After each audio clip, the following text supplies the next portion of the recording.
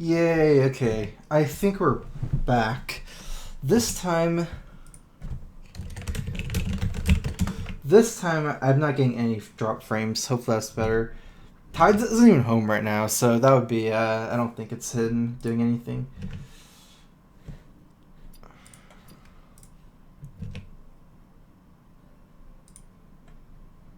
Okay, so for the last minute, 0 drop frames.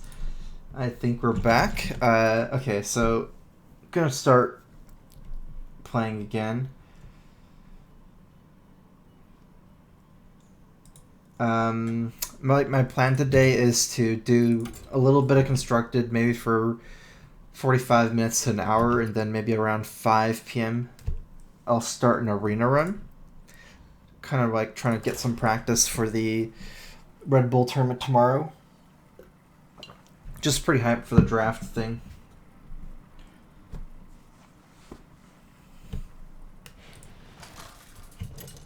So if you're still lagging, you're just probably gonna have to refresh the stream. Actually, don't have any drop frames now. I will fight with honor. Your soul shall be mine. Oh, that was a nightmare.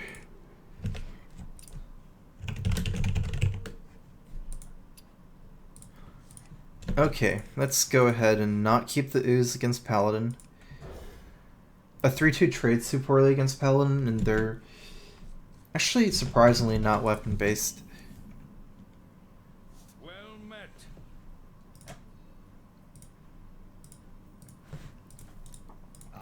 I'm actually going to play Abusive turn 1 against Paladin.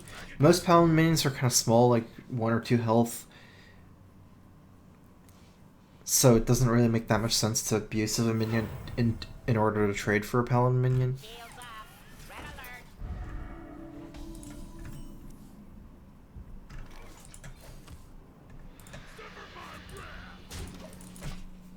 If this is maybe turn 3, I would consider trading for the mini bot so that, yeah, I don't get muster for battle, but...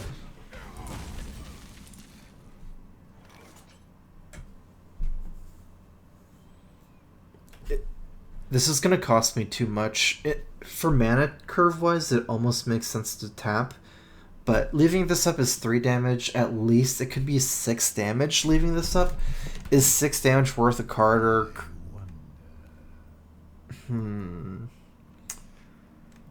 Also have 2 chances of Hellfire, maybe. No, I'm gonna Dark Bomb this. It's a lot of damage, and also, even though I have outs on Hellfire, I have like reverse outs on Twilight Drake and Shredder. Because if I top deck Twilight Drake and Shredder and I don't Dark Bomb, then it's basically like I'm wasting the mana for next turn because I can't spend that mana next turn either, so... Okay, so that's another card where you really want to Dark Bomb, because if you Dark Bomb last turn, now I can Implosion this turn another minion. Oh, I might actually consider the Secret Keeper, actually. Yeah, he hasn't played any secrets yet, and he's played on curve, so... If he actually missed the mana somewhere, maybe I can consider... Like, he has no secrets in his hand, but... He hasn't missed any mana yet. Coin, mini bot, Juggler, Secret Keeper. He's spent all his mana every turn so far.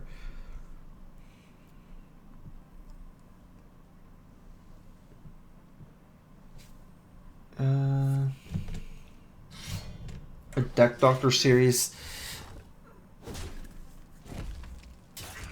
In a way, I would probably say no before, but nowadays it's getting more likely. Seems to be less interesting things for me to play on stream right now at the moment, so...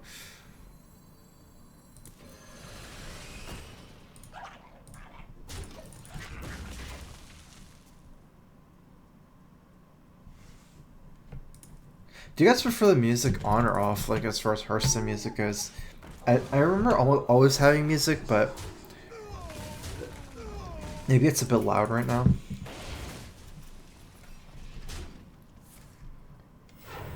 We can maybe run him out of steam by top decking Reno. Also, our curve is okay from here on. This actually doesn't look that bad. I thought this game was going to turn out worse, but I ended up top decking my way. Like turn 4 or 5. I got two strong top decks, an Implosion and a Shredder, so it kind of worked out where I'm not too far behind now.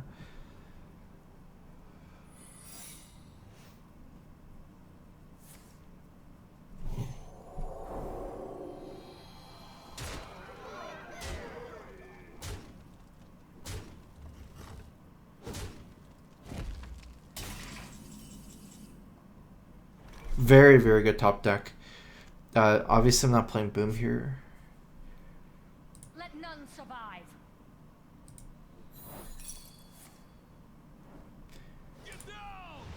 Just gonna proc the Secret. I proc Noble Second Avenge first in Redemption.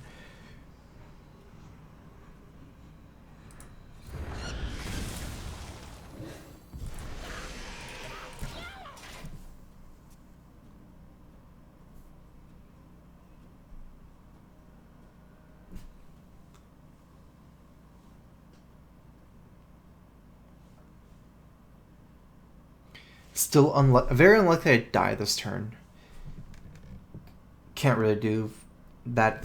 I don't even think it's possible. Trucer is 4 from hand, but it replaces that weapon. Can't Trucer Consecrate yet. If he goes face here, it's kind of means that he probably has a True Silver in his hand.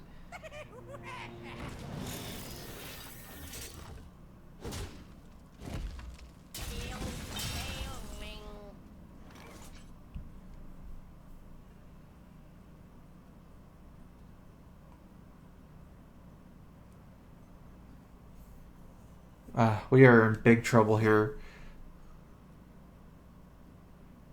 Twisting Nether actually has more of a chance of getting me killed than BGH. The problem is that BGH leave up 1 Boombot, so Kings kills me, but he's already used 1 Kings, and if I Nether, I guess if I want to play the safe, I'd trade first and then Nether. I still easily get myself killed with Boombot. I'm gonna BGH. And not tap here. I'm actually gonna play everything first. I actually can't let his Boombot hit my face.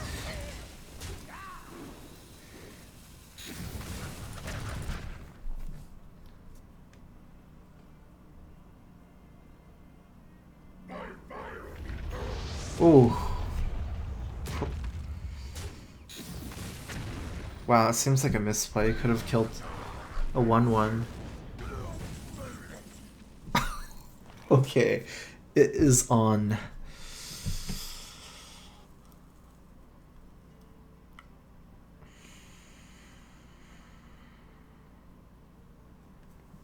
I'm actually going to play Arcane Golem. It doesn't give him really any mana.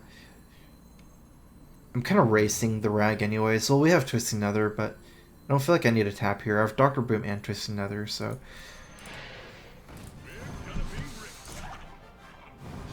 1, 2, 3, 4. I could kill it. There's no way I'm trading.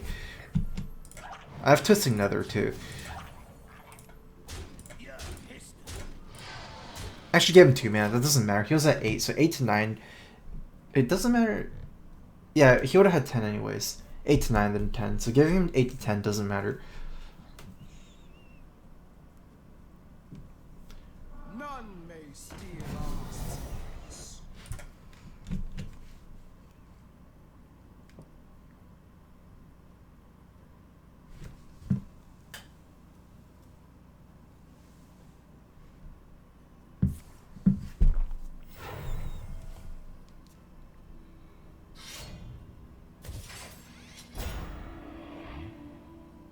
I'm okay here. I could get 4 boom bots, and I have plenty of life to work with at 30 now, so even Rag hitting face isn't going to be that scary. In fact, the minion I want to lose the least here is Bran. I don't really have to twist Nether this board either. Don't really mind that. Let's see, if I tap here, can I kill this Rag? 1. I could kill Rag by trading everything. We're going to have to trade anyways to some extent, but we can trade Boombots the next turn. If we tap, go down to 20, he has 12, 13, 12, wait, 10, 13 damage. If If we tap 20, he needs to 7 from his hand. That's not really possible. I feel like we can just tap here. Oh, I should trade in anyways, huh? I need 5 slots. Alright, I'm gonna trade everything, actually. Like, if I do this trade, I might as well take every trade.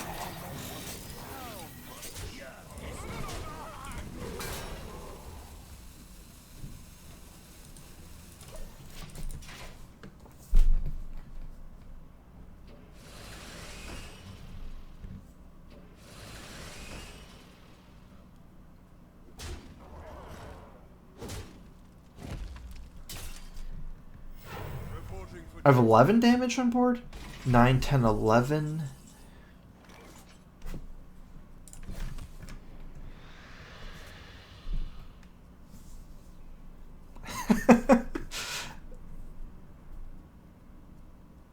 Okay. I'm gonna get all the face damage in before Demon Wrath. I mean, it'll help because no matter what, it's actually pretty good and I can play Belcher after. I feel like I'd probably kill him. Even if it doesn't kill him, my boombots will kill the stuff left over very easily. Oh, Twisting Nether. That's like the same thing. It's actually better. I think Twisting Nether is guaranteed lethal, actually. That's a misplay. Should have done the Twisting Nether.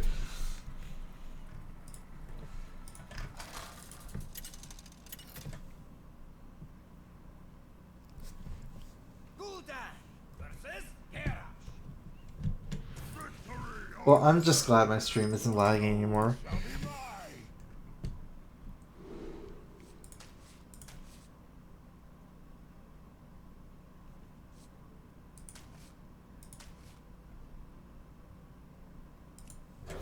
Actually seems like Imp Gang is a low impact card against Warrior. It basically dies to Deathbite anyways, doesn't do a lot of damage. Even if you get Whirlwinds, it dies, all the 1/1s die. It's kind of food for Acolyte of Pain, even though there's some reverse synergy there. Like, he's giving me 1/1s, but I'm saying it doesn't matter as much. I'm gonna go for cards like Shredder, Drake, Peddler. Especially Peddler is super good. 6 Swamp Ooze is super good. I'd almost rather have like an Implosion in my opening hand so I can just implode his first minion.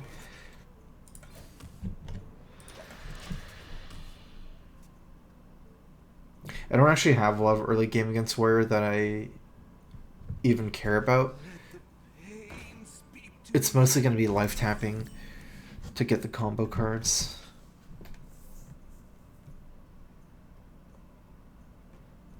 Let's go ahead and make a play here.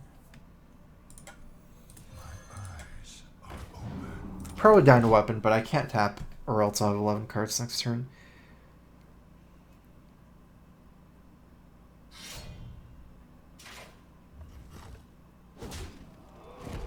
So now we can try to stop the Acolyte before Deathbite.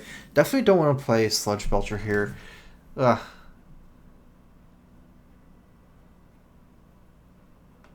Sludge Belcher gives him 3 cards from the Acolyte. Probably have to Hellfire.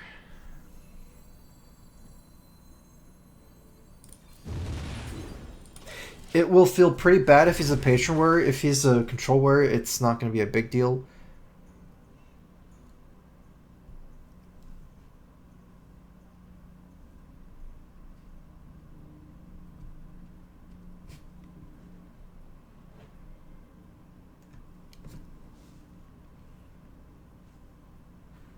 What now?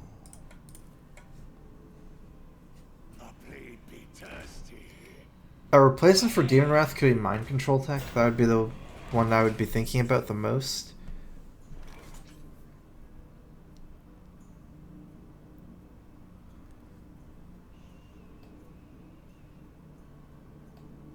We're gonna look for Twisting Nether and Shadow Flame. We actually need another AoE soon.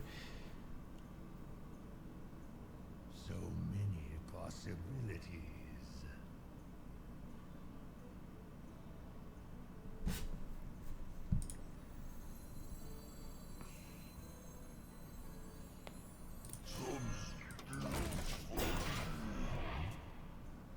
So in a way, this doesn't look good, but unless he plays Patron here, which I'm just gonna have to try to get one of the better AoEs.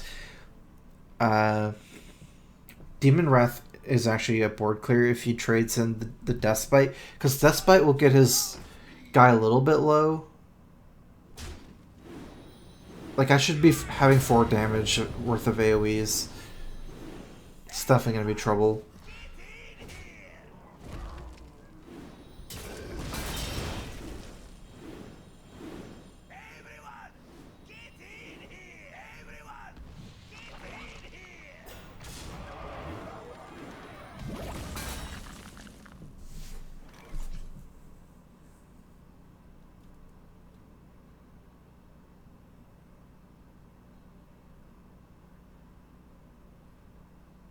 He will still have a lot of stuff left over with Demon Wrath.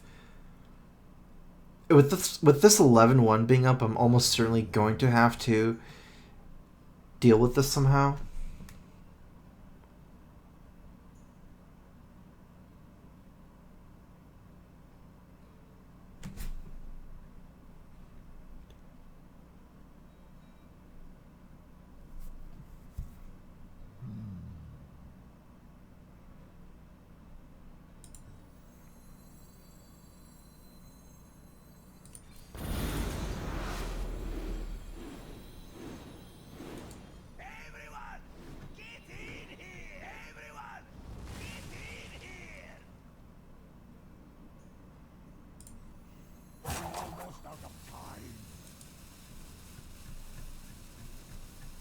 I should have just tapped first.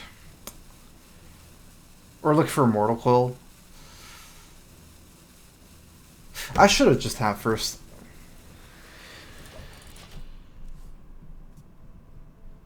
Because the thing is, tapping also gives me another Twisting Nether if I save my coin out.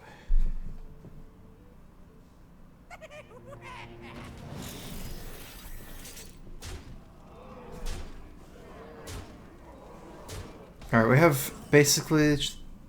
I was gonna say, basically Shadow Flame and Twisting Nether out. We need to find a way where we just YOLO something. So, I guess I can... 1, 2, 3, 4, 5, 6, 7, 8. I have 10 cards. I can just coin tap.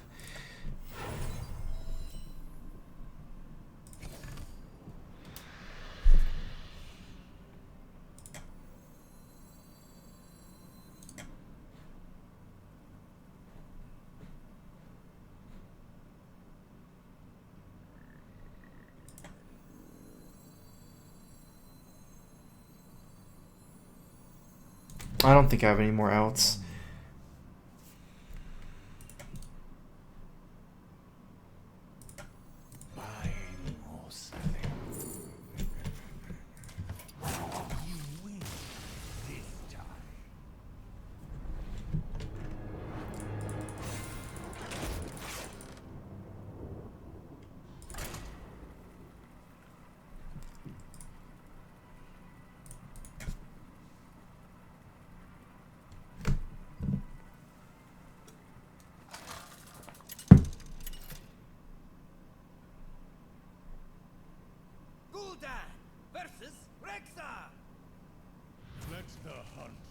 It kind of depends with the Hellfire move, like how likely it is their patron.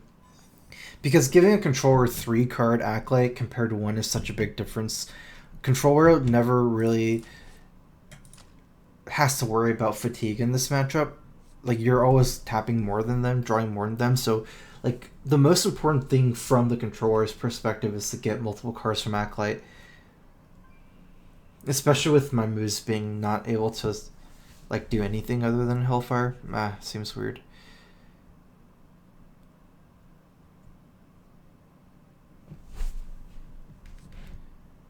I'm gonna go ahead and keep Ooze against Hunter. It's much more reasonable to keep Ooze against Hunter than Paladin, because Ooze trades better early on against Hunter, and Hunters have earlier weapons.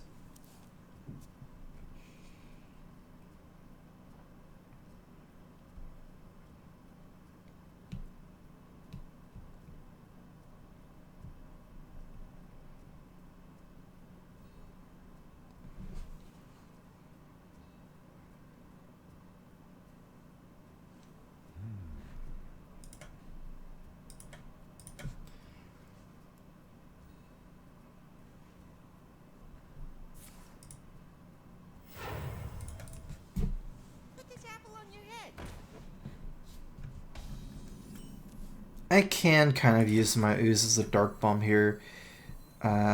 Fairly high chance. Put this apple on your head. Can't work well enough. Glaivezuka would have been bad for me. Or double one drops, and if they both ping the guy.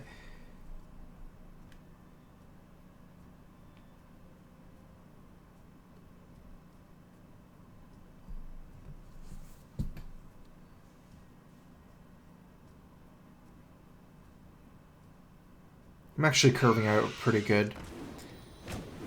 Mostly scared of trap coming down, looks like. That's okay.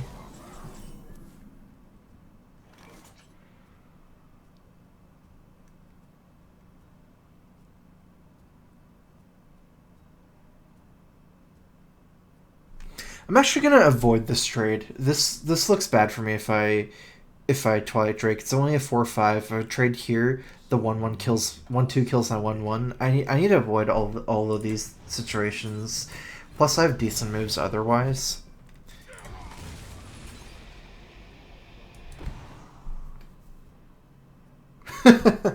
Okay, that's probably yeah, that's probably not gonna happen. I was thinking of if I should just kill the creeper first to force 2 pings, but it's like pings are still damage, and my imp gang is getting too close to dying like that anyways. It's just the thought. Not gonna happen.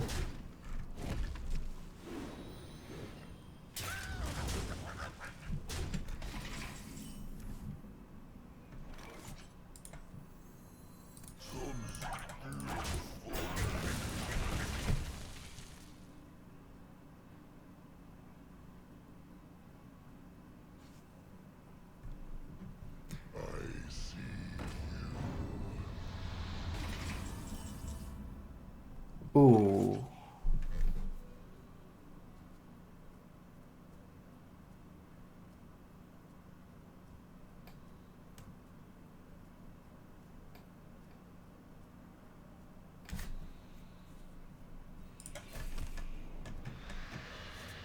So after this trade, he'll have a 5/2 left over.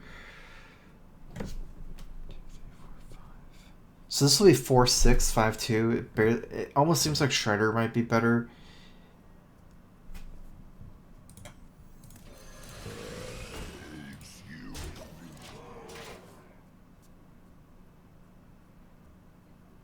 I'm still safe here from Owl Kill Command. I was even thinking of playing Reno this turn so that I can play Boom next turn. With this play, I'll be having to save Reno for a turn very soon.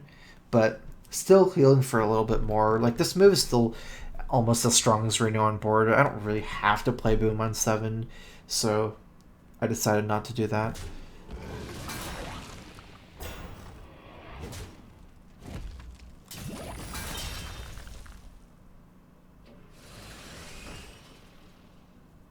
Actually, it seems much more mid-rangey than I thought.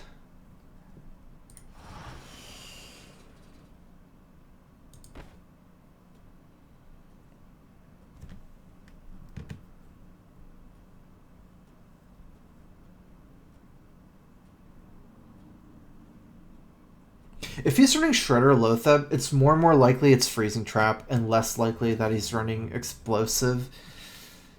It will kind of be unfortunate to get bluffed here. We're going to see what will happen if we get bluffed and what will happen if we don't.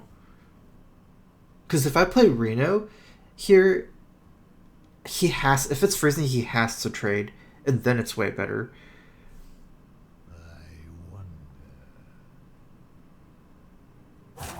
I don't think it's necessary, and it could be another trap as well. Reno is still good enough anyways. Because I can just start trading into the Lotheb next turn. Get in there and fight, maggot.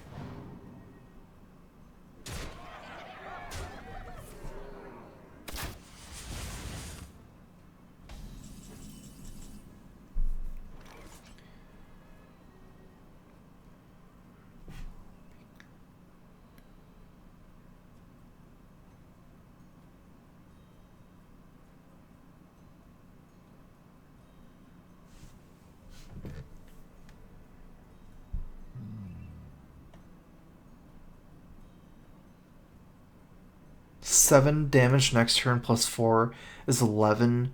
We need to do 13 more damage from our hand.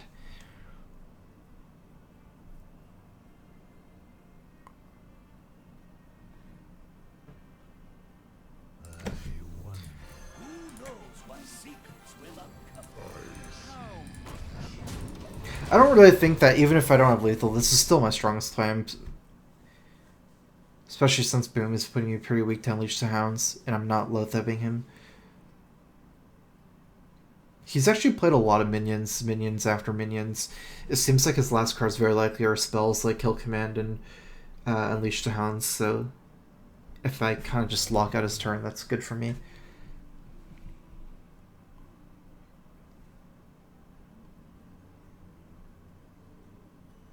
I should have lethal enough Faceless top deck, but you know, we obviously don't want to be going for something like that, like relying on top decking one card. I wonder.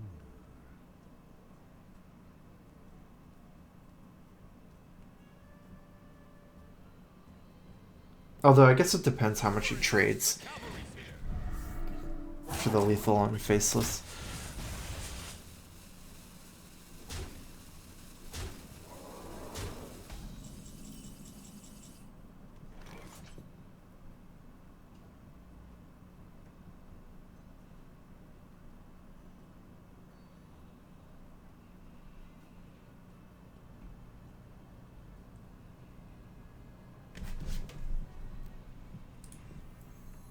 So many possibilities.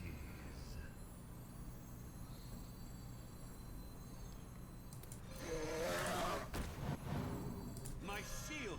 It's actually important to not Argus the Bran and Argus the Loatheb because, okay, so I'm not trading here at all. He has no beasts, and he's not getting through the taunts most likely.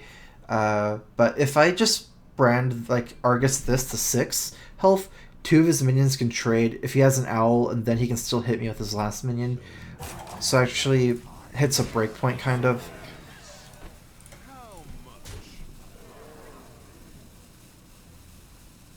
Right now it almost seems like just going phase is better, but this is kind of like a low cost trade anyways. Just in case he has owl and a little like ways to get through.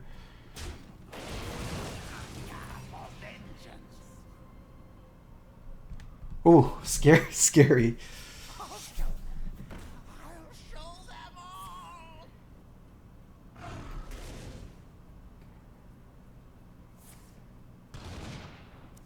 He would have killed me anyways.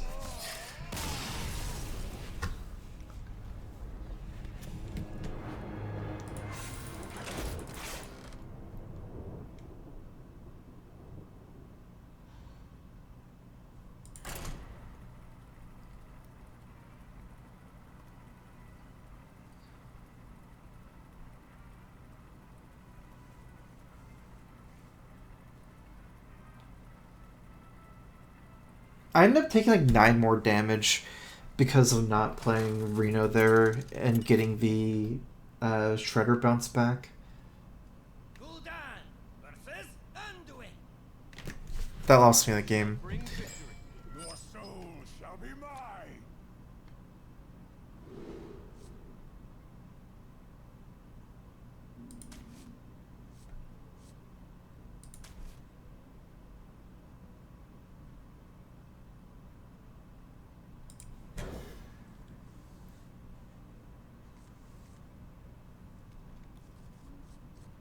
Greetings.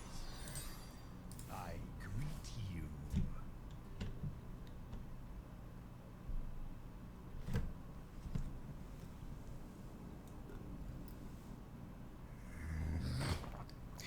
Peddler's one of the best cards against Priest, but I wouldn't be playing Peddler if he plays if he plays a Zombie Chow or if he plays Northshire Cleric. That doesn't mean that I would ever mulligan Peddler though, especially because I already have Twilight Drake, which is almost like the only card that's really good early for me. So it's fine. Peddler's still a keep though, because Peddler's like Priests a lot of times want to OTK them around like 30 damage bursts.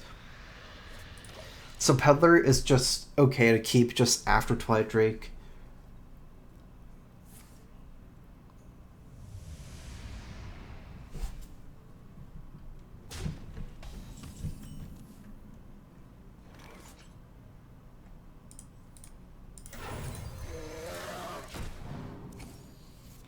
Even though this guy would contest Chow, this is much stronger. I mean, this would actually die to Ellen's Chosen as well.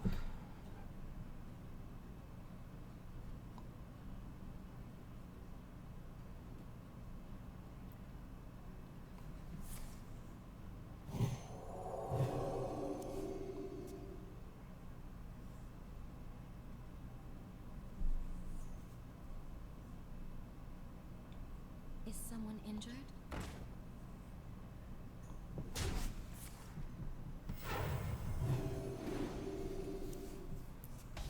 Okay, so no circle, that's definitely fine.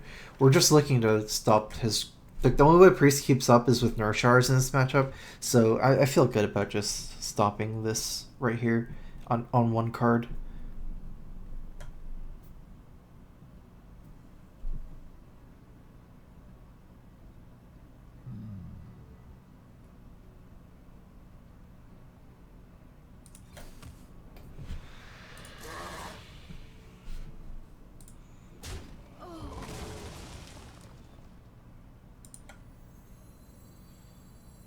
Buying or selling.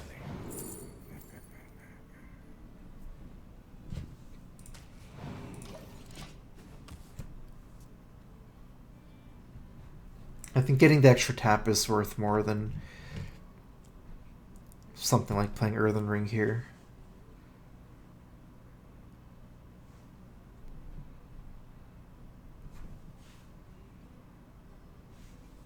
And it does feel like 5 health is enough for now.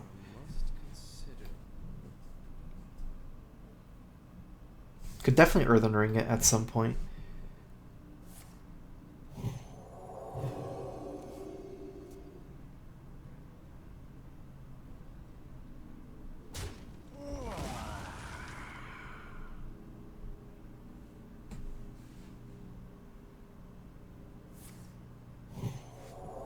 In the light's name.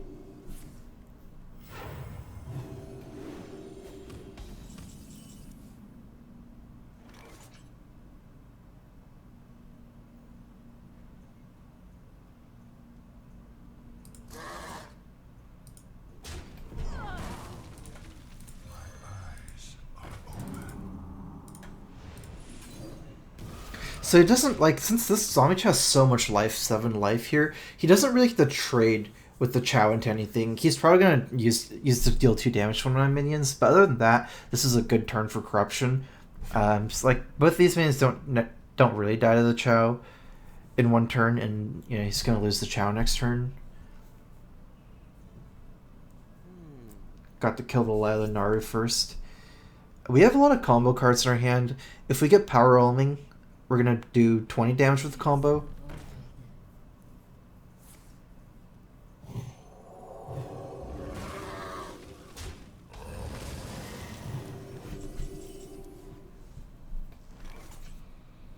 If we use the Abusive, we're going to do only 16, but I mean, whatever move will allow me to stabilize the board is what will happen, so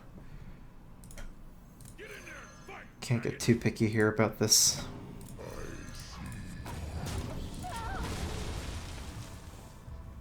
And my Peddler's already been played and didn't get Power Overwhelming, so won't really have an option there to do more damage. Change your mind.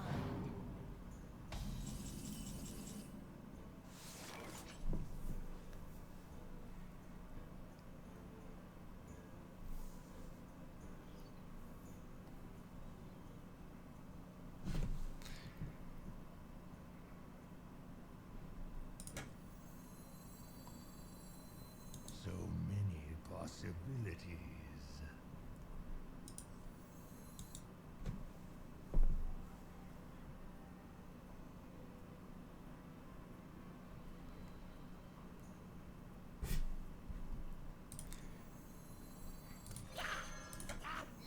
My shield for Arga.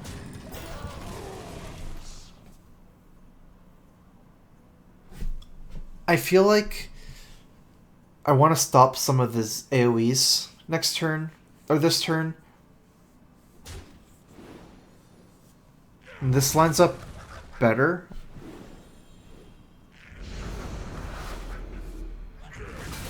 Against some of the AoEs. Not in a hurry to play Emperor.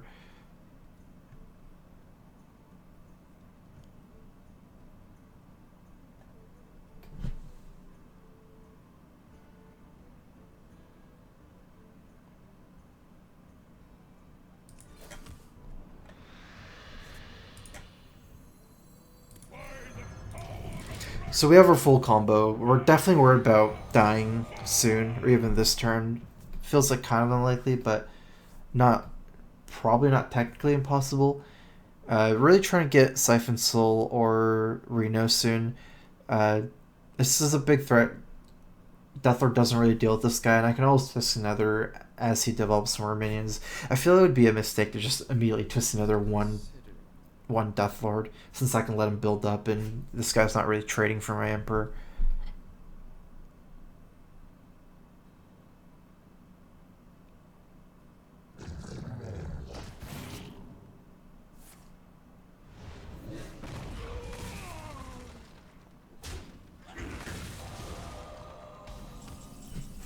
Alright, I'm gonna go ahead and twist another of this board.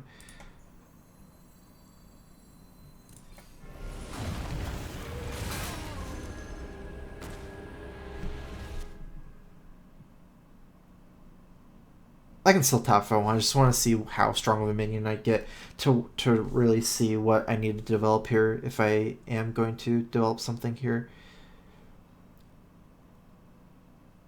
I feel like Shredder's probably strong enough in order for me to life tap here and just play as Chow.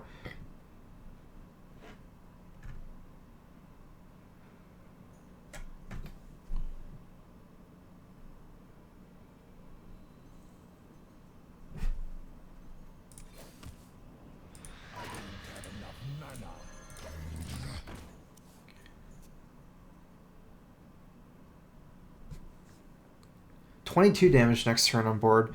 That's still not enough, and we're not really going to be able to boost that too much higher. But, I mean, the good thing is I'm a Warlock, he's a Priest. That's just the main problem for him right now. I'll have card advantage as he runs out of cards. Even if I get a little bit to stick, I could kill him.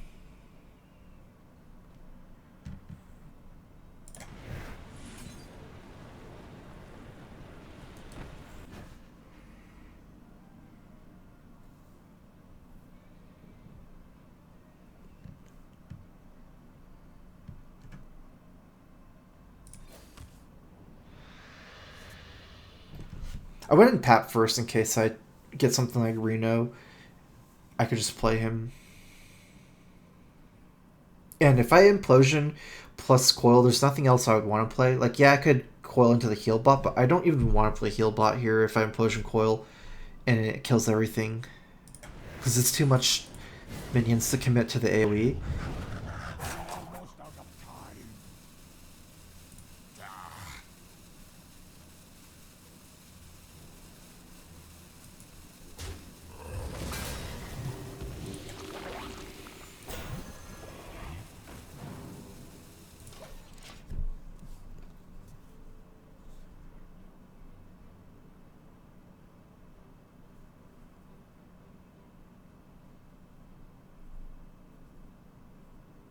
I'm semi-worried about his Thought Stolen card. There's one more Thought Stolen card.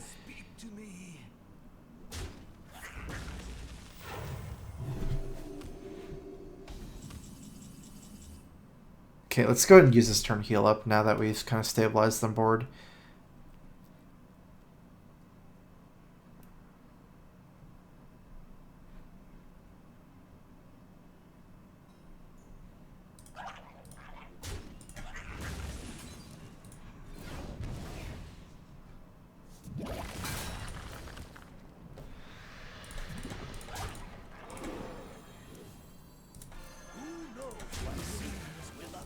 I have already used my Defender of Argus, so I'm not really going to be worrying about positioning against Priest. There's nothing else that would matter.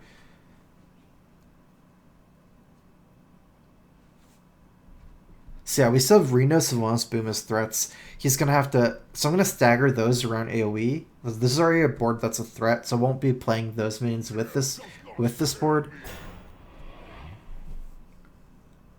I only need to deal, let's say, around half his life, and then I can combo him out. With Dark Bomb, I can maybe even do 19 damage with combo.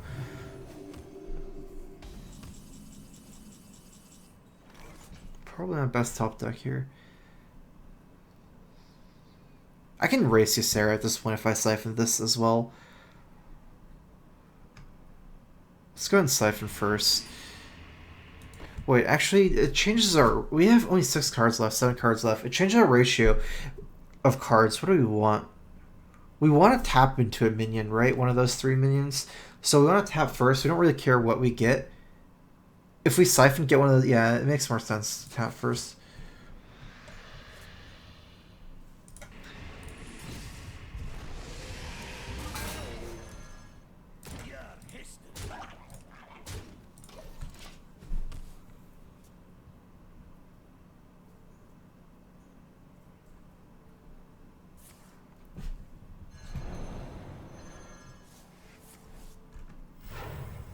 This game won't really come down to his entombs. I mean, their entomb is more about removal. It's not really doing anything else for him.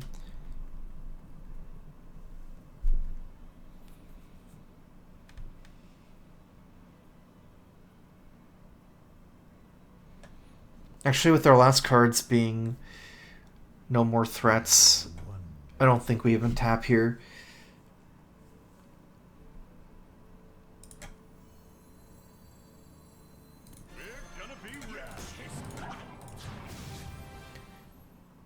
This is all about dodging Light Bomb. Like, playing minions that don't die to Light Bomb. And Belcher does less damage than Reno, so... Yeah, I mean, if it goes too long, we lose fatigue anyways.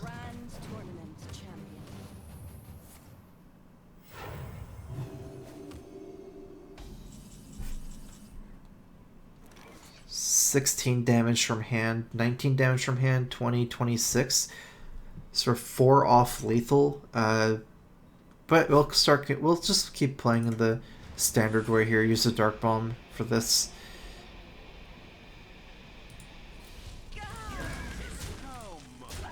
Actually, we do want to count, right? Because he's healing 4 every turn. If we only have 7, we're only deal 3 damage every turn. Let's say he heals to 27. We get him to 20. And then we have combo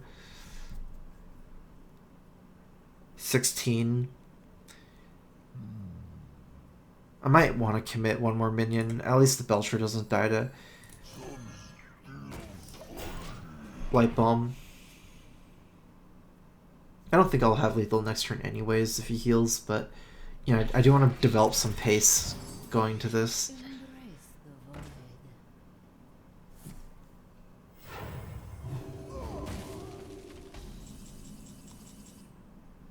That's just fine.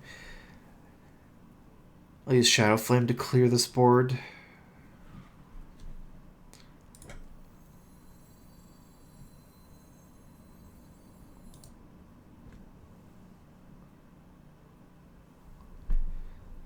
I could BGH Shadow Flame, trade the 1/1, still have the Sylvanas left. But he did steal my Dr. Boom. Sylvanas okay. I'm just losing this 1 damage return. I don't think that's important enough to not do this move. I've got the beast in my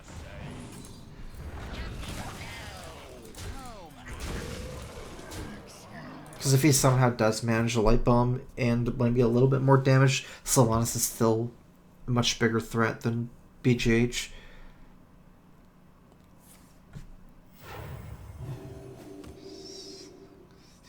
Plus 7. 23 damage this turn. He's played 2 Soul Priests, so circles are dead cards. And he can't play Light Bomb. Oh wait, can he kill me somehow? I almost feel like I should play Sylvanas just to rush him down a little bit more. Let's say I get him to 20 this turn, he heals 24. I'll do 7, 17. It's not enough. I need to just actually play this. I have no time for games.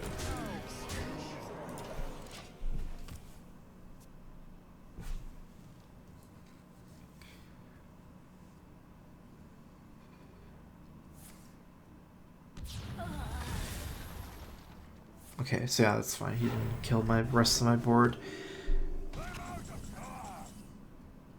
I have 16, 20, 23 with Hellfire. I can play everything.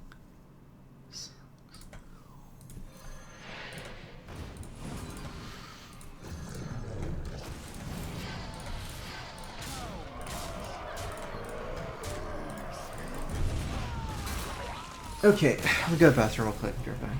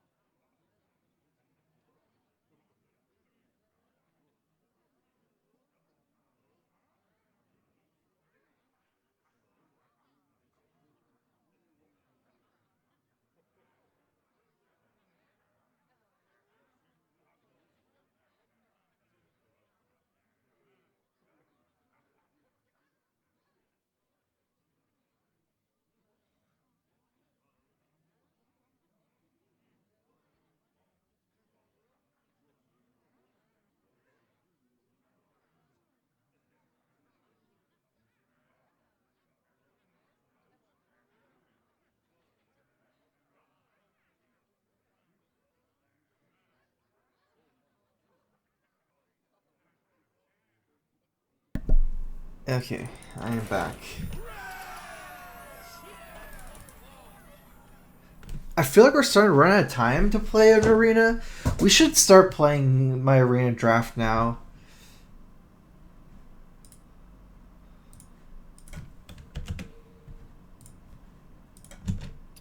Alright.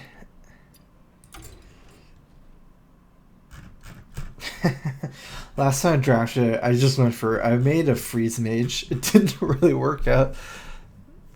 3 Kona Colds. This deck, I think, would be really good if I had a second Flame Strike. Every time I play this deck, I like... The losses is just like, I keep Kona Colding stuff and letting my shades grow, and then I just don't have the Flame Strike, and then I die. That's how all these games have gone. All the losses. All right, I'm gonna retire this deck. Let's get to playing a real arena draft. I'm not really trying to make an excuse, but I was kind of trolling with the freeze mage in arena.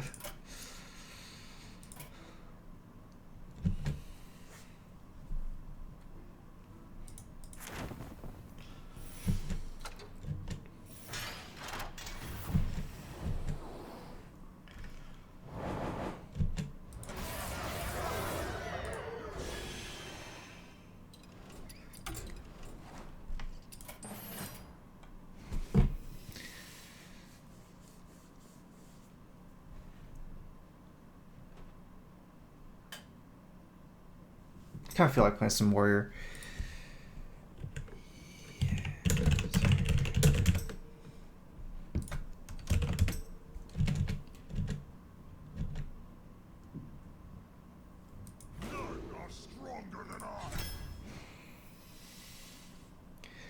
I obviously have heard about like the arena warrior matters things. Warriors have gotten buffed, I feel like, a lot since the last patch. So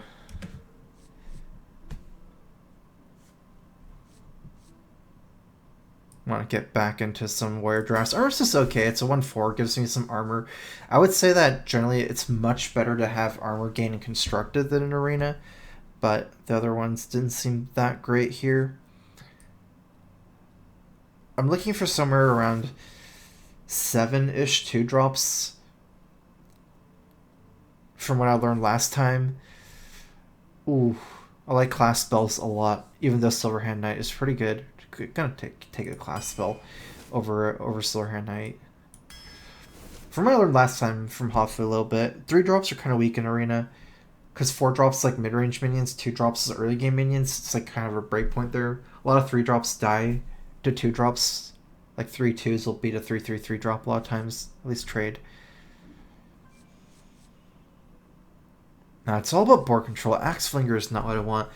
I might even want Shield Block just to cycle. It seems so weak. This is like such a subpar late game card.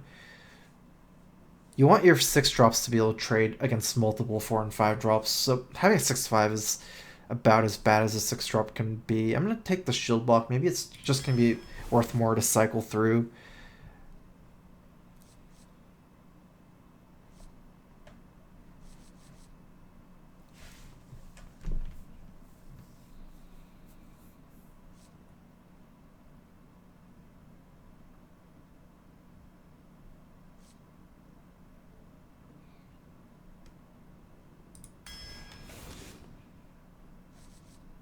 It's not a really good 4-drop either. Okay, now we're starting to get some traction. Cruel Taskmaster, pretty good card. Allows me to trade up. Not taking that. Yeah, this is what I mean about 3-drops being a little bit weak, right? You can see how these 3-drops can easily lose or trade against the 2-drop. It's definitely not what I want. King of Scum, thanks for subbing. Welcome to the Strife Crew.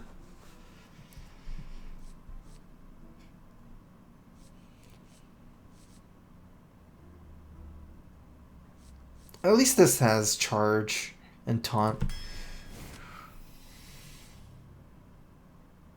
Again, same thing with 3-drop being kind of weak. We have a couple of really good 3-drops with Fierce Monkey. Don't really have any mechs right now. I have this one mech, kind of half a mech maybe.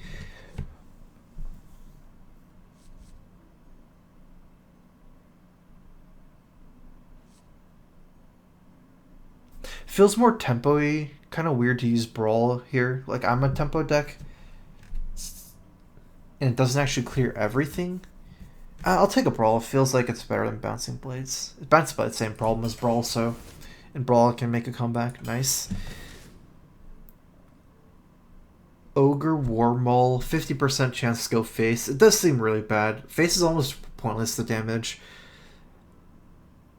Maybe just take the huge toad. So we have 1, 2, 3, 4. We could use a couple more 2-drops. Probably one around 7.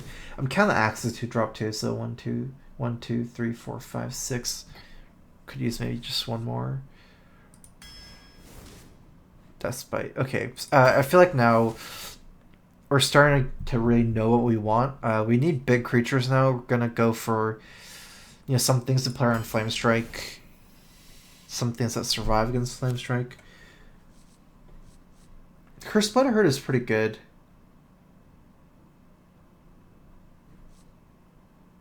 Damage doesn't matter, and I have some extra armor gain in this deck with Armorsmith and Shield Block. Might as well utilize my life as a resource. Even though Knife Juggler is good, something like Cursed Blade is still having a bigger impact on the game. Wow, this is actually something new. The legendary cards are like bordered now. I never saw it before. I feel like it's new in the UI.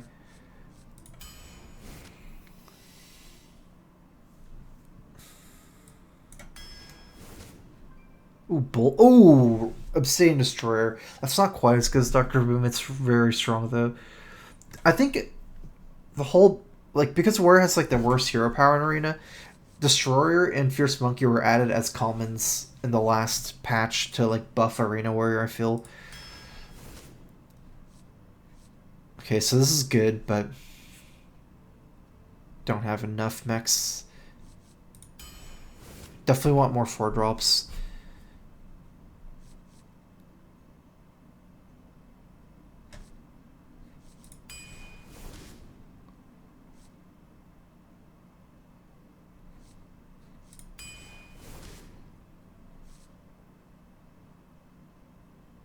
We're actually still looking for bigger cards. We have 2 big threats, but again, we have like 3 cards that survive Flame Strike right now around this mana.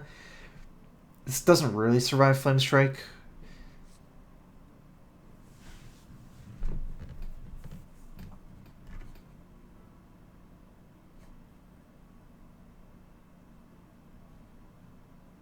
I almost feel like Pit Fighter and Devilsaur have like almost the same impact. They're like big, mid-range, bigger creatures.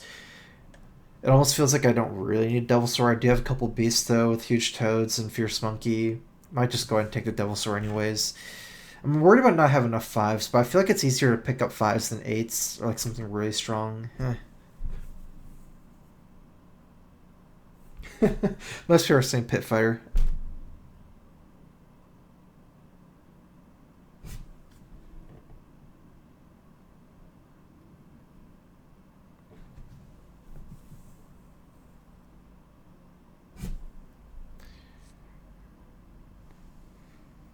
I guess I have 2, 7, and 8. 7 and 8 is a lot different than 5.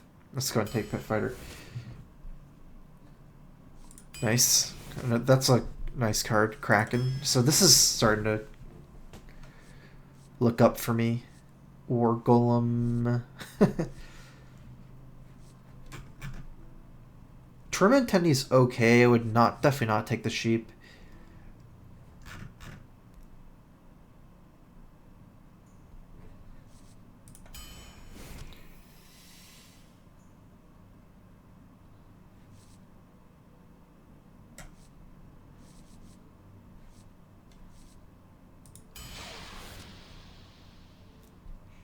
Let's utilize our life more. Hope we don't get this Shade plus Curse Blade reverse synergy.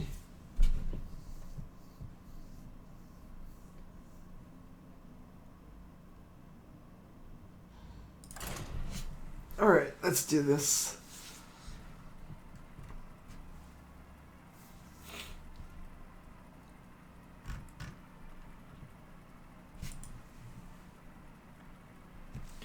I'm looking at predictions. It seems people are predicting some 0-3s, 2-4s. 2-4? It's not really a prediction. 1-3s a lot, 2-3s.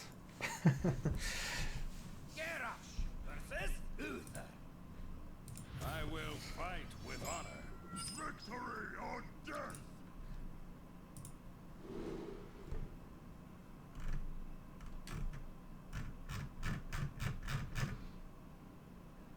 I am predicting something much better than that.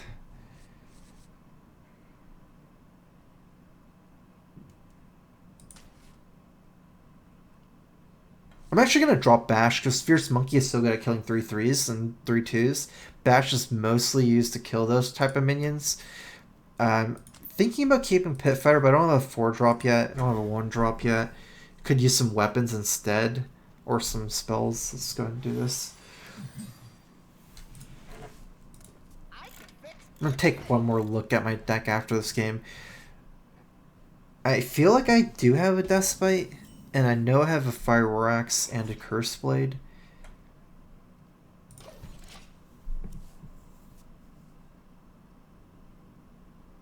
There's a decent amount of moves here that'll make me cleave instead of Fierce Monkey. This is not one of them.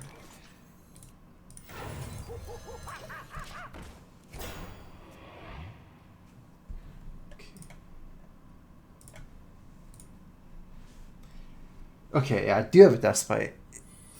If I have a Despite, which now, yeah, I'm pretty sure I do, I feel like I'll go... I don't know, this deck seems good.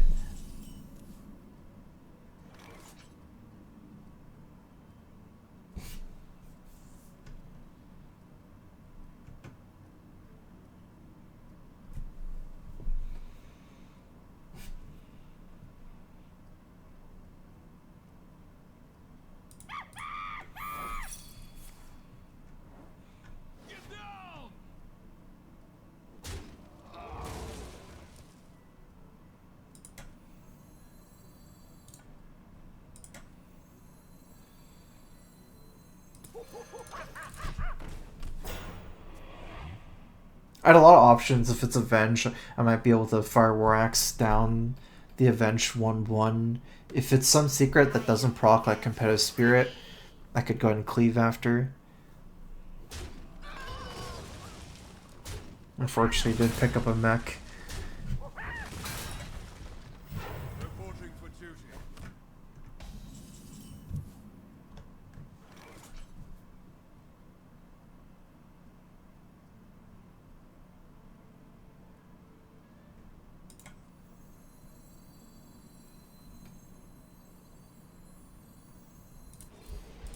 I actually have a lot of removal right now. I'm gonna try to use some of my removal here instead of just playing Ascension. Ascension lets him play a lot of his buff minions.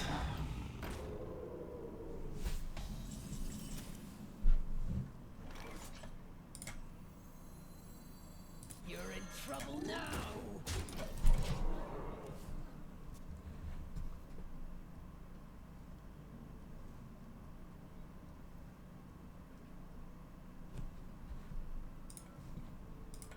I'm gonna see if I can get like a score here. Let's see.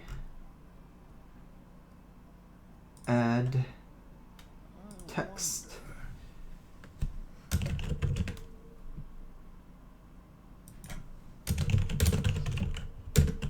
None may steal our secrets.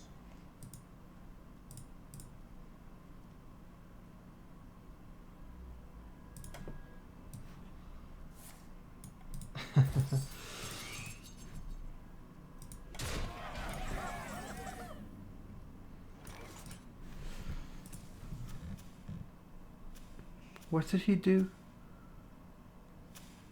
Oldham and my guy, Whirling Blades. Why is this guy not even damaged? Oh, he went face. He didn't kill my guy.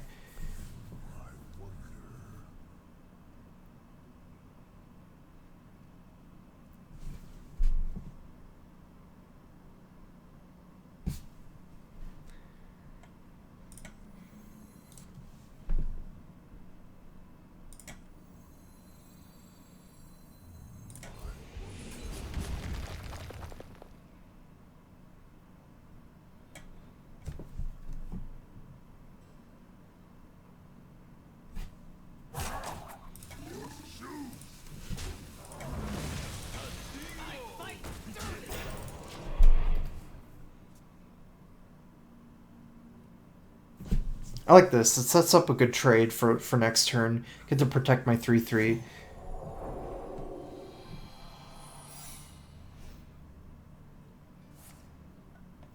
Reporting for duty.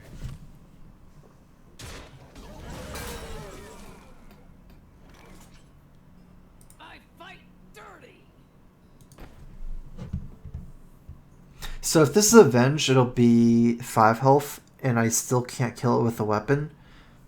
I'm trying to avoid this trade against Obsidian Destroyer.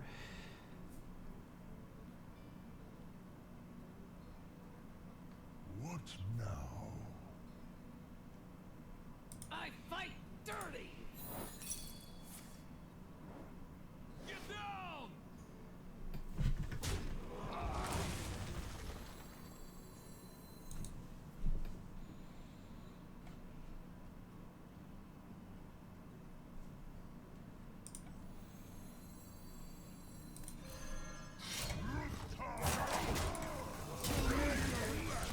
Okay, I like this. If he has 1 health minions, I really want to kill them easily next turn. Like dudes and stuff after this trade, so I might be able to proc my Whirlwind. Because the dude can kill my Scarab. If I can get a slight lead here, and he can't kill the Scarabs with dudes, you know, I could easily... Like, I want to set this turn up to be as strong as possible going into the future turns for Obsidian Destroyer.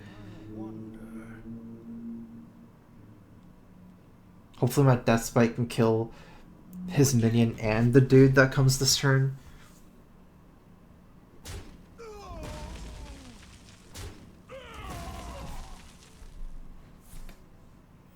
Reporting for It's duty. probably still fine, although I won't be swinging with Death Spite.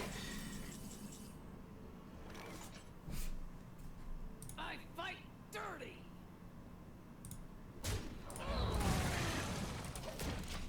If we can start snowballing this, it'll look good for us.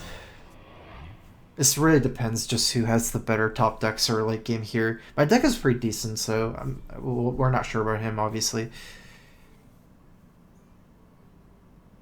It does seem like he either has some situational cards or bigger minions, though. Although he only has 2 cards in his hand last turn. It's not too much of a read. Because he didn't make super strong plays, so he either has cards up above 8 mana. It's pretty unlikely, I guess. Or some situational stuff, maybe a Consecrate.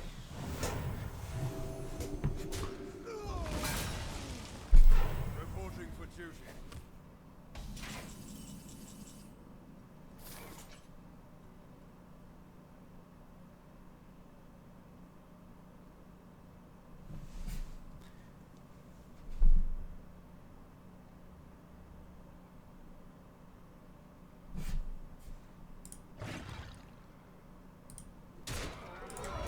There's no way for me to avoid the consecrate there, You're in trouble now. because I couldn't have killed it with the death spite. These two both survive consecrate. Start putting a lot of pressure on him. Kill him 2 turns from this position if he doesn't have consecrate. Is this the fishing tournament?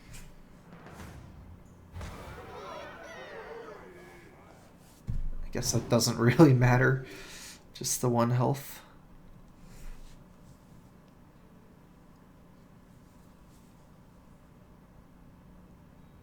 Drink with me, friend. Oh. A reverse tempo, but he's using it to heal. It's okay for him, I guess. His 3rd secret. You want to play around all the possibilities of secrets, right? And we might take 7 from the thing.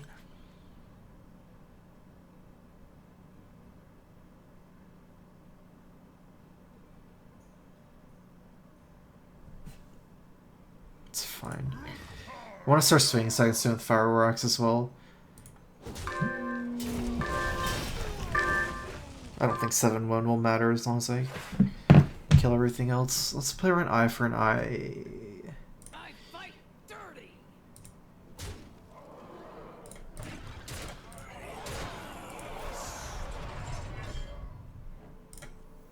Get back, you scary dog.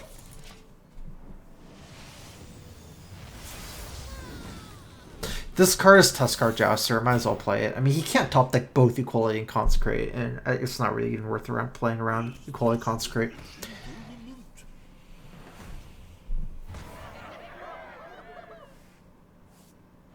For the king. Just in case it's Harrison, there's no point in me playing Fire War Axe. The victory is yours.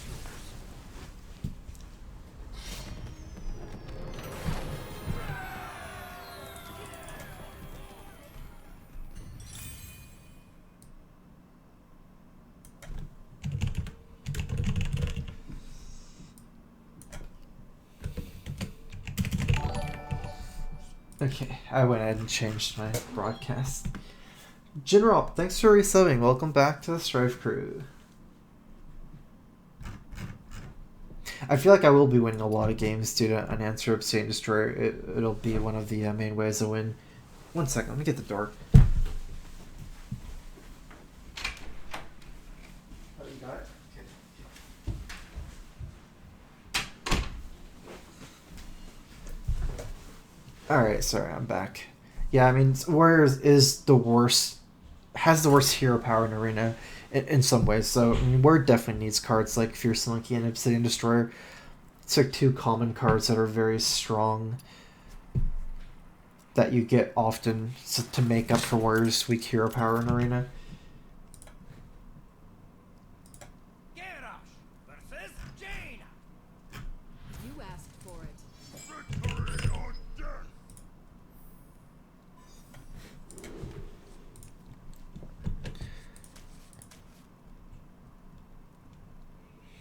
Let's try to curve out instead of keep that spite.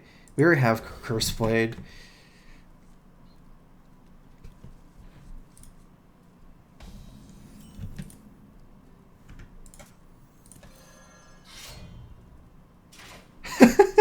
I was just talking about this situation today at Red Bull with Hafu and Trump.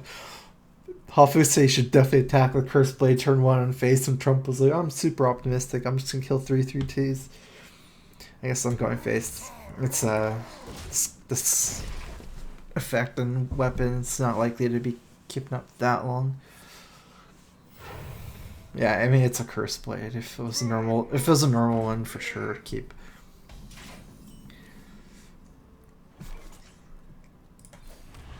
Aww. He gets to kill me for 4.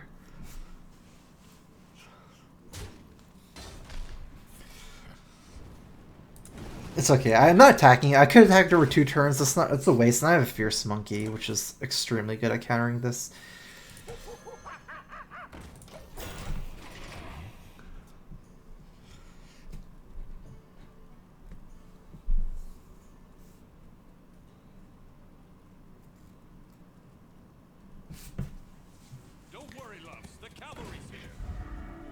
Okay, so I get one good swing now.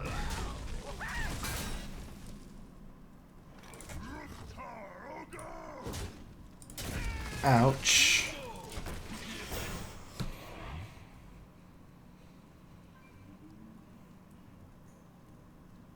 Your mother was a murloc.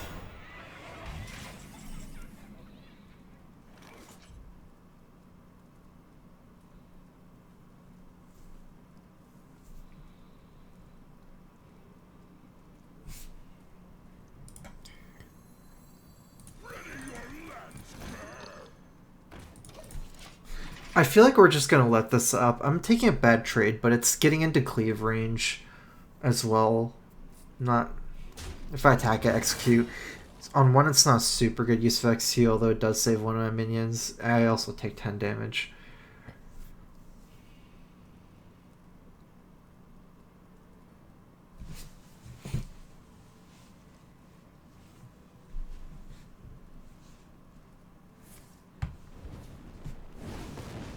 It's a very optimistic play by him.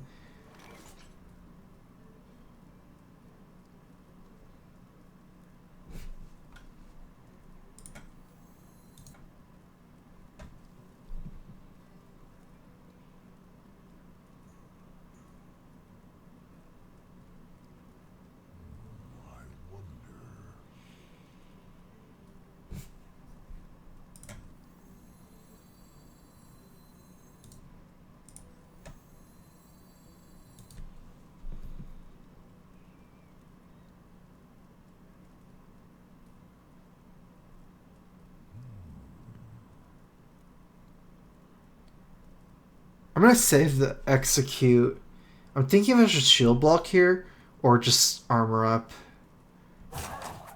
I get more damage in the long run, but I might lose a turn of tempo next turn. It's okay. I'm gonna save the shield block. Let's go ahead and juggler, get one more attack, trade this in, trade my weapon in now. Though I don't die to another fireball, I'm at 12. It should be okay if I use my Curse Blade and I still have a shield block if he just keeps doing something like that. I have a cleave and execute. If he plays a mid range and a small minion, I can cleave execute like this. It's getting hot in here.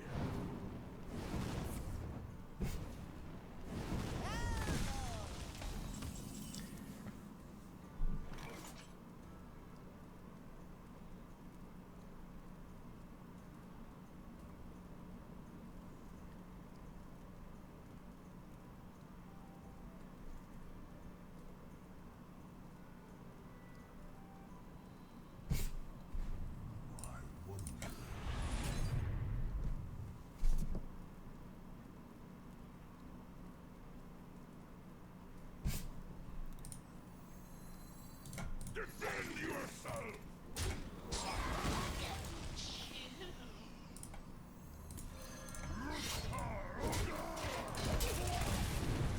I'm gonna get one more use of the Inspire. It makes some sense to cook Deathbite for execute purposes. And it can do 5 damage. This does 4, it's more reasonable if at 4 than 3.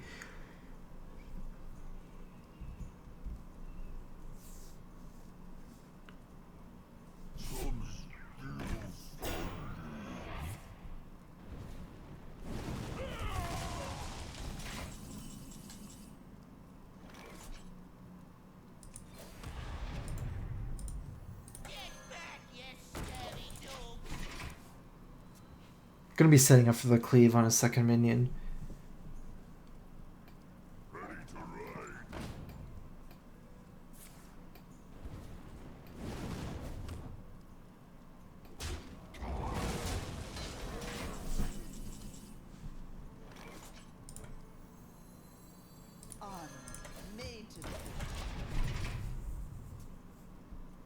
He's not getting through that much damage. I'm armoring up for 2 every turn. He's dealing, let's say, 3 or 4 every turn. Should be fine there.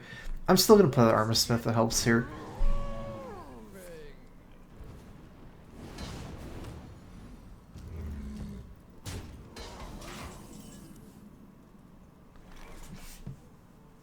Ooh, that's about as good of a brawl as they'll get.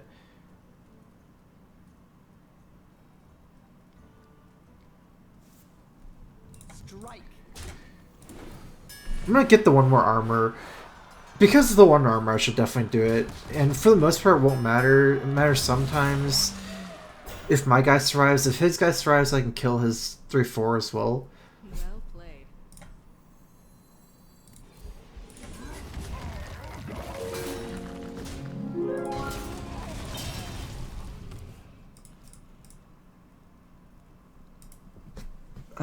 Got a $29.99 donation from King of Scum. Hey StrifeCro, it's Angryling.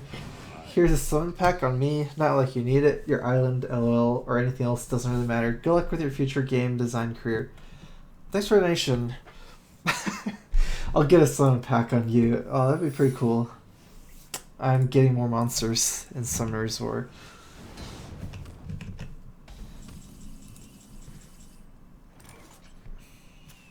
Okay, so the secret was not from the Conjure.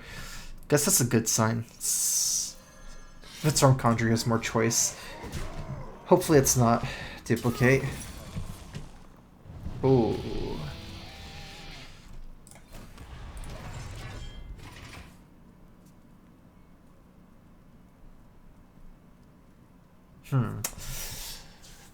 Cursed Blade, not as good as I thought.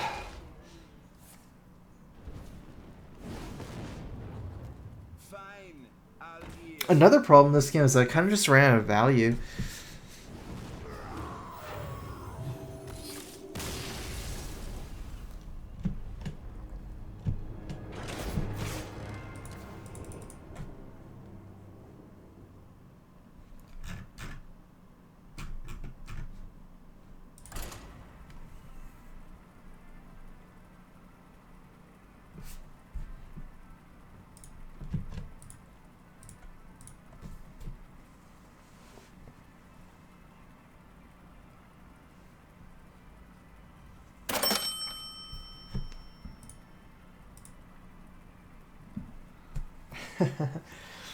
Got a fat donation from King of Scum. I would be very salty if you got another Zyros unsub.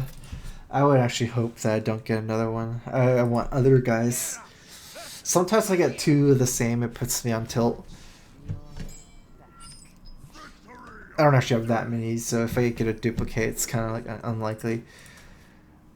Alright, let's go ahead and keep Cursed Blade. This is a week 3 drop. Not really ever gonna look for this. It's just like, I think it was that or a 2/3 Wind Fury guy, so. I'm looking for a 2-drop. I have a decent amount of 2-drops. Should have like 7 to 8 2-drops in this deck.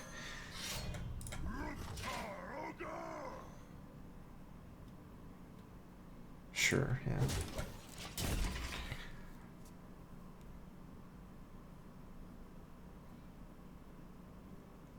It almost feels like Rogue it's better to keep though. Rogue has so many small minions. Like Rogue class specific small minions, Pit Snake, Buccaneer, things like that. Rogues tend to want to draft 3/2s or 2/3s because Rogue uses removal a lot, like backstabs and eviscerates, so they can push in more damage.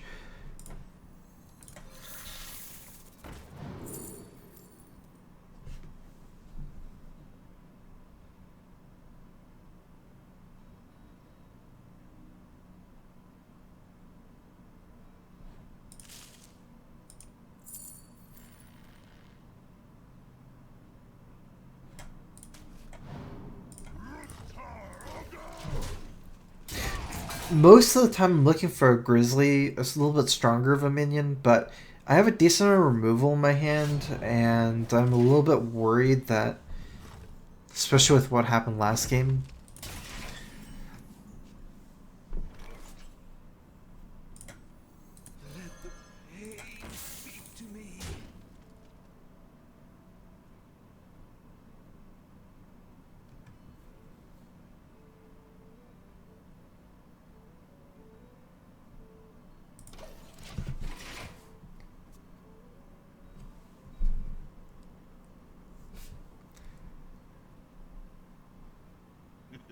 It's time for a little blood.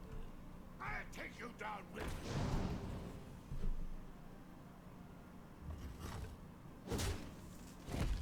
looks like this Cursed Blade will pay off. It helped a lot this game in this situation.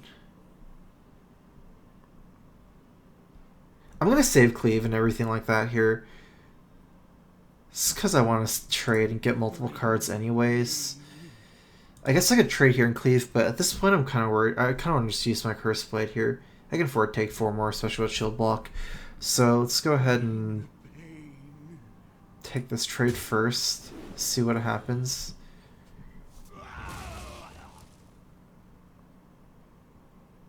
I mean, probably looking at trade. I don't have any plays though after. But 1/1's not that important to keep on the field. Just no Cruel Taskmaster targets. Attack, rule that. That's almost doesn't make. It just saves me a.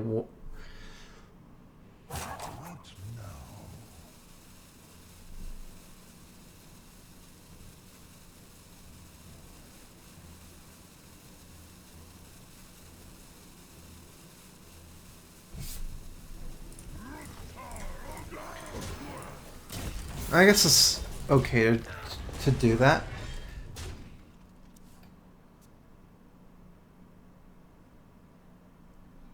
I also could develop minions, so it's like 3 power difference. If I didn't do that, I would only have a 1/1 left over on the field.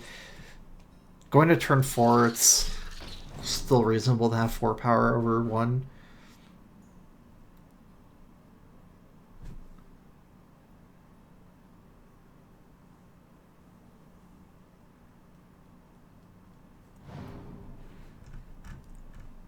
Let's go and try the Acolyte in first here.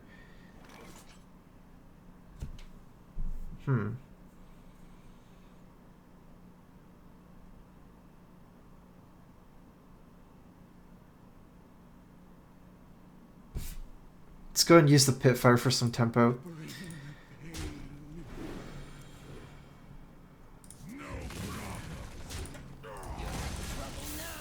Especially since if I swing the second chart Deathbite, the 1/1s will have to be traded anyways, and it's unlikely that I'm going to want to do like 7 damage to his 5-drop.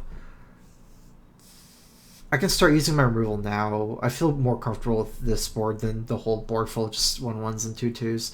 I'm also not pushing that much damage, so if he gets in a position where he has to drop minions here, I can kill him in like a couple turns, 3 or 4 turns, if I just use Deathbite, Bash, Cleave for removal. This is enough of a board to snowball now.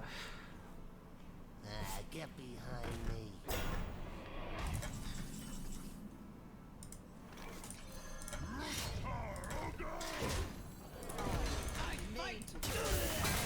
Gotta put this middle for Betrayal. Looks good.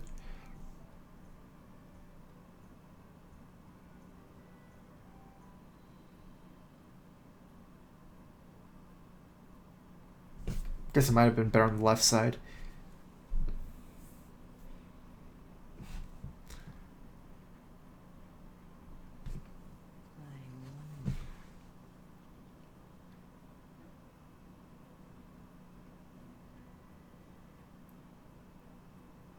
What lurks in the depths?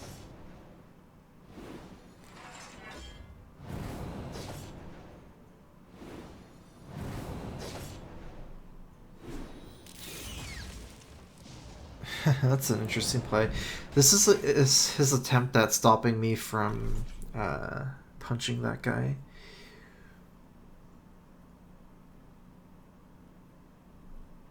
I would probably still win punching that guy and playing Obsidian Destroyer, to be perfectly honest. But I could also bash. Just seems more efficient. Still getting in all this damage.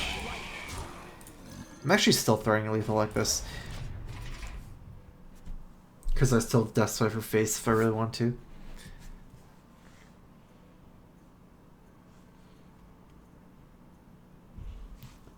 $13 damage next turn. He needs something to stop that. Give me a quest.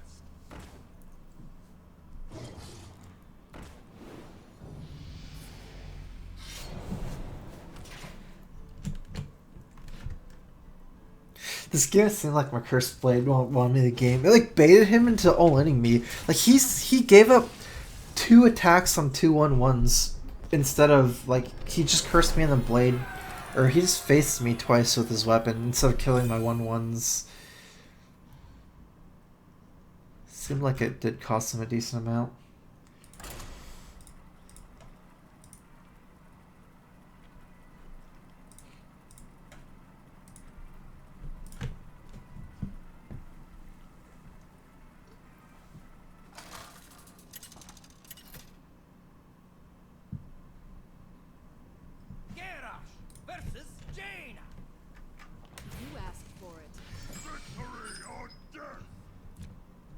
I'm just hoping to mulligan this card every time and never see it.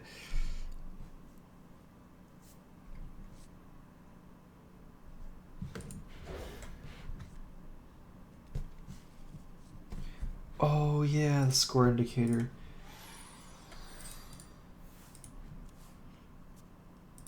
I'm just so not used to doing this. 2-1.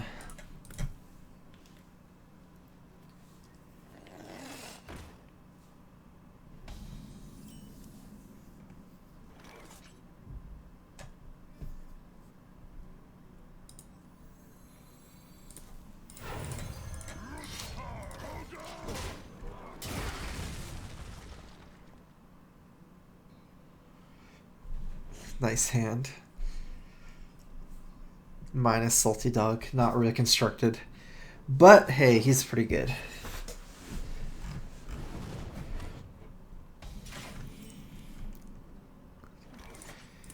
Gotta upgrade a 5-drop.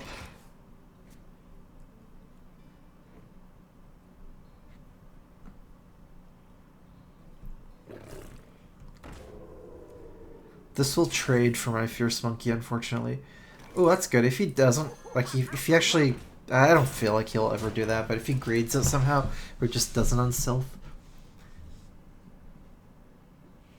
The only time I see him doing that, no, I was thinking, the only time I see it is if he, like, Frostbolt my Fierce Monkey and kills it, but then he would still probably trade for the Armor Smith instead of leave it stealthed. This is easy attack here instead of a bash, because I can re-equip the Death Fight, very likely. That way I can set up for the 5-drop next turn.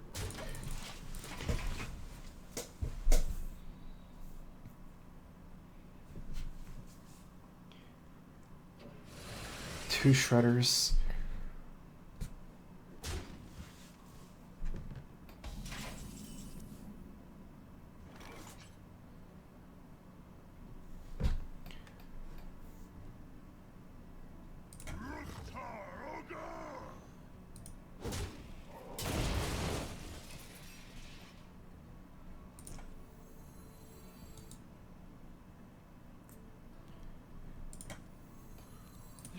Trouble now.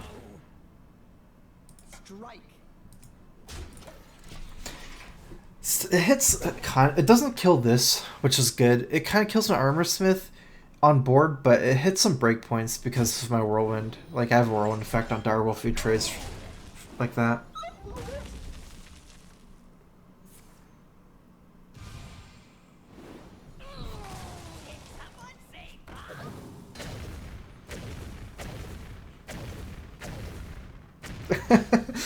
Worked out. Curse Blade. My worst enemy.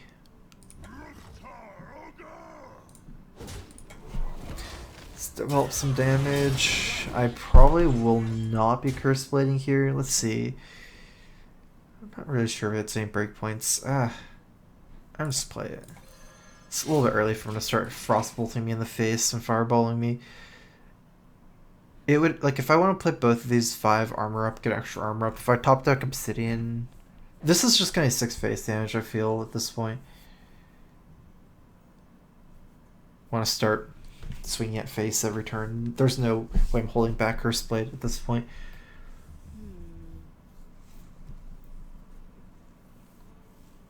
I enjoy raiding.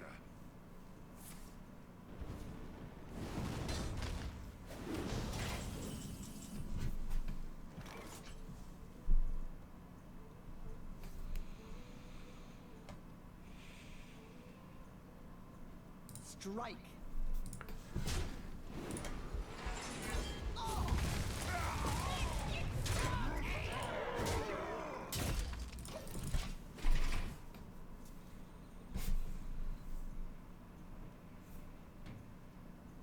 One off lethal next turn.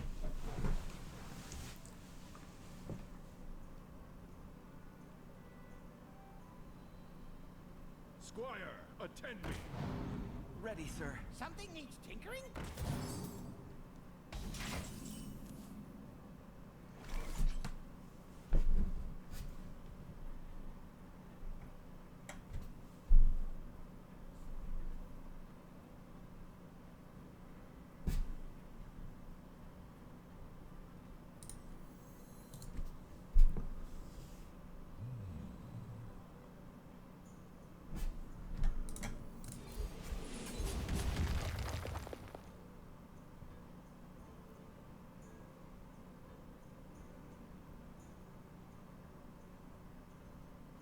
I could cleave, bash, clear his board, and then get him to, let's see, I deal 9. I still have lethal. I'm trying to think I should play Pit Fighter and... Oh, no, no way. Okay, let's play... Let's just clear his board here.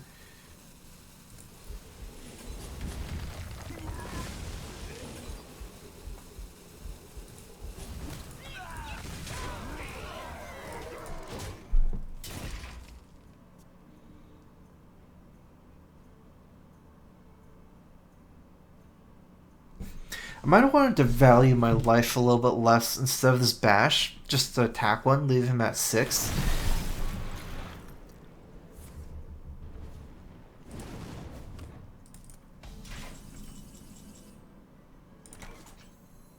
You're in trouble now.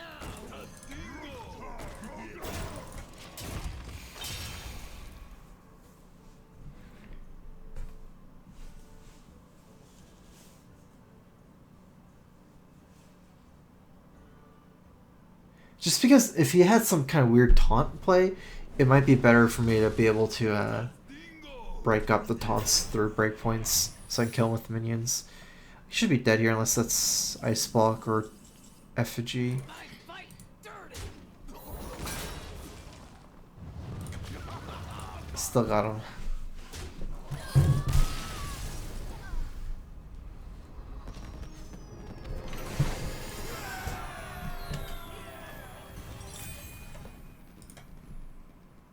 Three-0. 3-1. I'm pretty at forgetting about my losses. 3-1 for me feels like 3-0.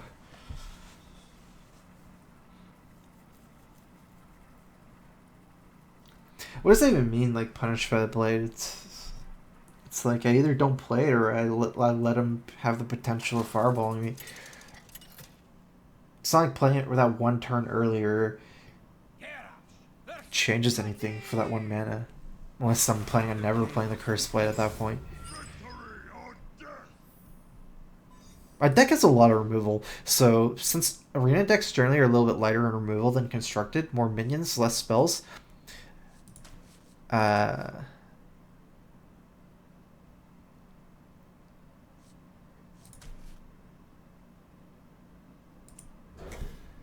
you know, I can potentially snowball my Salty Dog because I can use my weapons and bashes and cleaves, executes, and then just keep hitting for 7 every turn.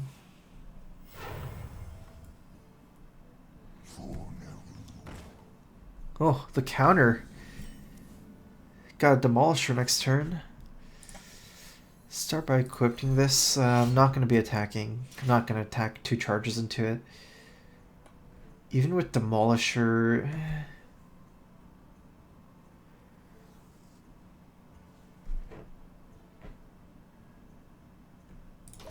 Now let's save the charges. This is such a low impact card.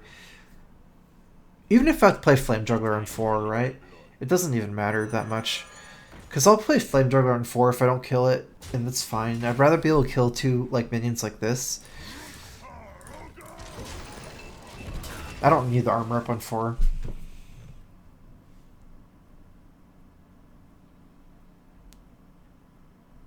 My board is beating his a lot right now. Hope it doesn't hit this.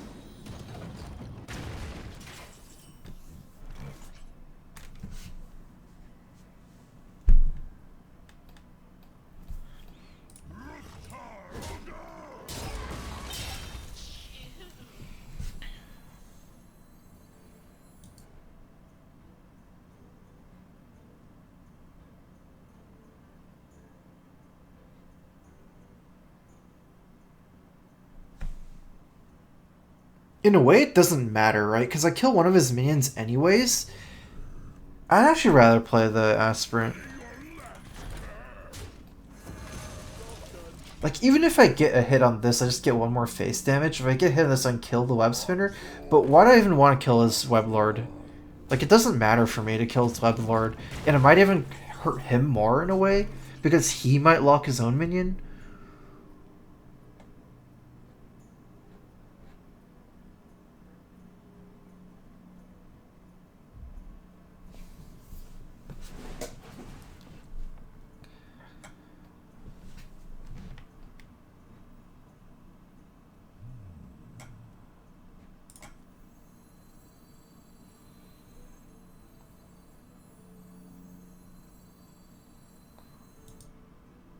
So the thing here, so I play Salty Dog. He might be able to remove Salty Dog with a spell like Frostborn Fireball. There's a lot of things, even Forgotten Torch, and then take free trades on my minions.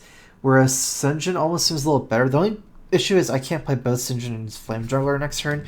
Like, if I try like this and get a free trade here, it's kind of risky in a way. Deal 2 damage to random enemy with also Salty Dog hitting me in the face for 7. I'm still gonna do this.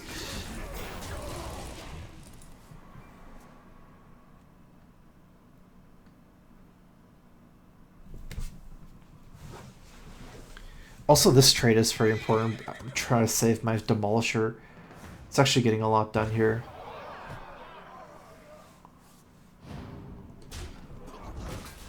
Never winning the jousts.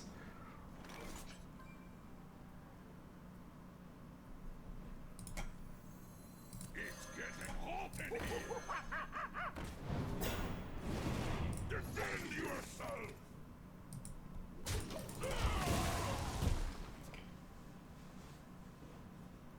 Tazdingo. Yes.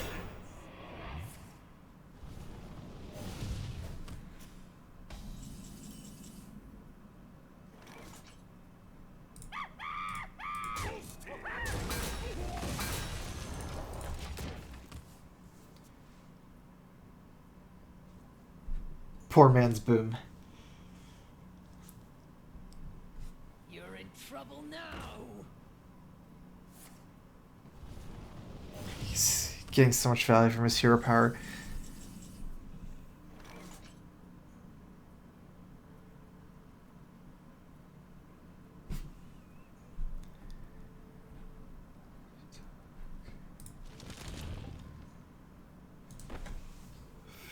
I almost feel like just going face, although that's so weird.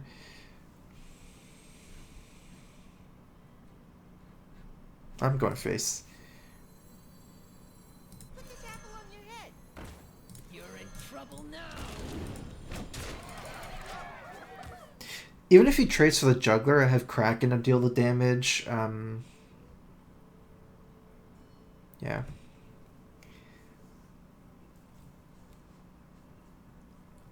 Flame Strike is fine here. There's no reason to trade because of Flame Strike. I enjoy raiding. 4 damage. Probably have to Kraken that. And trade the Juggler in. It's not like Juggler is so great for me right here. 8, 9. Yeah, I don't have lethal. I fight dirty. Hey, catch.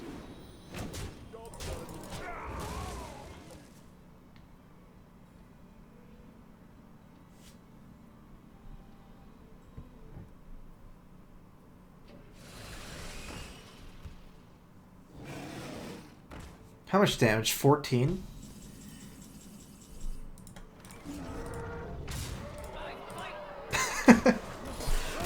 The Kraken, 9 damage next turn.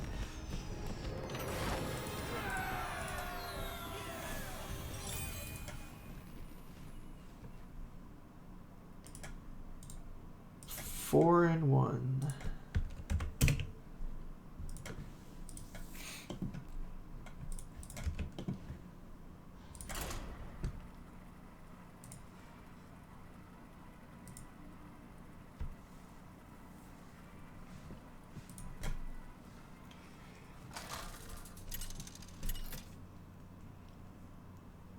There's a lot of people I'm playing today that watch the stream and come into the channel after. That's weird. Especially in Arena, it's not something I expected.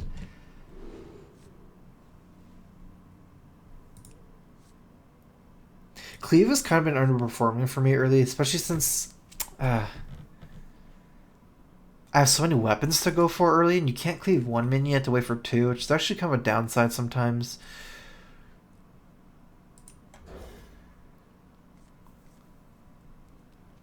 I've been getting a lot of hands like this. Kind of reminds me of Construct in a way where your controller is not expected to curve out early, but to remove minions early. I feel like my deck is pretty strong. Alright, I'm Mulligan Cleave, get 2 more back. That's kind of why I'm only going to have a second one. I don't want to get overwhelmed by them, but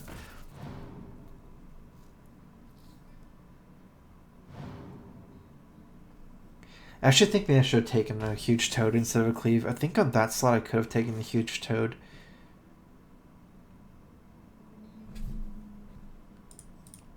I still curve out fine here. I can cleave next turn. Or bash. Assuming he'll have a 3-drop. Especially after the scarab.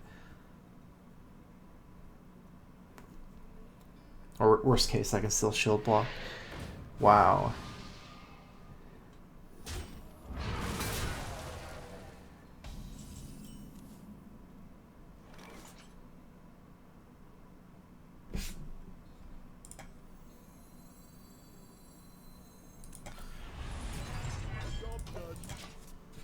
If I get exactly 5-drop my next card, I kind of wish I played Deathbite, but I don't want to attack now, and I kind of don't want to get oozed. There's not that low a chance that I just equipped it, don't attack and get oozed, and I feel like...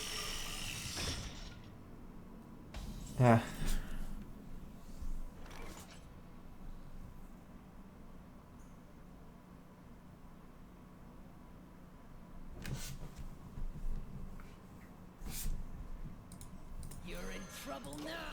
This actually trades fine on board. He has 4, 5 with hero power. He's not going to be able to ping it over 2 turns though, because I can trade for his next minion as well.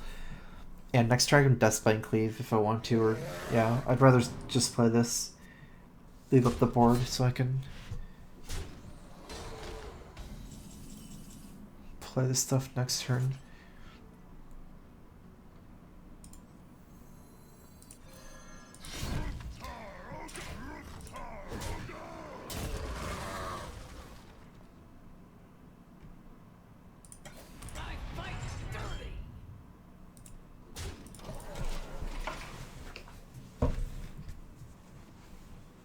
I have an execute set up as well. I have a lot of ways to deal with everything. This is dying. He might even suicide Scarab into my guy just for 1 damage. But as long as it doesn't hit a breakpoint, he has 4 or 5 with hero power. It's just, there's not really a breakpoint unless he, oh, that's good. Unless he has like some kind of like arcane missiles or something, that's what I was gonna say. I'm kind of surprised he didn't just trade.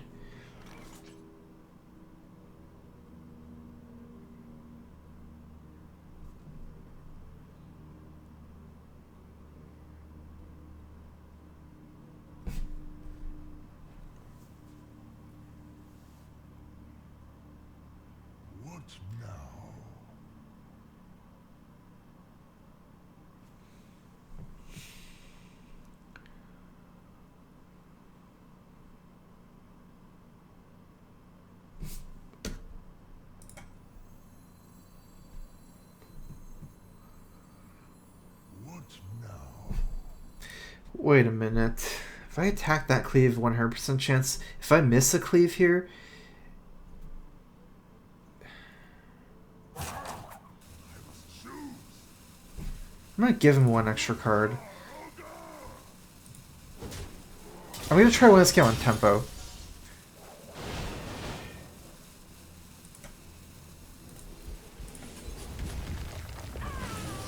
Bait out Mirror Entity here, if it is. Because next turn, Foe Reaper, Kraken, I can't afford those to get Mirror Entities, so I'm playing this later. If he copies a 2-4, it still doesn't threaten my Pit Fighter. At least not the 2-4 itself.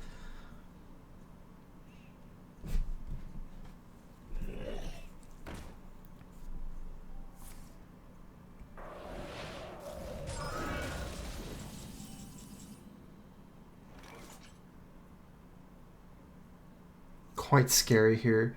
I'm not going to play into Flame. That's not really in Flame. Actually, it would be, right? With this guy, Flame Strikes. This goes to 5. Yeah, I'm going to bash it. It could be a Carousel. It's fine, though.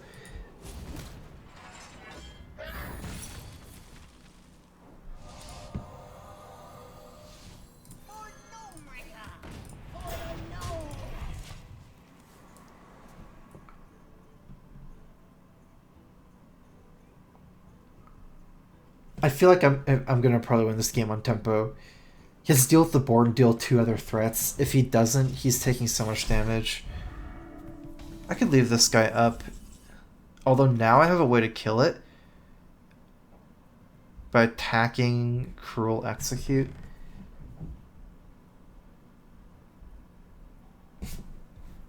This is 4 damage. This is 5 in. Attack, crack, and trade that in. That's okay. I guess I get wrecked by Flame Strike by going face. I could yeah, I don't want... It would be kind of reasonable to play Foe Reaper, trade the Divine Shield, and go face. Because it doesn't trade with my Foe Reaper. And if he Flame Strikes, he still... I don't think there's a point. Actually, what if I lose like that? If I go like this, trade this, crack, and then he Flame Lance, and I lose tempo, and I lose the game like that? For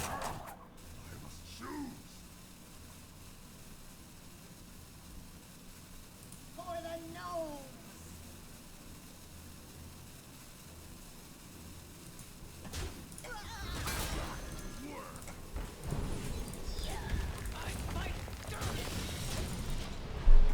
I'm still threatening lethal. I don't have to commit as much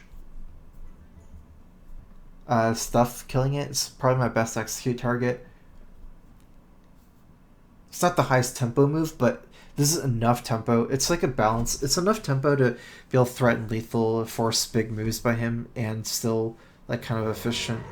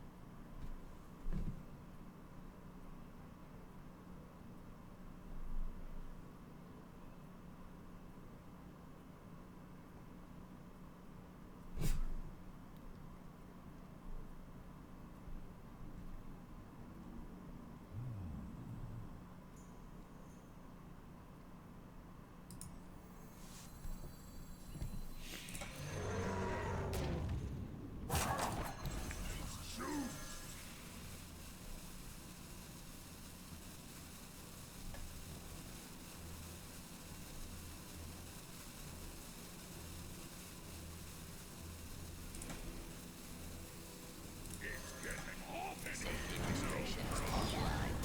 Harvesting servos engaged.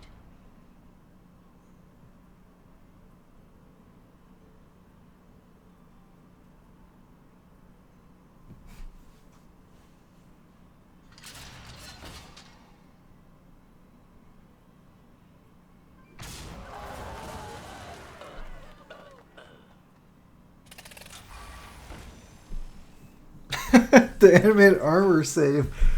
Oh. This is 6-4. You can trade with the Kraken plus the hero power.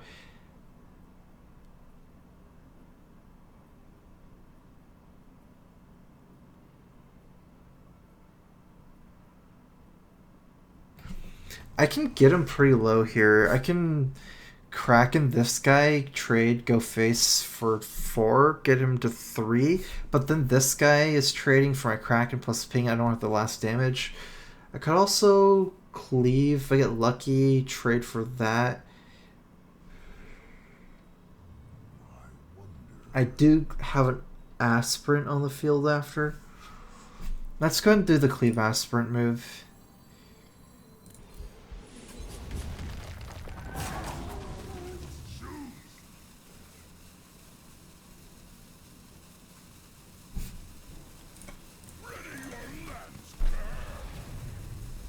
I feel like he doesn't have Flame Strike. Transfer 2 minions here.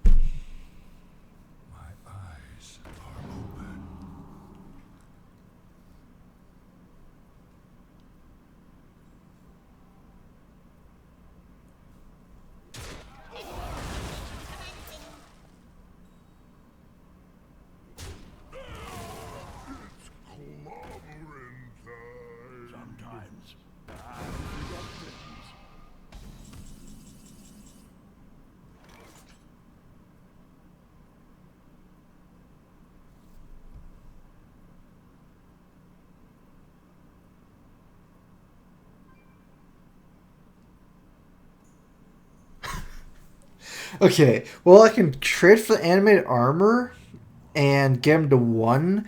I have a lot of weapons left. Let's see, at least 1 Fireworks left. That's not that many outs, huh? Fireworks, Curse Blade. I'll have a Juggler. Okay, I'm going for it. I mean, I'm still developing a 9/7, so you know, he has to trade. Otherwise, I have a Juggler out. I have 2 weapon outs.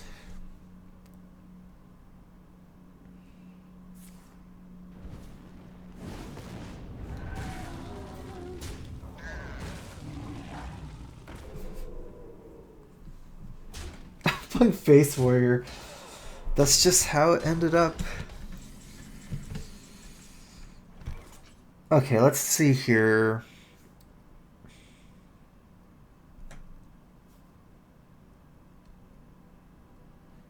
Six, 7, 8, 6, 7, 8, 9, plus 9, 18. Alright, I should go for it here. I was thinking maybe wait for the next turn so I can have 2 juggler turns, because my board probably gets trade off, might not change a clock, but I could die next turn to any spell. I know 2 of his cards are Flesh Feeding Ghouls. It's still not great though, I still died to too much. 6, 7, 8, 9, plus 9, 18. I have 23, 5 damage. Any spell kills me with this 2 spell power. And plus I'm developing Ascension to get by me one more turn.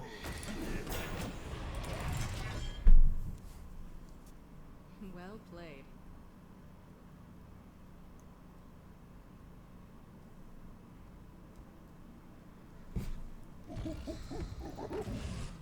I would have died if I didn't play this. But I think I'm okay, unless he has something else.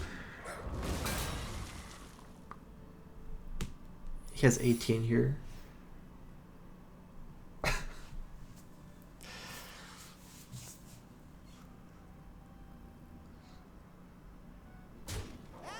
Alright, I have one more out, one more turn, and if that's Ice Block, I just lose, or Barrier. Ah. Well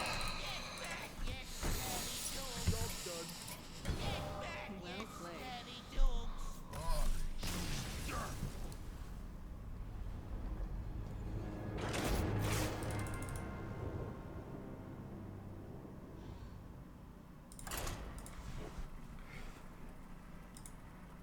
This is a game I could have won with more arena experience. Like the North Sea Kraken for him on turn 9 was able to kind of I wasn't used to thinking about that card. He actually had like that card gave him enough like tempo where it made my turn 9 play too weak with Aspirant. Actually, I'm not even sure though.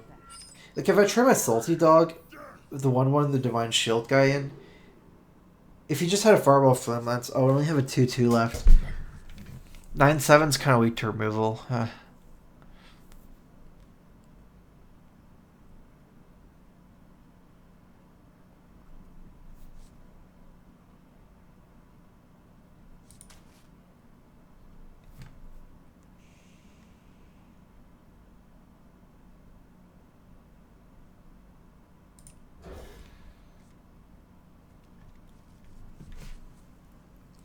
My deck has a lot of non-minions, a lot of removal, so Knife Juggler isn't as good.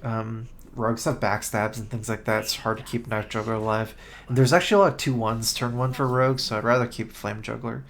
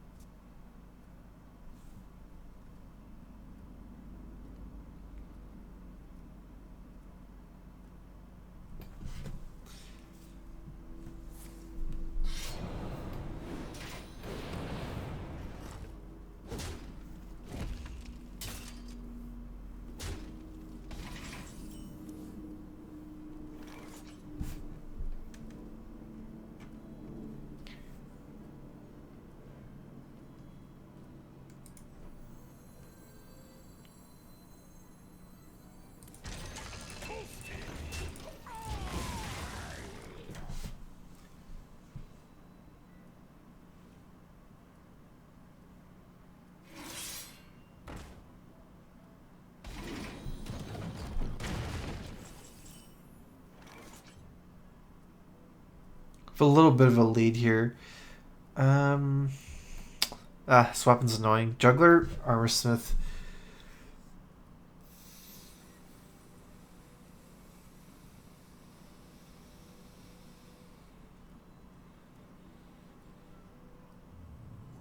I could trade and just... If I play Juggler, he's almost certainly going to kill my weapon, but it would kind of be enough. It would... Armorsmith trades in otherwise after he takes a trade on Demolisher.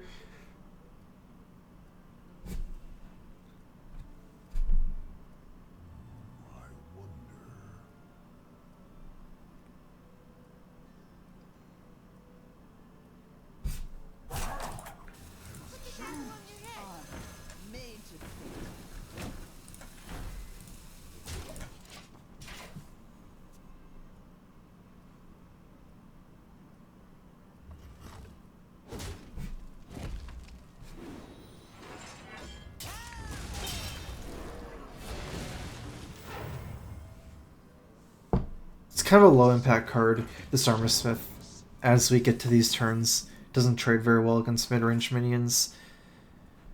Strike. I can kind of contest here with Salty Dog. It's kind of our leap of faith though. Sorry about that. Special delivery.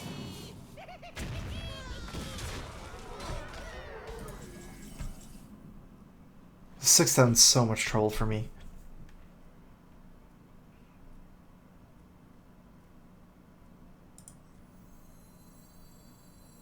Just me and Mr. Fight.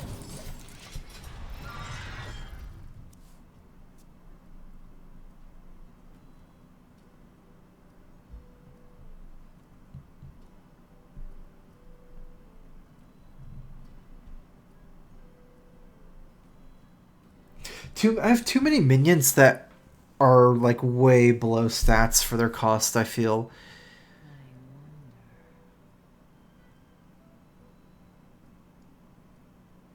I have too many minions that do like 1 damage, like Armorsmith and Demolisher. I guess Demolisher didn't do that good. Numbrian Infantry. Like Dragonling Mechanic. These kind of minions just don't work that well.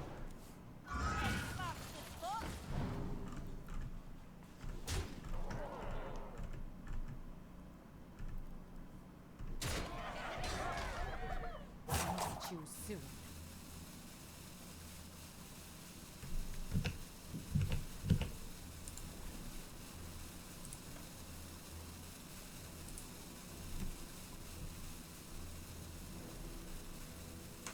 There's a competition tomorrow for Arena Red Bull.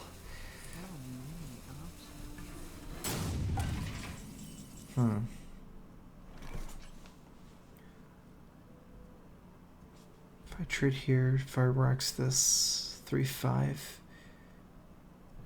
still doesn't. I might as well play this guy.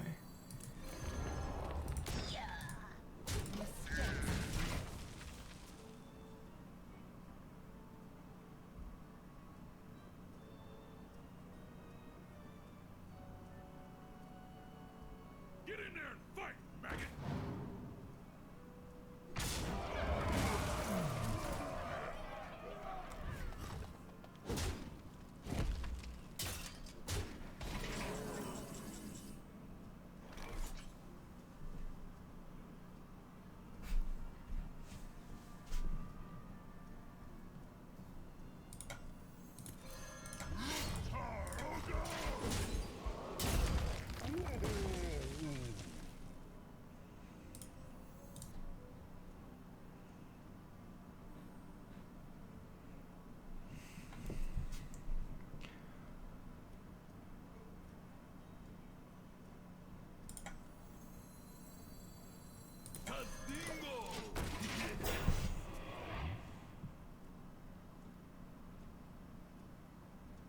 I'm trying to set up North Sea Kraken to be able to clear this turn's worth of minions, and I have a weapon.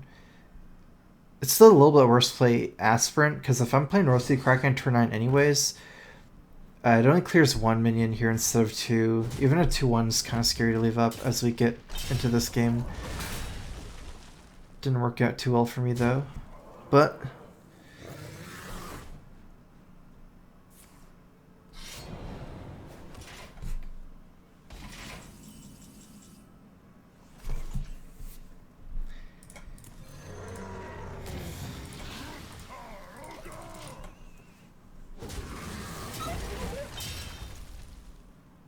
he's 3 damage to win here. Otherwise, maybe my armor can carry me through a little bit longer.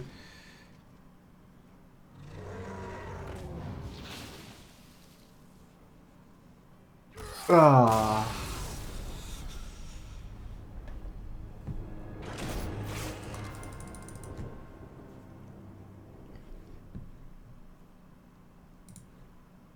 Alright, I need one more redraft. Too disappointing.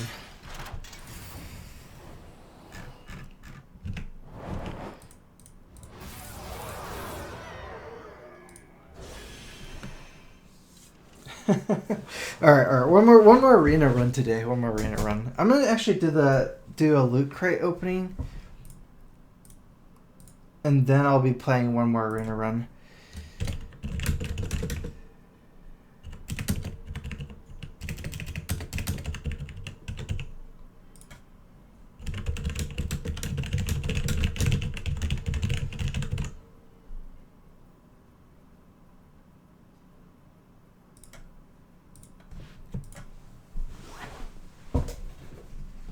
Alright, here it goes. I'm going to show you guys. Loot Crate is one of our sponsors. What they do is they send like a box of loot every month. Kind of like geeky stuff if you guys like video games and comic books and Star Trek. So that's kind of what Loot Crate is. Okay, let me show you a camera. I feel like this is a little bit weird.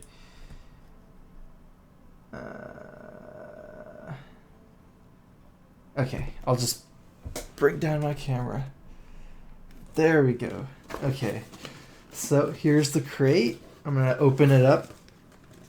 So it's like, yeah, like little geeky stuff, Invasion. It's like an old video game. I guess that's the theme this month. Usually get some t-shirts too. So I got one t-shirt. Let me see what it is. It's kind of actually a pretty good deal. It's like, I think like $20 for a month, and you actually get a decent amount of stuff. I guess I should show the camera. I actually don't know what this is. Oh, it's like an alien thing. Actually, these are cool. Sometimes I actually wear these shirts that I get in my Loot Crate. Let's see what else there is. There's a loot pin here. And then... oh, they actually give me a plushie. I'm actually collecting plushies, but... this will add to my collection of plushies. The X-Files LED flashlight. Could use another flashlight. And Space Invaders, some batteries. It's a nice little mixture of stuff. This is a multi-pass. Put it in your wallet or something.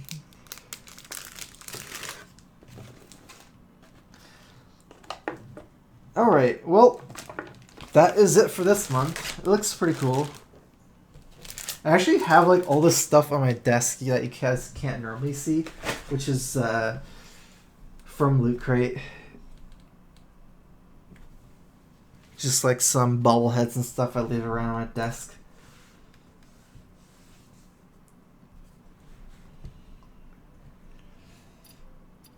Okay, I don't think it's just excess merchandise. That's not true. I mean, a lot of stuff is actually just made from Loot Crates, like some exclusive stuff. I am going to go ahead and do my second arena run. This is weird. Why is this bugged? It's bothering me. Oh, it's just bugged. Oh well.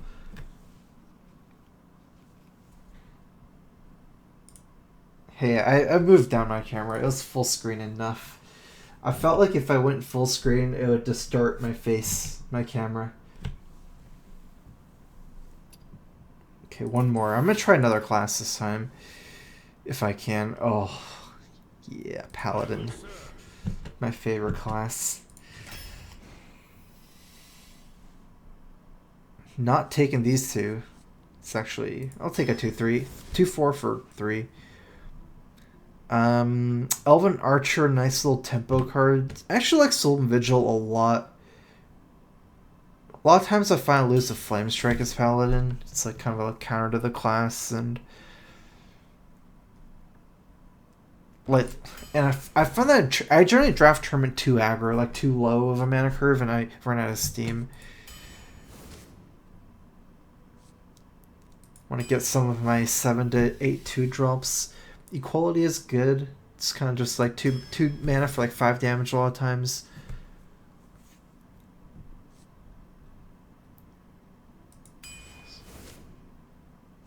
Yeti is good. Looks like our mana. Ooh, Zombie Chow. It's kind of a faster draft for me this time.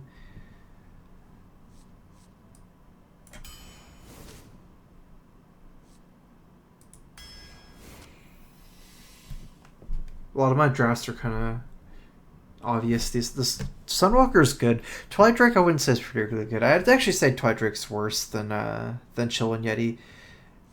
Drake is actually good, but Sunwalker is extremely good. I like Sunwalker a lot. Mini bot.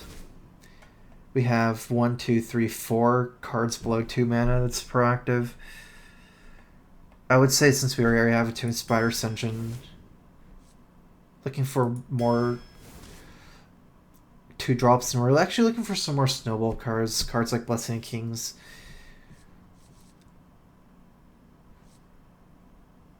I think one thing that I want to try to do in Arena is take a nice mixture of 2-3s and 3-2s, or like, I guess like inverted, and I don't know, like basically stuff that's more attack, sometimes stuff that's more health, because I feel like it gives you more options. Right now, all our minions are like more health than attack, which doesn't allow us to trade up that well.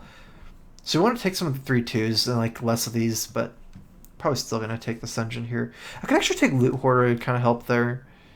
I have a lot of 4-drops, but having heavy 4-drops is good. Oh, Consecrate is so good, but I feel like I need Kings more than Consecrate. Let me check that Arena rankings. I feel like Consecrate generally be higher in the Arena rankings, but I'm feeling like I want Kings more right now. Just curious. Blessing King 78, Consecrate is 80. It's close actually, but for me, I have such a... The reason why I want Kings is I have Zombie Chow, 2 Creepers mini bot. My curve is so good early that, you know, Consecrate's more of a comeback card, King's more of a snowball card. Nice, now I'm getting some higher mana stuff. I could use a weapon, of course. Haven't really had any weapons. We have too much of this kind of effect, I feel, like little taunters that don't snowball the board.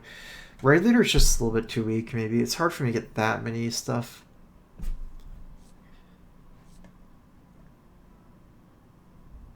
Two Death Rattles, 3 Death Rattles.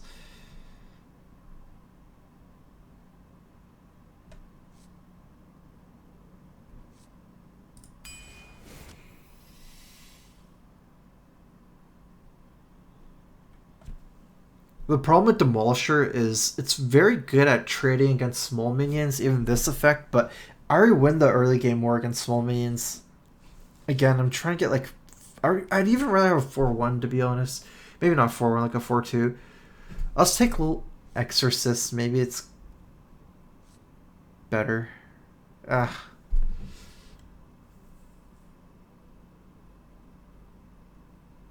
feel like this card is probably a little bit too weak. I can hope that this is like a 3-4 at least. Cavalder Raider, nice, some late game snowballing stuff that we want. We're only looking to get a couple more late game cards. 1, 2, 3, 4, 5. We'll probably get a couple more 2-drops.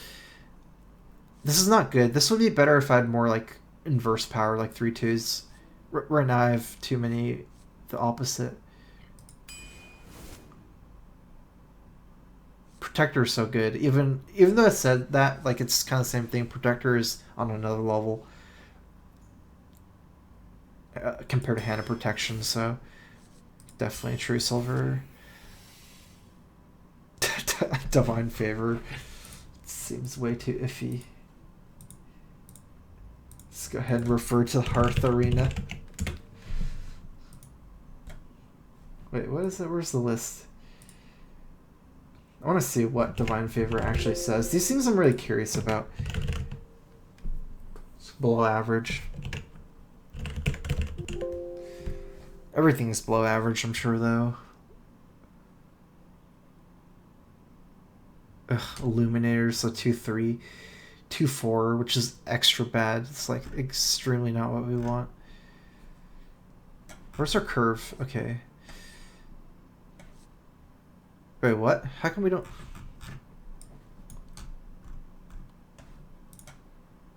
2, 3, 4, 5, 6, 7, 8. Let's take Illuminator.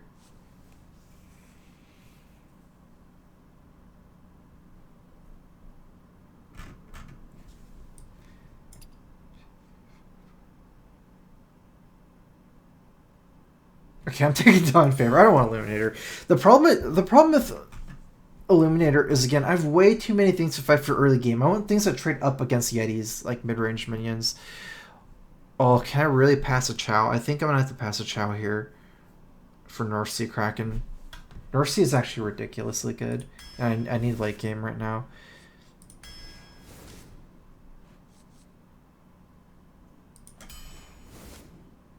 Maybe I'll take one more 2-drop here. That's pretty good. I already have a decent amount of 3-drops, and they don't really trade better. Is that my second Dragon Consort? Second Dragon Consort is okay. They have some synergy with each other. Although, other than that, I might just want to 3-mana get trades. Emperor Cobra is pretty decent at trading up, which is one of the problems I have. 1, 2, 3, 4, 5, 6, 7 2-drops. Gonna count Zombie Chow. And then we have 4 3-drops. 4 is fine. I'd rather have 5. This is our last card, huh?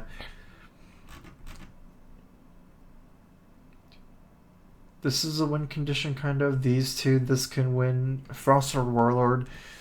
And we don't have that many things that trade into Yetis. I feel like we're going to take Cobra here just because we want to trade into 4-drops. That's our weakness of this deck. Our weakness is opponents' 4-drops. I feel that's the biggest problem. Because we were going to mostly win the early game, and then our opponent's 4-drop is going to be what we're scared of. We only have 1 Blessing of Kings, 1 True Silver to stop that. Okay, let me reset my score.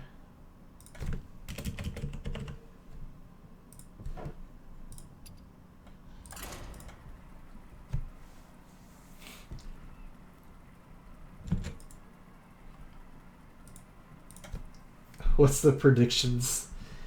I do have some draw. It's I have 1 Sullen Vigil and Tomb Spider's kind of draw. I don't ever play WoW anymore. Watch your back. I will fight with honor.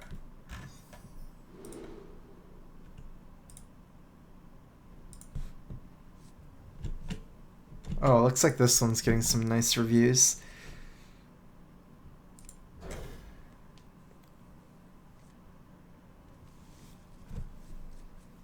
Probably my best top deck, my 1/1 drop that I get.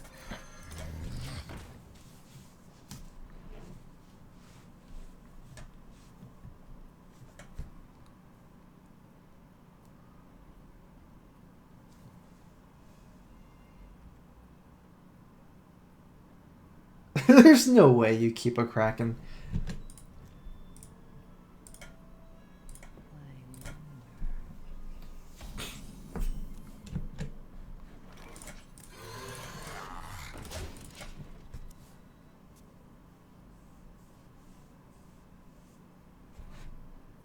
I'm actually consider Sapper. We'll see how many cards he can realistically dump here.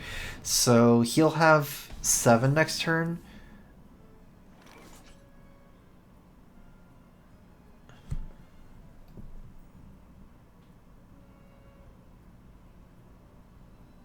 He plays 1 at 6, but if he uses a coin at 7, I mean 5. 7 coin 4 drop will be 5, and this trades poorly. But they're all, this kind of trades the best. I could Divine Favor here for 3 cards, but I'm giving up a huge tempo turn. It's just the problem is I might actually want to Divine Favor this turn if he coins out a 4 drop, because my board all kind of trades poorly against 4 drops anyways, and I feel like if I can favor here, I'll find enough options. So.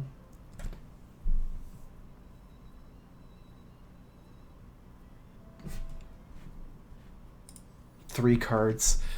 Giving up tempo for 3 cards kind of weird. Quickly.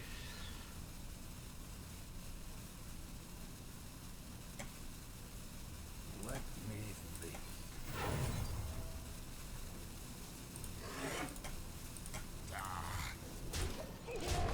Now I'm really happy to see Divine Favor. Divine Favor, the cards I'm really looking for are Blessing Kings and True Silver, because they both allow me to trade up against 4 drops. Like, if I don't play Divine Favor coins out 2 4 drops in a row, I can actually be in trouble just spamming these 3 drops, and they all lose anyways. And then it's hard for me to ever play a Divine Favor, because he's kind of dumping his hand as well, with the coin being gone.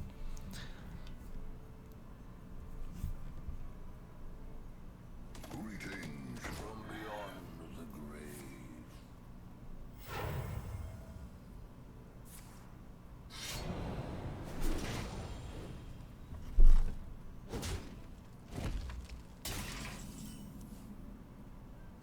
If I Kings, I'll have 5 health, trade into it.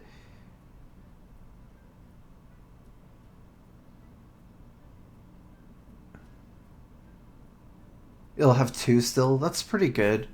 Just gonna go ahead and Kings here. If I don't Kings, since he already hit me with the weapon, it's gonna die next turn to his weapon again. And it's kind of an Inspire minion.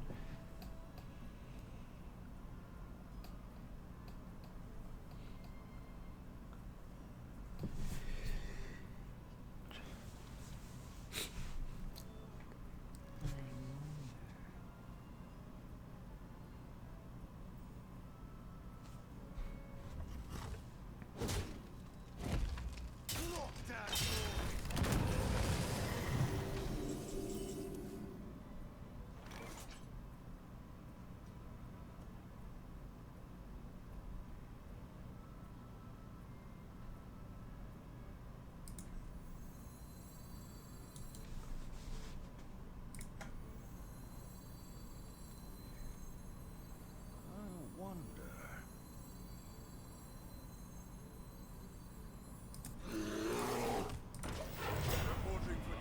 I feel like sometimes he doesn't want a re-equipped weapon here on turn 5. He probably wants to play a 5 drop. So this stops him from trading anything.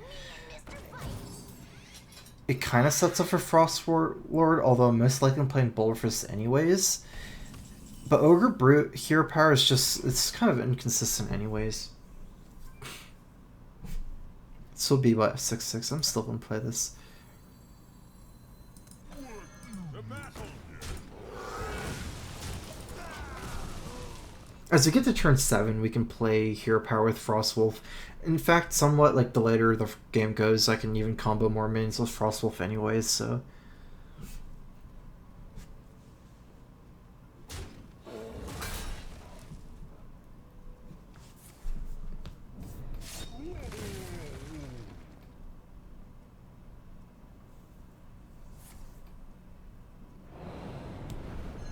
That was a good turn for him. Just me and Mr. Fight. Kind of less good than it looks in some ways, because 2-4 doesn't really matter that much. Like 2-1, 2-4 is not that different. This is scary though, leaving up a 2-1 again.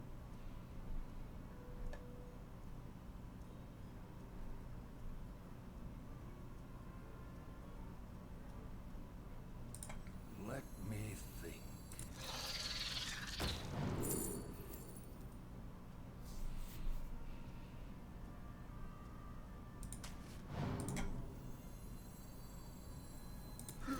Let's just take the grindiest minion here. We have equality, it's kind of like a Emperor anyways. An Emperor Cobra. We are the sword in the shadows.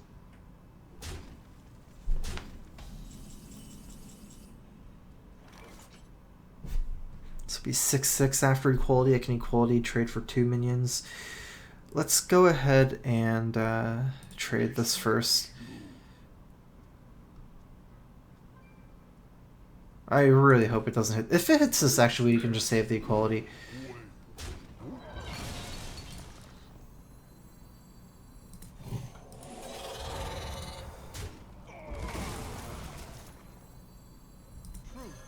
I'd rather drop the 6 in a way than Hero Power Ascension here.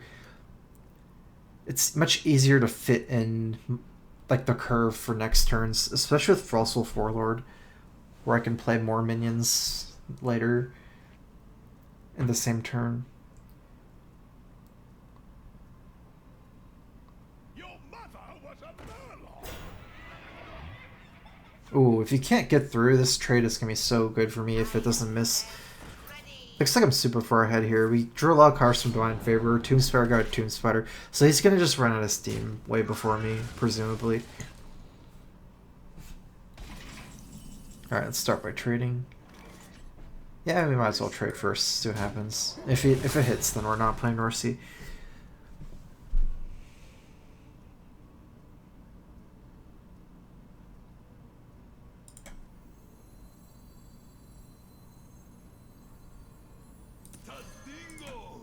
Now I feel kind of bad because I wasted some of the buff, but I mean, if it missed, then I would want to North Kraken the 5/4 instead of trading this in. So it's not really a mistake on my end.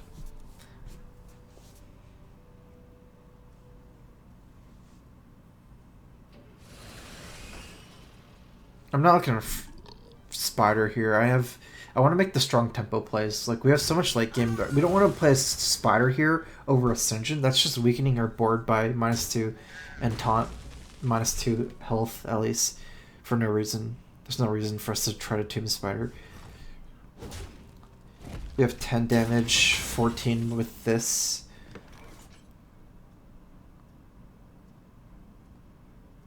Probably just going to go face and play some stuff out here.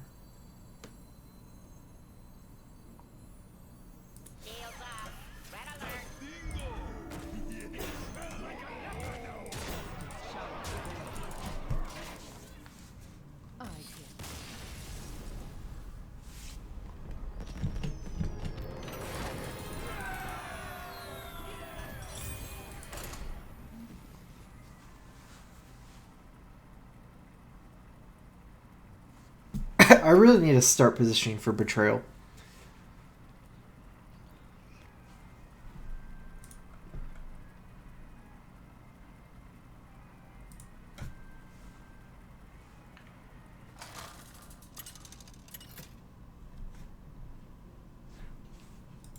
Uther versus Jaina. You asked for it. I will fight with honor.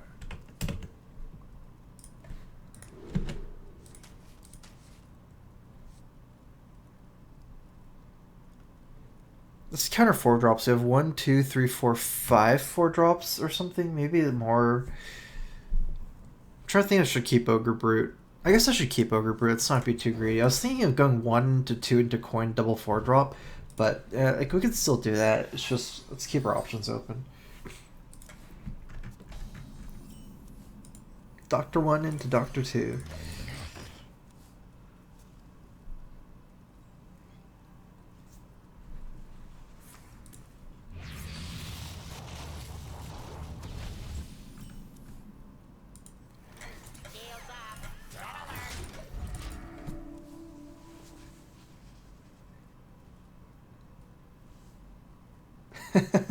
Pretty good. This is good.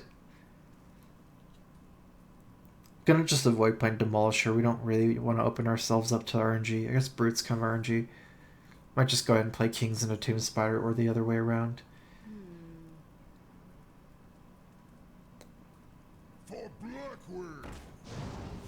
Oh my god. This is so good for me.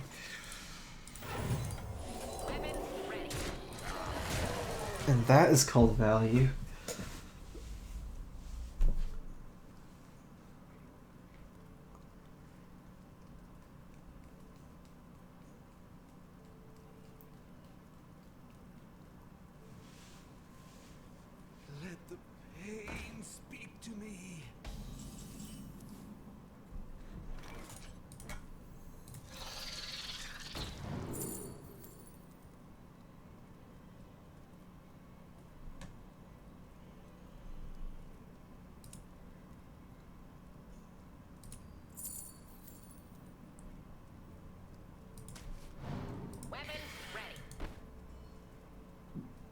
This is too much damage to lose.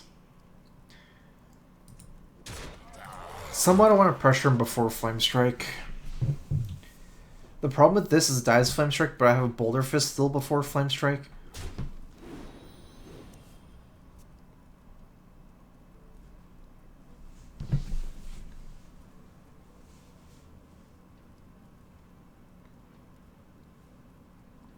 You're in trouble now.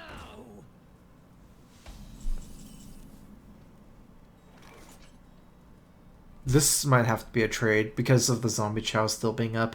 Let's say I go... What is this? 11 damage to the face, give him a 7. Problem is he can take good trades. I don't really need to expose myself to that. The frost wolves stand ready. Weapon ready.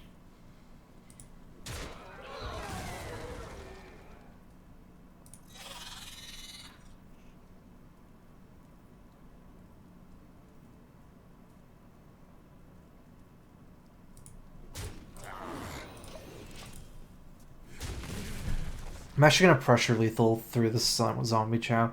So I don't want this Chow to be 2-1. Even though he probably ping this guy, he can ping next turn. I might be able to expose him to lethal this way. I win the game, right? If I win him, win the battle cry, the joust. But I'm weak to Flame Strike if I miss. No mini bot either.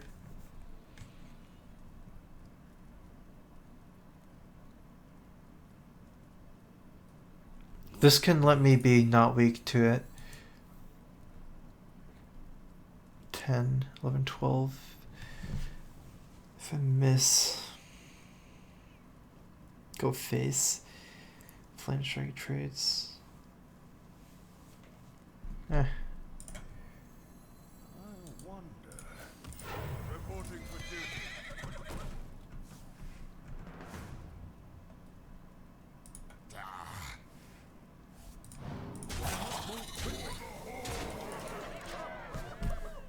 It should still be fine. Let's just go for some chance of lethal, and if he has Flame Strike, I still have Boulder Fist after.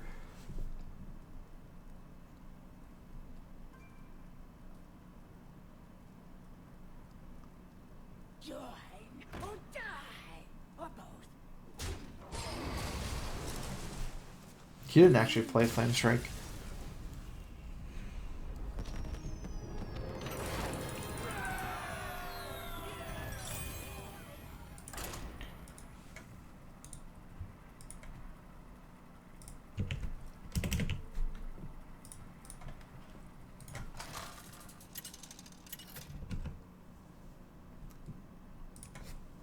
Uther versus Uther.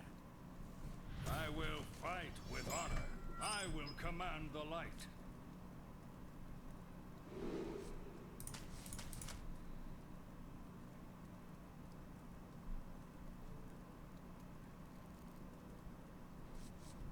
I feel like I have two options. One is to save my coin for the double 4-drops, Minibot into Coin Yeti Heckler, and one is to coin out Creeper into Minibot and mulligan the Heckler, keep the Yeti. I actually like this more. I can just skip some of the early game and go straight for the 4-drops. I feel like somewhat Pally Mirror. Like Paladins has somewhat of a hard time trading up against 4-drops. If he does Storm me, I'm not like that weak early game. I still have a Minibot turn 2. If you think about like my deck, it'd be much weaker to this kind of opening. Shields up. Red alert. Because you can win the value game like this. Might actually be more tempo as well. Put a king in your plan.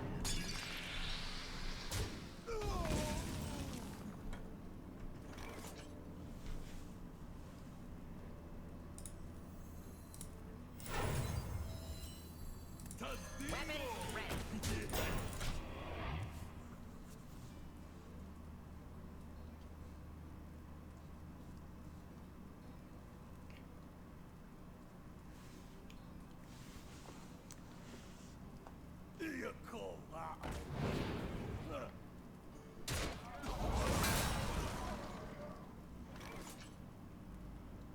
I might need to actually play Heckler. Yeti trades better, but heals trade for this and still have a 4-2 alive. Looks like I can't deal with the 4-2. Although it's just not that important, huh? Eh. Weapon ready.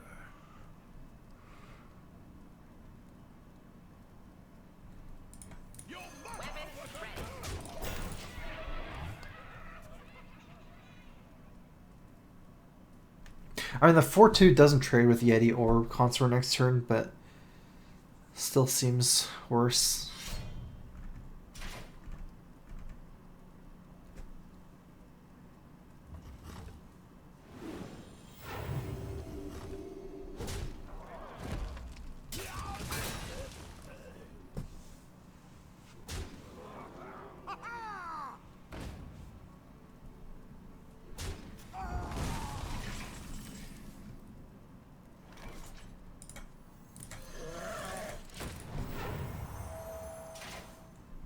I'm gonna play this Dragon so I can Yeti and Protector in the same turn. That way I get guaranteed some value on it.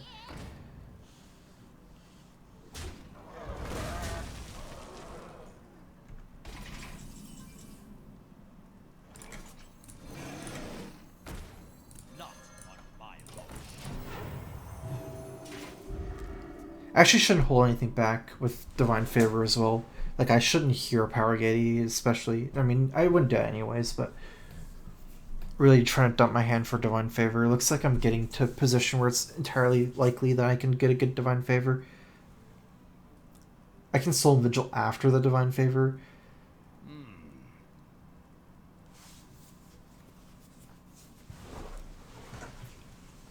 Chow's actually a good card to see here if I have Divine Favor.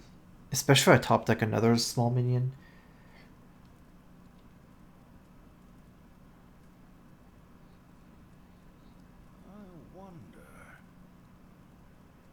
It feels like some of his trades have been just weird. Not sure if it's like missing drops or if he's... I mean, I had some weird situations for him.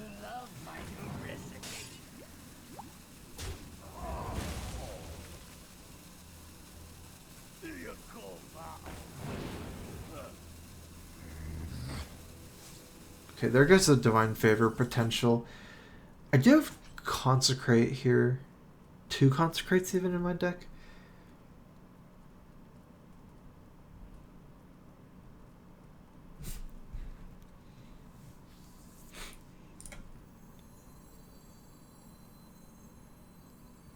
Let me think. I enjoy raiding. This is my responsibility.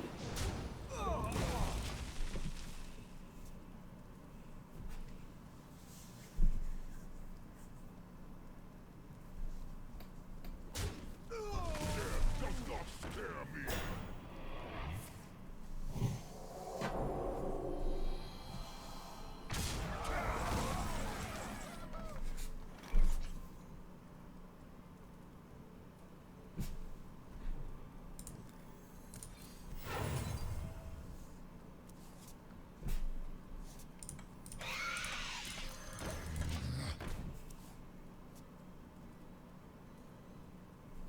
I'm gonna need to set up a board for equality. Creeper is really good for that. Didn't really have anything to do with my extra mana anyways. So still in Vigil. I'm still trying to get Consecrate.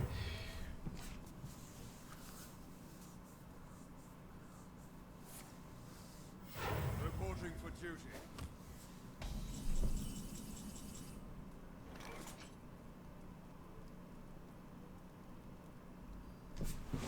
Go ahead and quality and clear this board.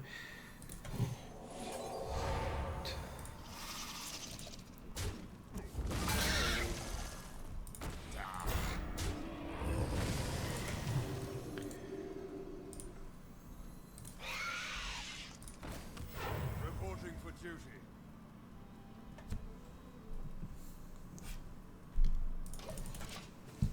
I'm gonna play around Consecrate. I have enough on board already. The Creeper is definitely fine to play to Consecrate. Bloodfen Raptor not so much, especially with my board being so weak to Consecrate right now.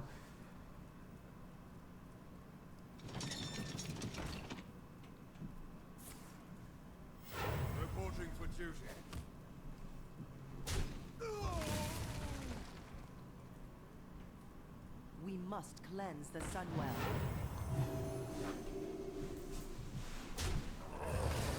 We can cash in some of these 1/1s. Now, I think he doesn't have Consecrate anyway, so we can cash in some of these 1/1s. Ooh, that's pretty good. Let's see.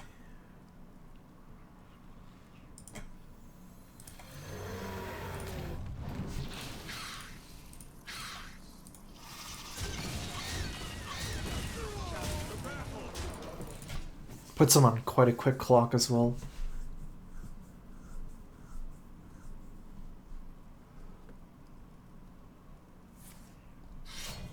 Reporting for duty. I doubt he's gonna be able to hit me. Oh, Consecrate. That's okay for now.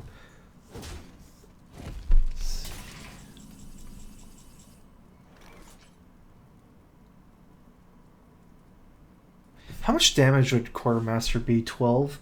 I can trade for both. I kind of want to just use the kings on one of them, though. I guess this is good enough. I'm not going to play on Quartermaster that much. As long as it's not lethal with just Quartermaster.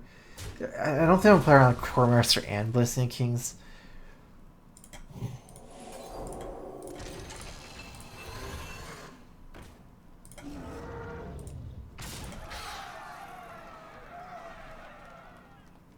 It's lethal anyways in some ways.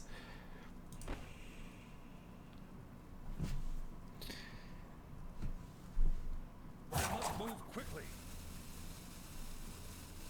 Peacekeeper this. Then I'll have... Let me. I should still... Is that like too greedy?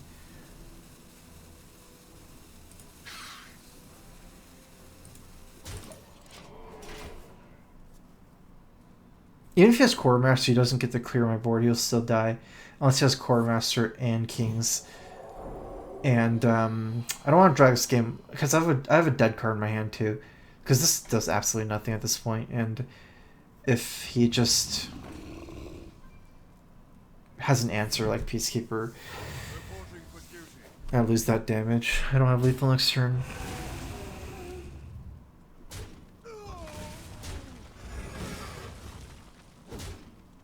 Oh, I'm glad I went face, but oh, there we go. Well played. Well played.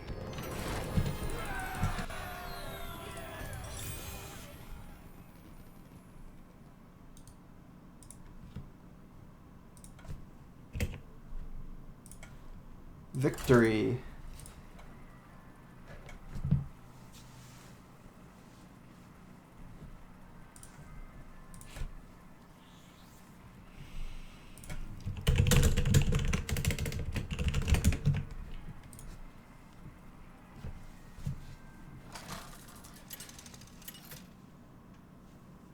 This deck seems so much stronger than what I drafted with Warrior.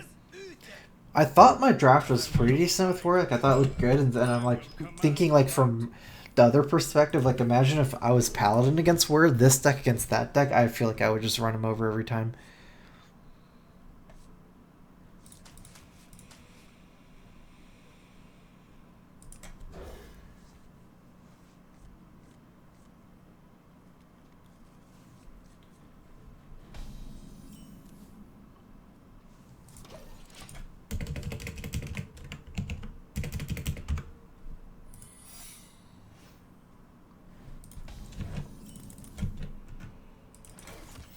Reporting for duty.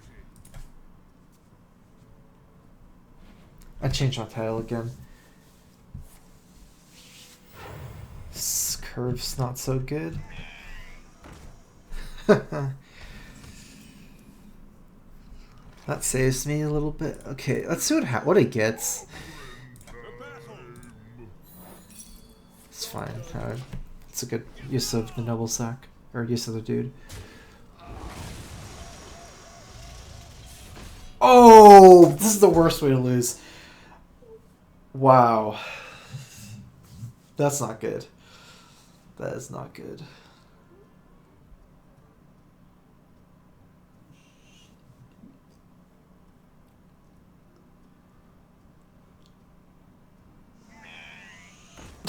It's back. It is back.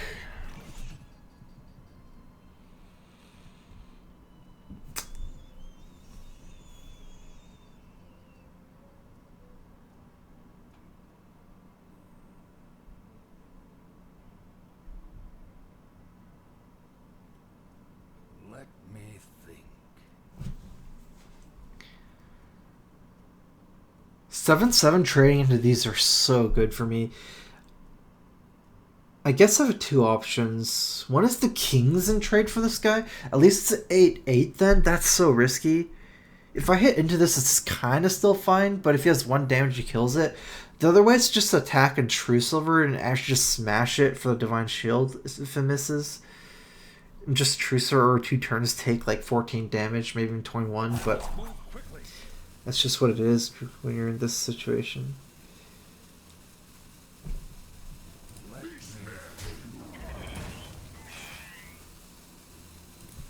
for justice.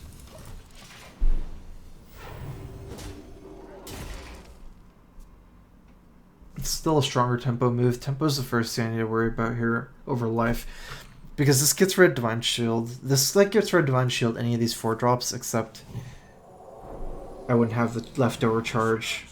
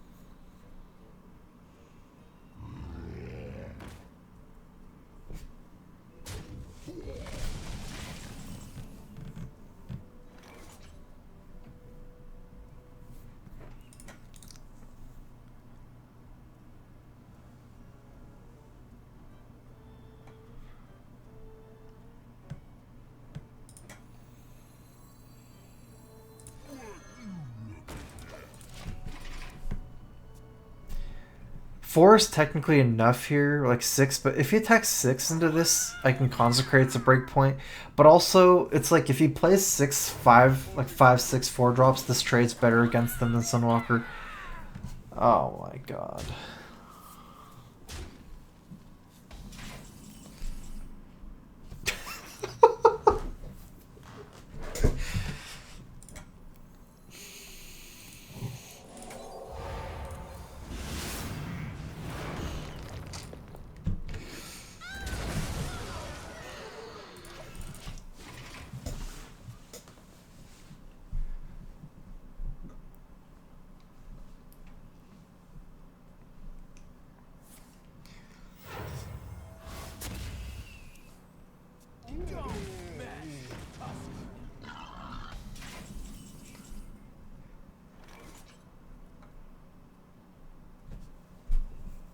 I want to taunt here. Let's see, how can we curve out next turn? Sunwalker, dude, I really don't want to play Sunwalker here. The important thing is getting... I can just play both 4 drops, it's fine. If I want to curve a little better, I can play 4 Hero Power Zombie Chow. The important thing is for me to be able to like have some kind of tempo / dude advantage, because the worst thing... Like, the biggest thing for me to optimize this game from this point is not letting it a 1/1 trade into Sunwalker. In that sense, it's actually pretty good to develop a Chow. But I'm not sure if that really matters. Like, I could still play 2 4 drops.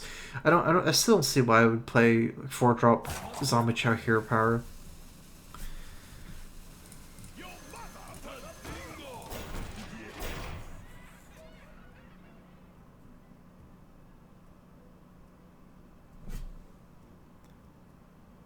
Let's get moving. Reporting for duty.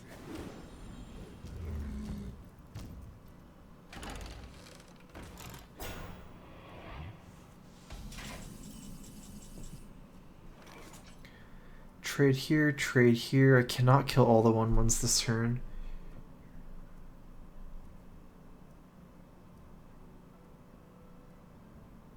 probably gonna play consort. That's fine, yeah.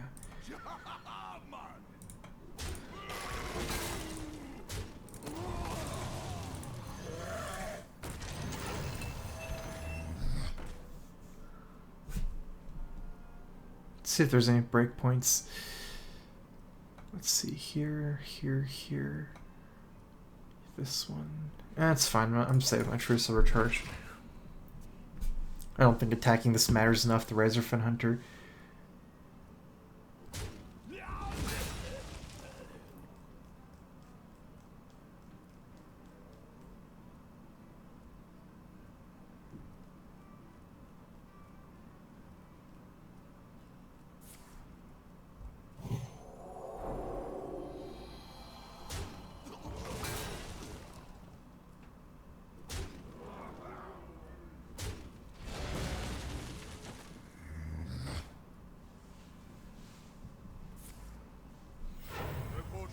Still looking pretty good. I'm at 12, huh? That's okay. As long as I'll heal up a little bit. Oh, that's such a good top deck.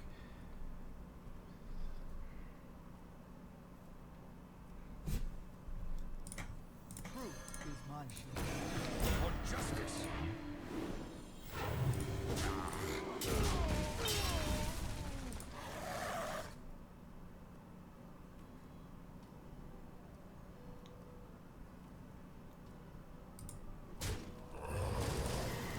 Let's play around Consecrate a little bit. Leave this as a 5-3. For now, it doesn't really matter how this lines up against Sunwalker. They're both fine. But it's better against Consecrate for my Consort not to die. Reporting for duty. Mount up.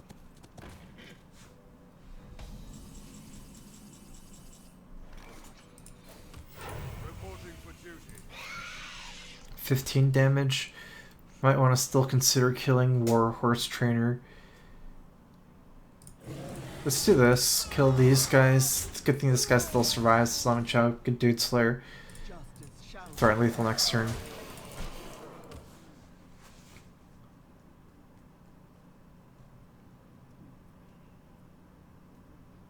Follow the rules.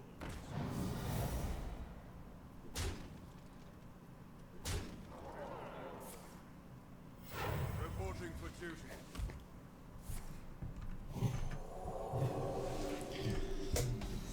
Is that lethal? 6, 7, 8, 9, 10. It's definitely not lethal. 14 damage. Let's see how to do this trade. These trades the best. This is a 2-1. Let me think. To battle.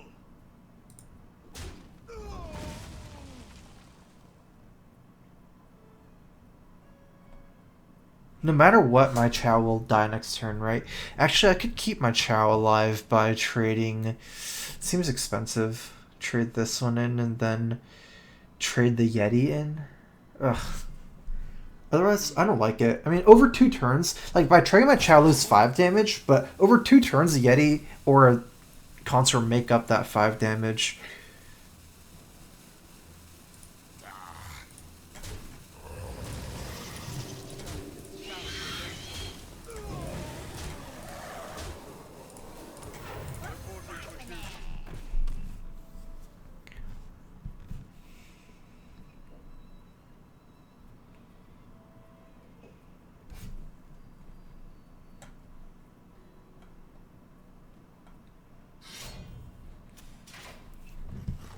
The way I trade him off by 1 still. I guess Slice Justice would have saved him some health anyways. Like a fuse.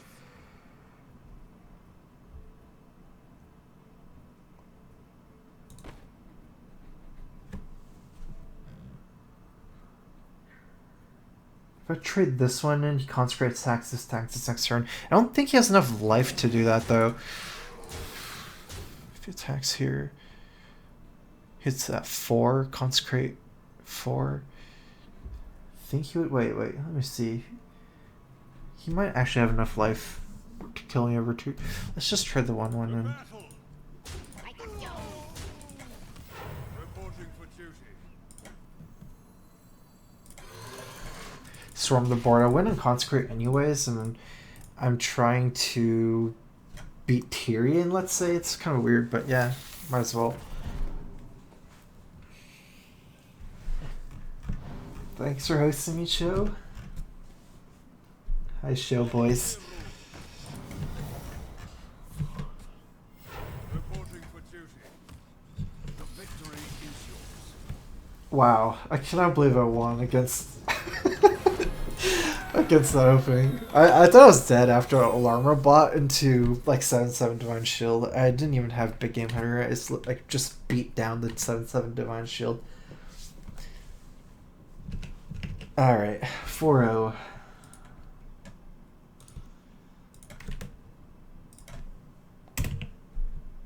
Quality Consecrate's such a strong combo though.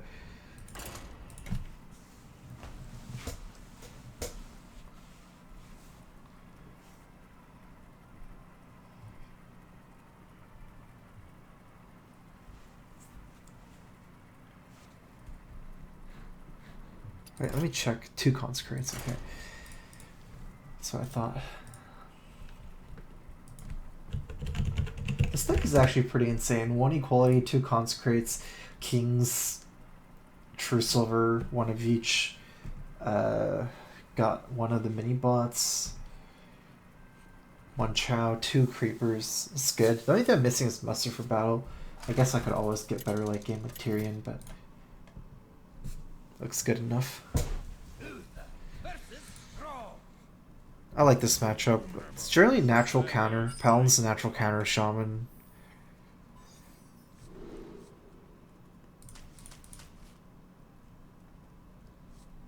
I'm gonna go ahead and drop all of these and look for 2 drops. 2, 3, 4, 5. We have 6 2-drops. Or 1. I'm kind of zombie chest. I'm looking for 2. Okay.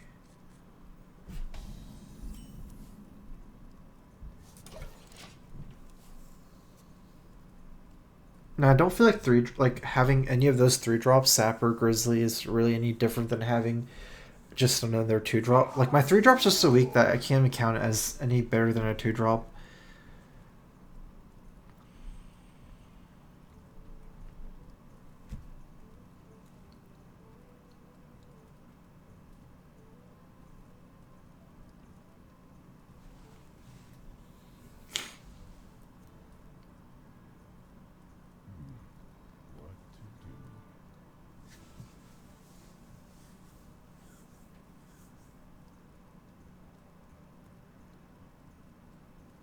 It might actually be better for me to... never mind. I was going to say it might be better for me to just save the Protector instead of playing it. If he overloads, it dies anyways. And I could just give up the early game and play Senjin Sunwalker. That will trade for multiple early drops and use the Protector later on for a lot more value. Kind of saved me though, this Creeper.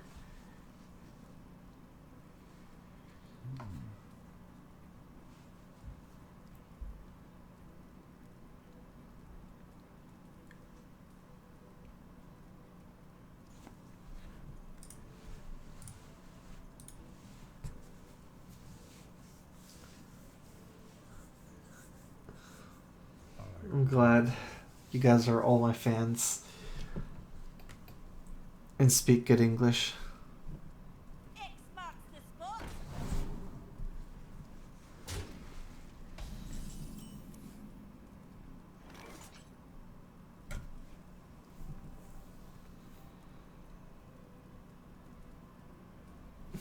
Alright, we can't hold back here.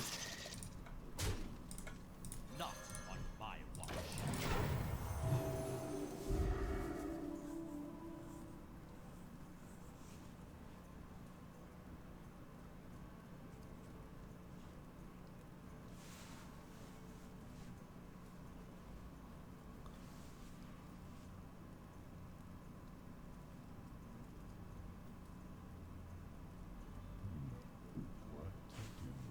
It's really good to have this Divine Shield here and keep like not pop the Creeper.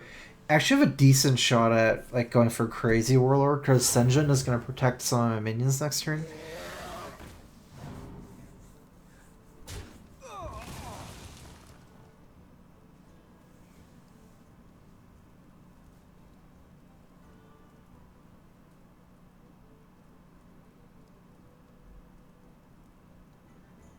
It's actually thinking about not trading. I don't know. It kind of makes sense if he doesn't want me to pop my egg. Pop my creeper.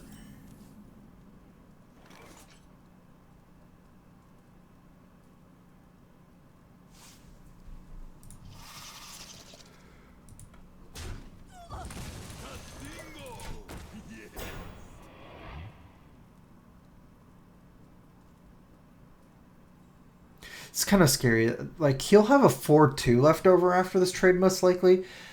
And like, even if I play the Frostal Warlord for, what, for 6-6, it's still not great to leave up a 4-2 against the 6-6.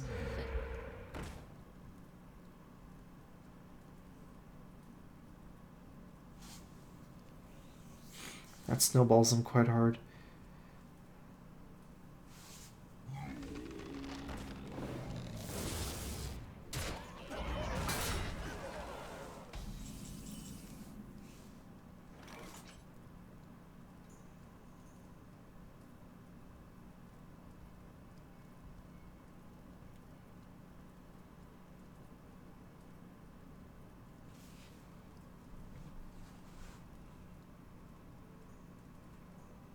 Let me think.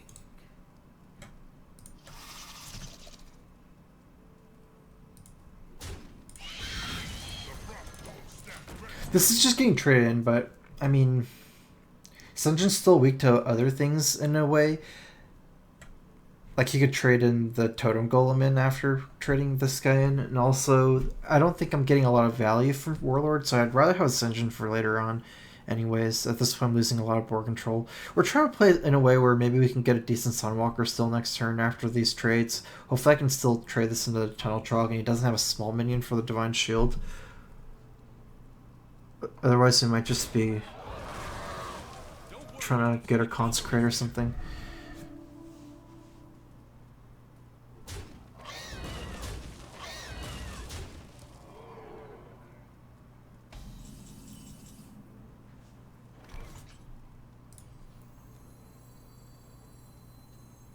Yeah, this doesn't even trade for 3 of his minions. It only trades for 2.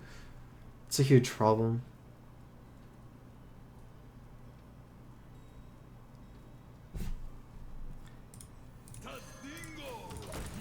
Reporting for duty.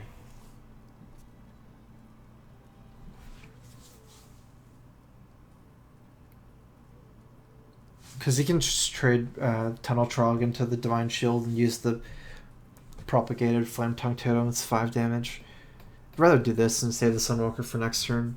It's actually a little bit more annoying for him. A dude in this 3-5.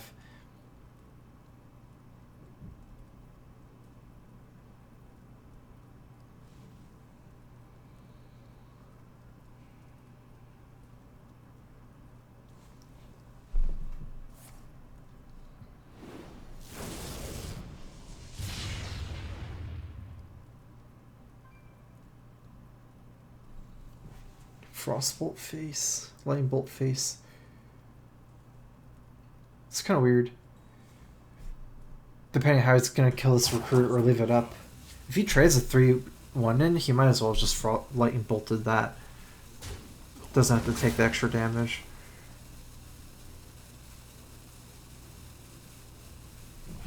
Elements I like. Totems I love.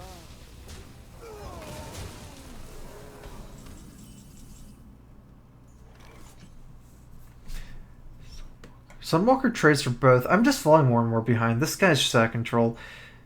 Sunwalker's still pretty good here, but let's trade for both of these. That's best case scenario. I guess he might even be able to trade Totem Caller and the Divine Shield.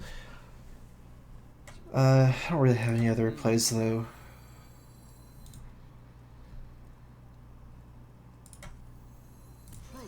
He has lethal on the Raider. Soul Vigil can't really draw into anything for 2 mana left over. That would save me. No combo for equality. Well, I'd just be dead, so.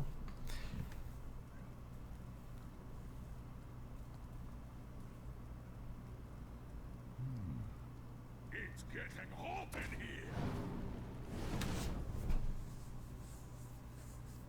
here. Okay, I am dead this game. I can't even really top deck anything. I might have had some chances if he did some trades like this trade in here. Like, he doesn't know what I have, so that's why it's still not worth to concede before. Like, if he knew my hand, there would be no chance for me, regardless of what he did this turn, unless he traded this in to put himself in a console carry range. But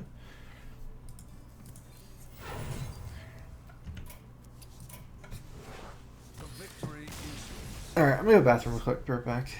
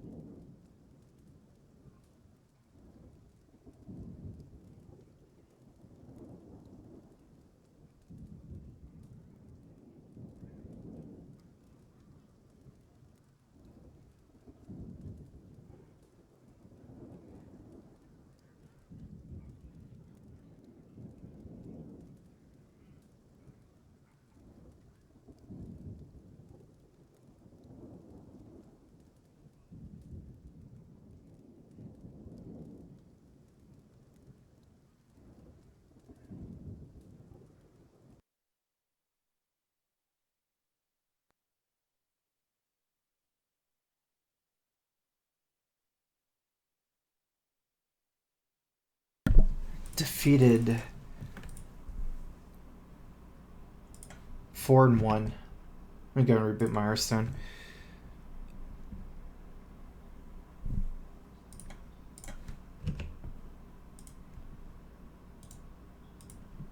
Ready for an adventure? I actually have this weird problem where every time I mute my mic and go to the bathroom, it just mutes the sound of my Hearthstone too. It's so weird.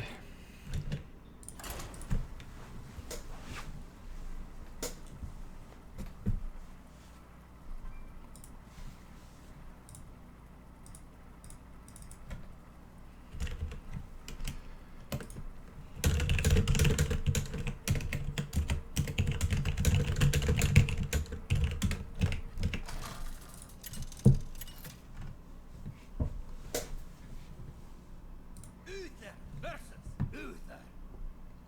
I will fight with honor. I will command the light.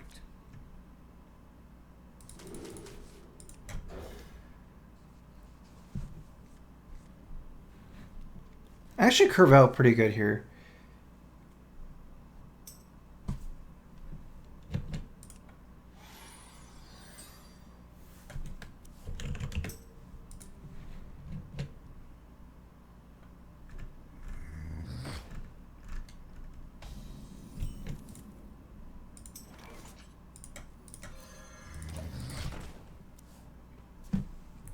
The Battle of the Zombie Chows. If I can protect Demolisher somewhat or like enforce decent trades, it's pretty good early game, especially at fighting downwards against small board. Ogre Brute's kind of unreliable, especially against hero power. We'll have to see what kind of minion he plays. Yeah, against this minion, Demolisher is definitely the better type here.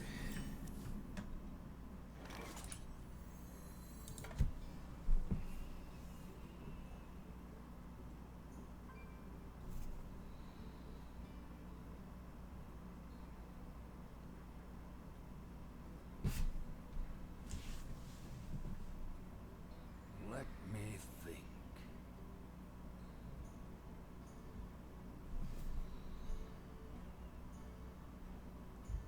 In some ways, if I play Demolisher, it's better not to even attack. Uh, but it's kind of weak to muster for battle. It's not even that... I'm not going to attack. That's such a small thing in Arena. It's not even that bad, because I can just trade the 1/4 into the Divine Shield.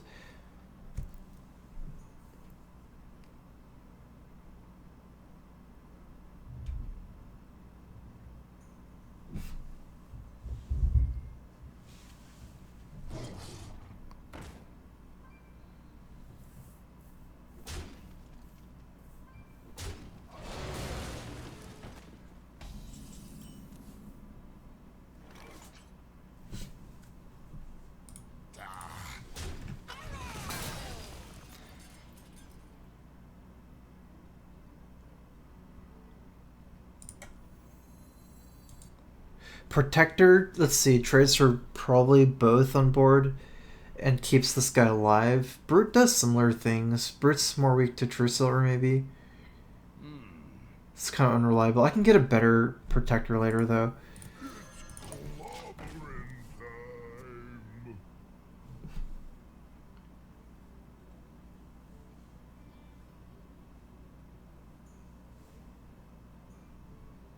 Ideally, I just Protector the Brute and hit something. Getting hot in here.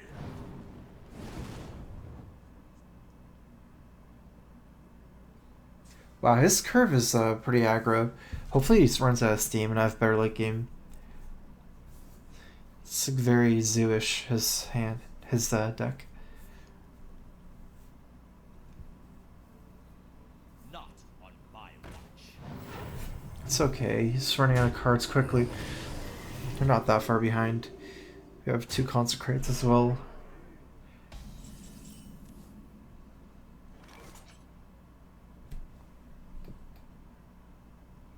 Sunjin's so good here. But I might want to Truth Silver anyways. Let's see. Let's say I miss this. It doesn't really hit any breakpoints, I feel. Let me. If I hit it, Sunjin's ridiculously good. Because all he would have is 2, 2, 2. He could take 3 of them. I'm going to go for it, regardless of what happens. Sunjin still trades for about 2 minions. True Silver, I guess it's looking more tempting. True Silver's getting rid of 4 power on board.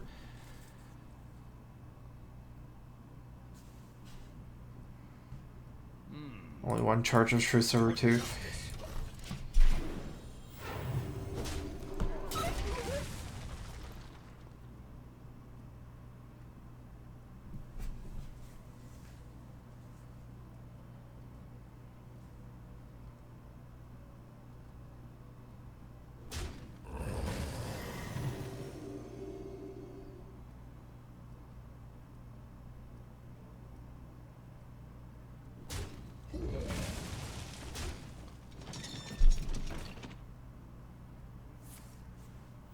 Reporting for duty.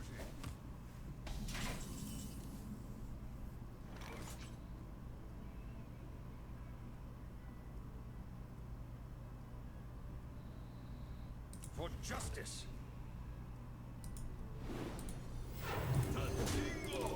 It's a breakpoint for me to trade in. It's very important for me to have a minion alive, if possible, for Argent Protector. The Divine Shield value is generally like worth whichever like higher attack minion is better, kind of. So this is my highest attack minion right now. Creeper's a very small minion.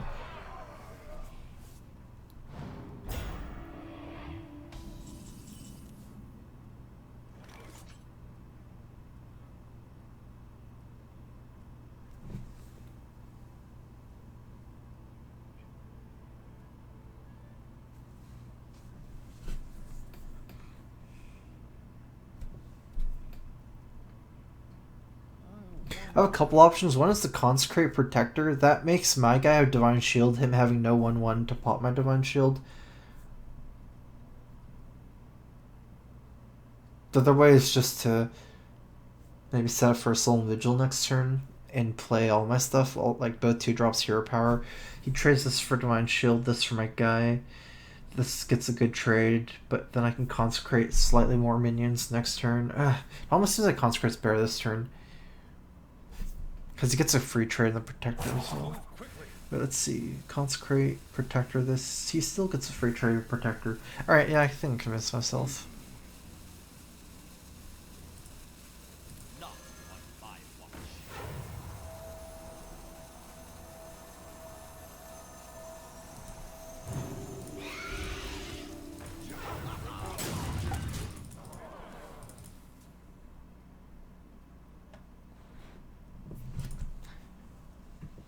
This is actually better just to trade in for his Divine Shield. Because this is 1/1 can trade for my Divine Shield. Mind if I roll need?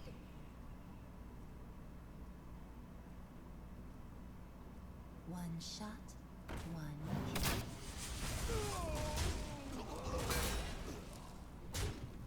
kill. I might just get the perfect Consecrate here. Oh, okay. Here it comes.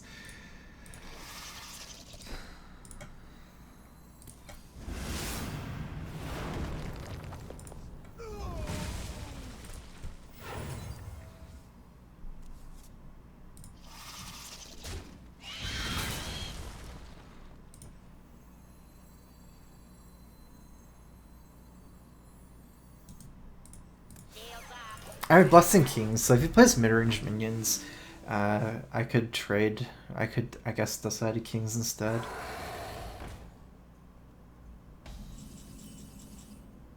Kings 6, 7, 8. It's not good enough. Truth is my shield. Time for a little Weapon ready.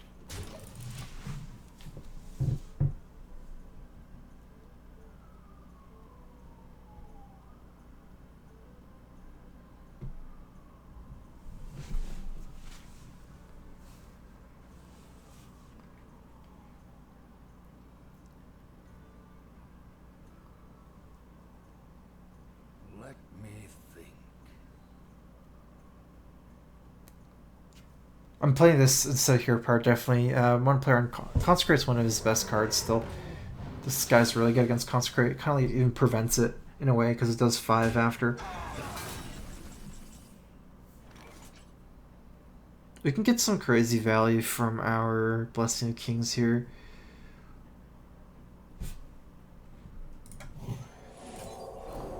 Weapon ready.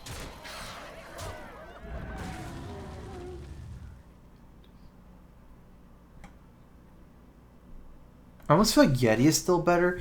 The 2-4 trades too poorly. Yeti still trades a lot better into the Drumonger. Let's say Consecrate.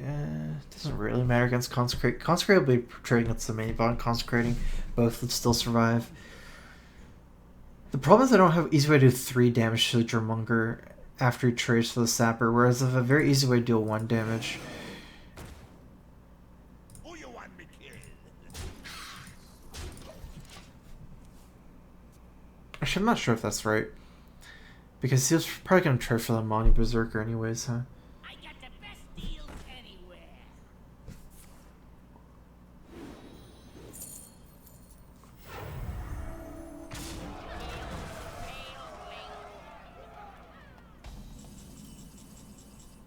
Ooh, such a good top deck. This is turning into a value game. It's not what I want to see. 2, 3.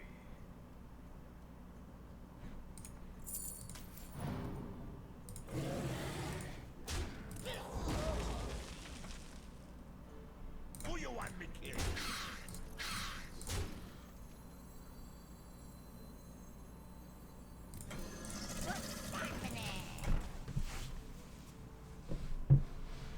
They both survive Consecrate. I might as well.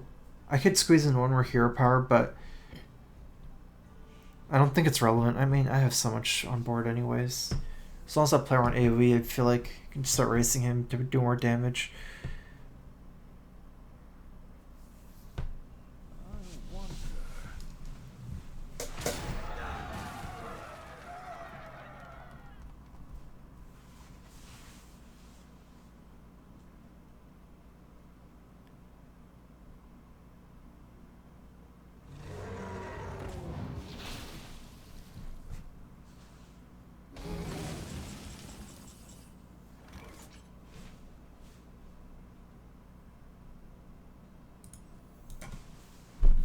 I already know what I'm gonna do. I just want to think about the whole turn first.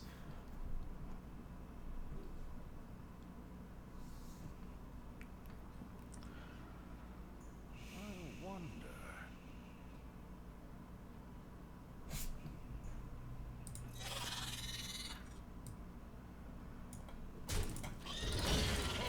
Enjoy rain. Reporting for duty. I got those.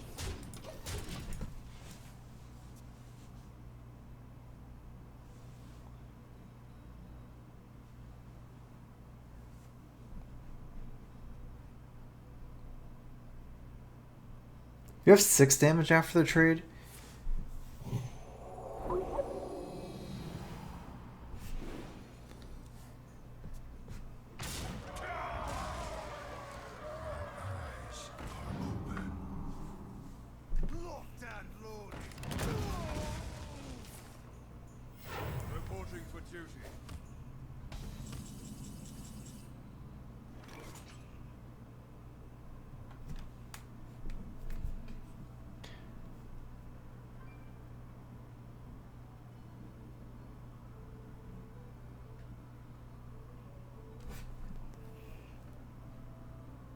I'm giving a 4 Kraken to be lethal.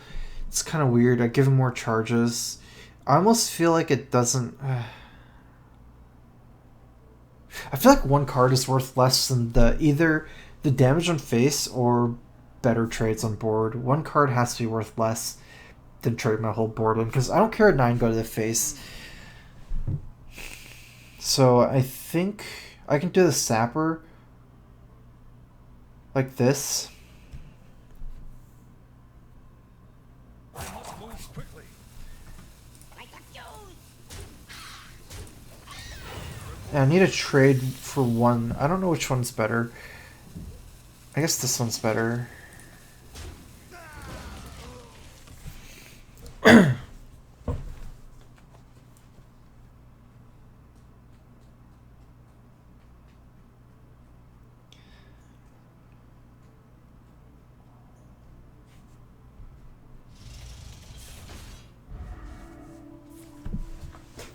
Reporting for duty.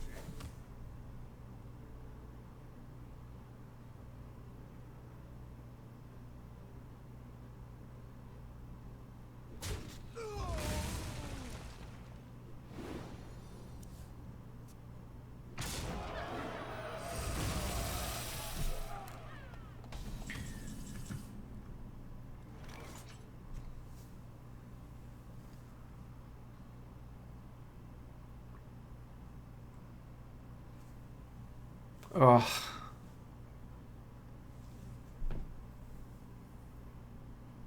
I can give it a 6. North Sea Kraken into Consecrate. That's such a small thing. I also have an equality left.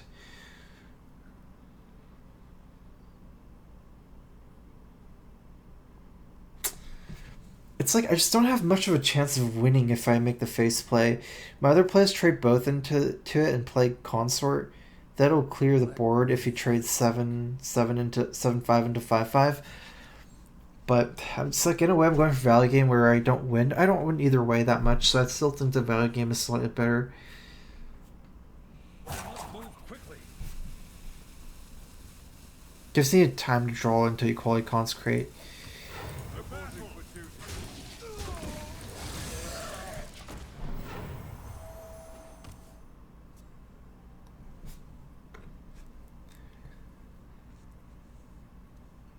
At this point, I would have taken him to 4 if I could this turn, and then just YOLO it, because Kraken's out there, but at 7, or whatever his health is, 6, the outs are too low. I need to roll 2 top decks in a row.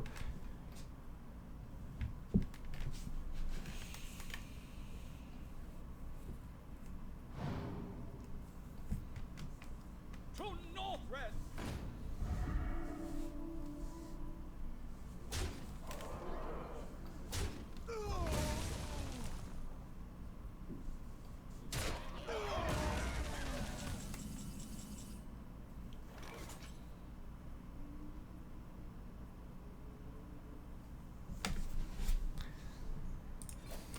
Reporting for duty.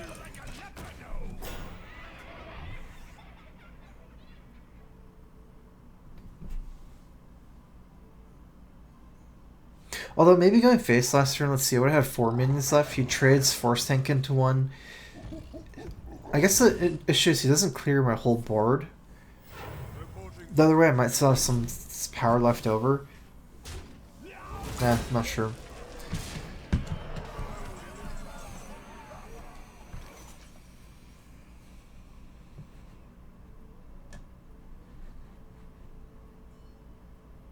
I'm pretty sure I'm dead.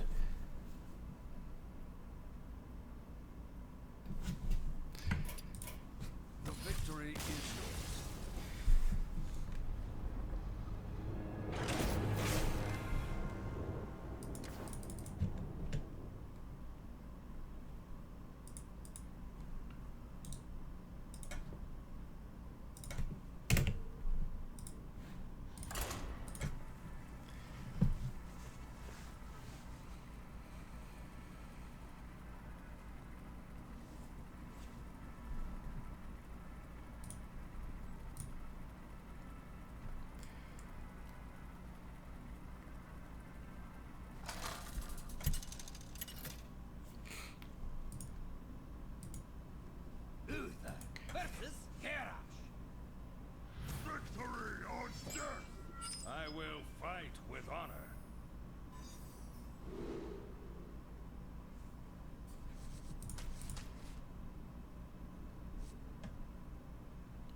In a way, I'm considering keeping Tomb Spider, although it is my weakest 4-drop. Let's get rid of it.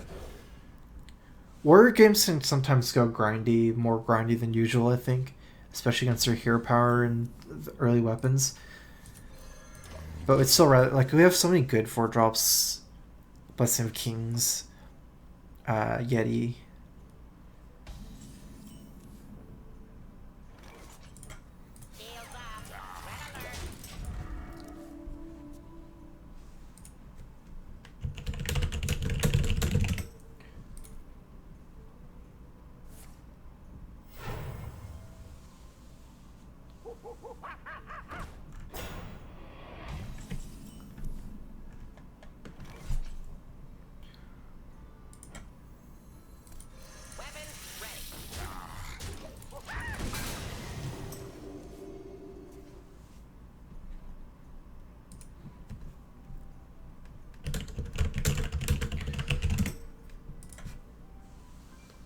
It's clobbering time.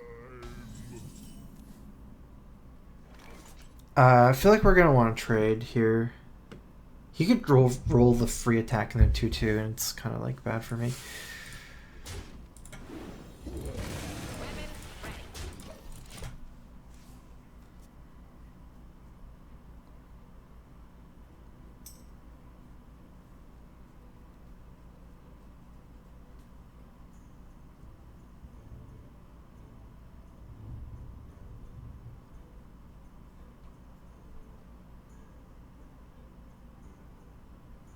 He's already used his coin. The good thing is I only expect him to play one card here, so I actually have a really good Divine Favor next turn. Let's see, all 5 cards after he plays 1 card. I can Divine Favor for 3 cards.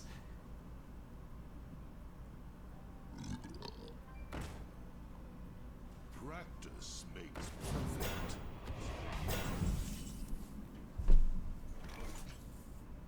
Oh, this is actually a pretty good Consecrate. If we Divine Favors for 2 this turn, but we have to take some slightly poor... What do we end up on board with? We trade for both. End up with a 4/2 and a Amani Berserker. The other way we leave with a 4/5 and a 2/2. I don't think Consecrate's gonna be that good this game.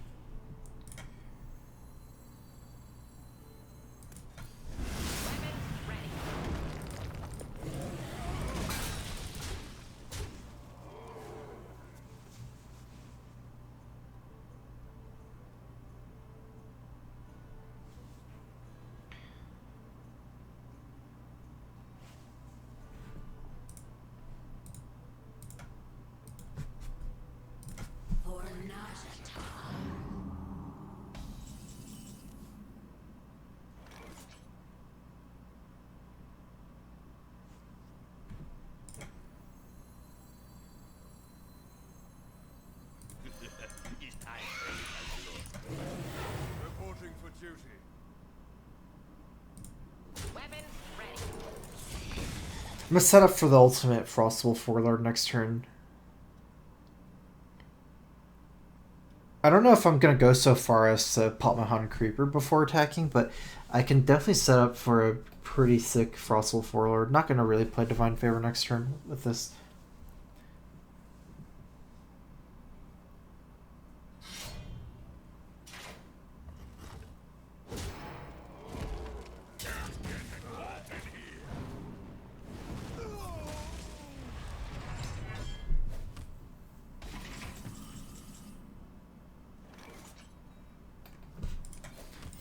Reporting for duty.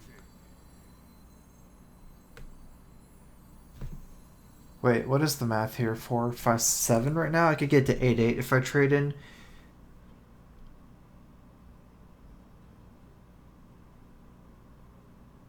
And I have more power.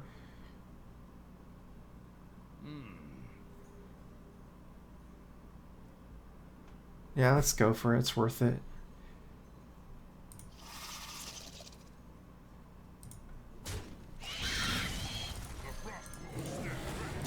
I want more power. I want more power anyways.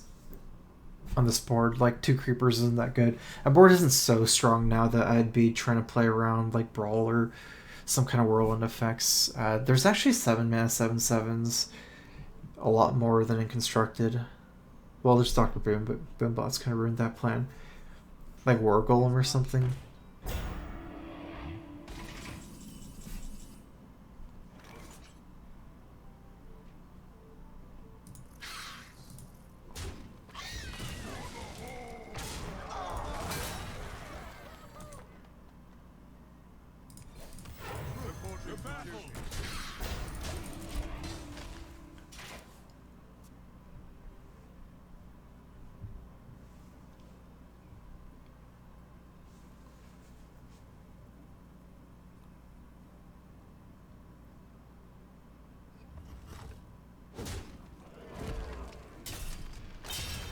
That's gotta be painful. What does that mean? It means that he's setting up for his next turn weapon or a minion that he doesn't want to trade into?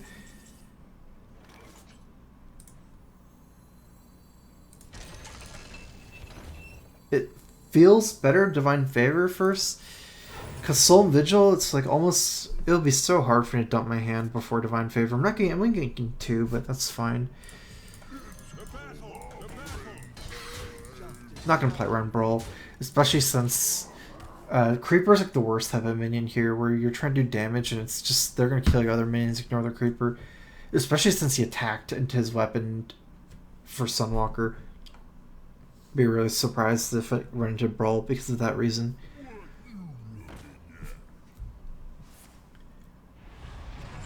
Eight, 9, 10, 11, 12, 13. There we go.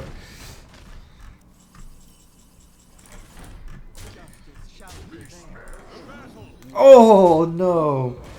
I forgot that could happen.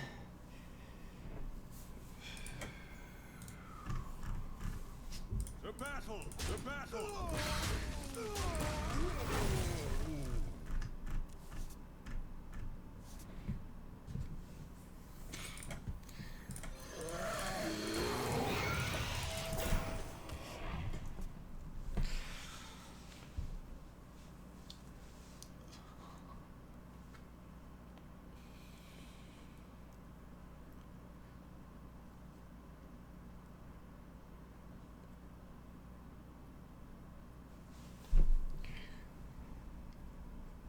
It's all good.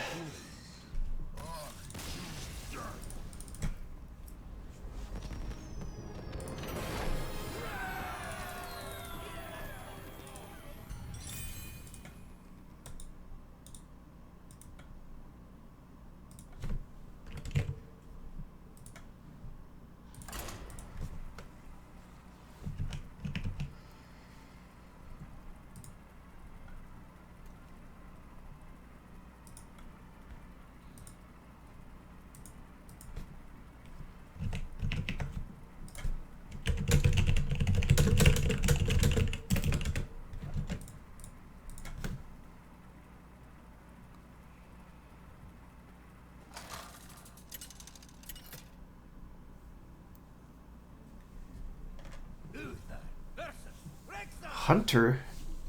Don't see that often. Let's go ahead and get more early game. I think Heckler, like a 5/4s, it's definitely not good early. It's much better trading up. Plus Hunter has a lot of early game. Like small minions. Paladin, Creeper's so good against Hunter. A lot of the times this becomes like a battle of tokens and you have better late game, probably.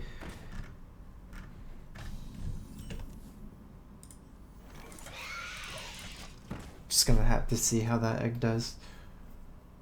Probably means he does draft. I mean, this is not like 0-1 or anything like that. Probably means he does have egg activators though. Abusivist? Oh, okay.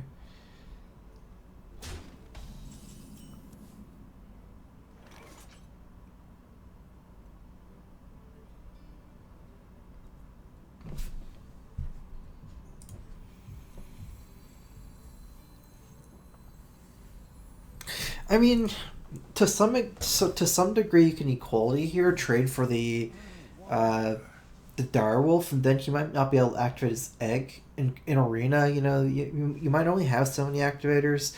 I feel like it's not a good play though. It's way too optimistic.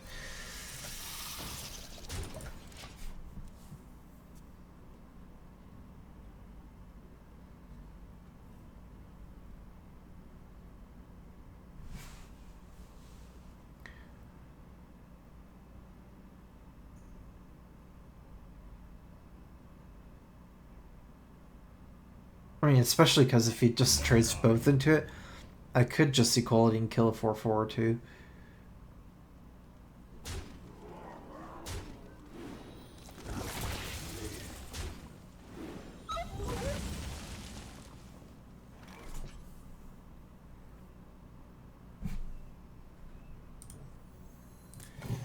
I'm gonna save Consecrate over equality.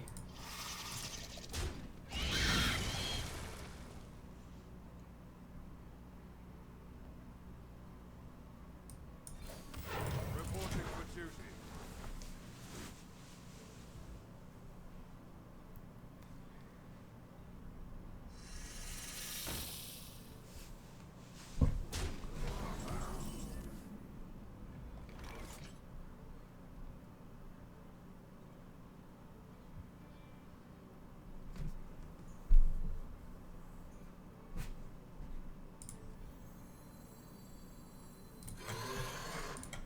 Not on my watch. To battle.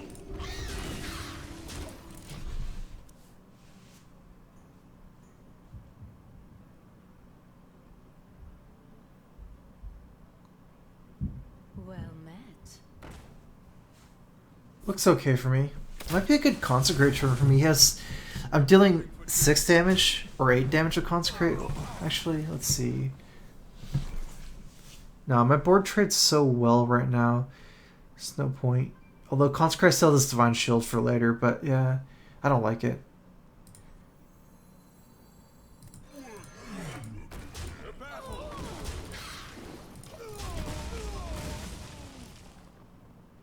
I should start playing on shots, huh?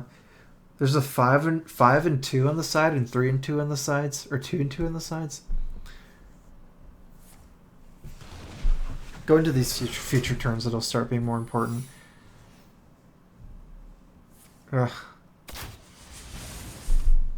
Puts me in the spot. Oh, that's so good. I think it makes it easy for me. How do we play around shots? I guess we can't.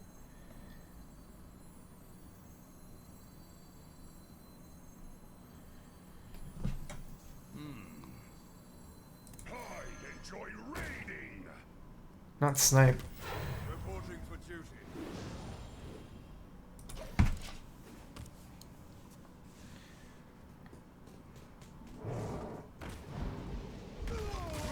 No, stupid.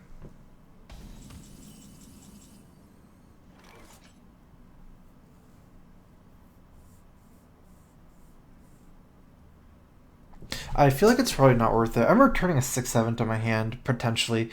But, I mean, I could actually protect a 1/1 Ascension. It's just... This is enough. It's going to be 8/8, 10/10 next turn. I am at 16 against Hunter. It might not be freezing too.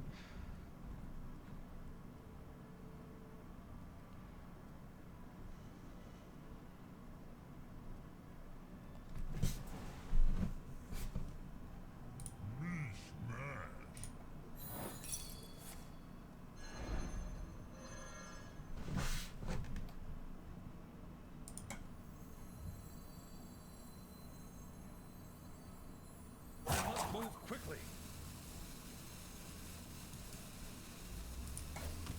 Reporting for duty.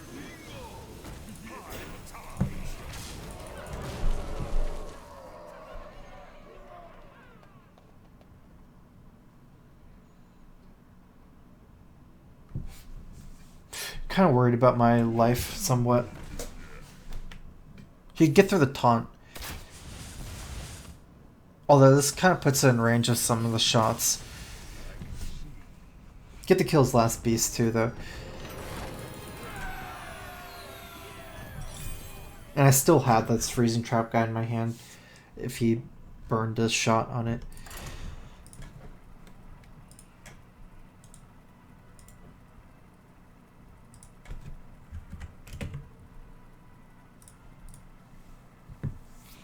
I am supposed to go to dinner with Trump and Amos tonight. I'm trying to finish this as soon as possible. I don't want to stop in the middle of the run. I think they're leaving soon. I'll probably try to make it still.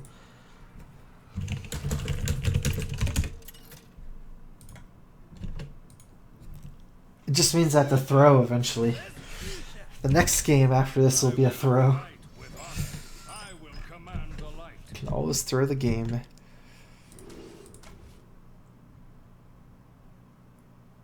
Yeti is so good at trading down against multiple minions. We can try keep 2 4-drops, or we can even just do this. If he plays a lot of 3/2s and his way to deal with Creeper, 3/2s can trade against Yeti very well and consecrate first before Yeti. Well met.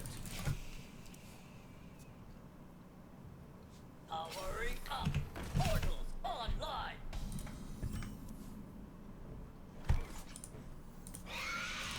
That's really good. Now we have 2 good 4-drops no matter what. And we have the Consecrate potential, we have the Trucer potential, and the Yeti potential. Powering up. Portals online. Reporting for duty.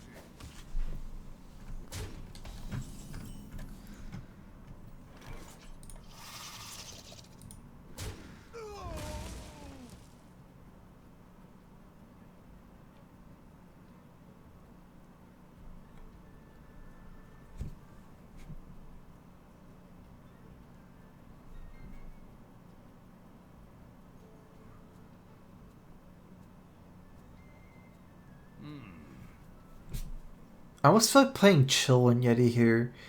You can take some trades here. If he takes the trade, yeah, I like it. Because I have Consecrate. If he takes the super greedy trades against the Hana Creepers too for free, I can Consecrate. I guess I'm not respecting Mex that much. Plus, if I True Star, I won't kill 1 Mex. It is true if I True Star and True Star thing again next turn. The cavalry's here.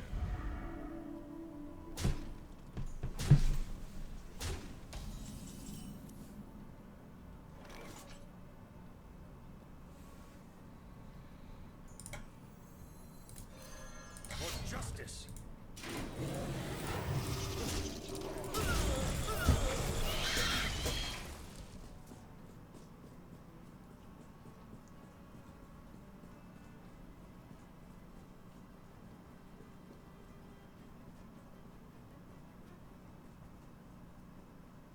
He's a smarker. The only Consecrates I'm still ahead here, because I have the True Source to end it's my turn. It's not really worth consecrating here.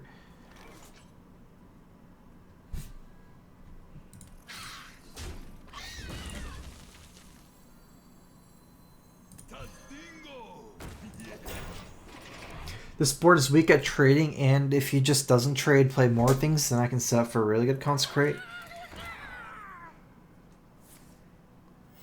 Reporting for duty. Okay, I can deal with that. That's a really good play by him. I like his play a lot there. If you trade both, I really dislike his play, because in a way, while it's playing a consecrate, it's not necessary to do both. Because then at that point you're too weak and I could just, yeah. Let's see. Consecrate's still pretty good. The good thing on Consecrate is it has combo with Soul and Vigil. But if I Consecrate, I'm still going to need to trade my True Silver Champion in.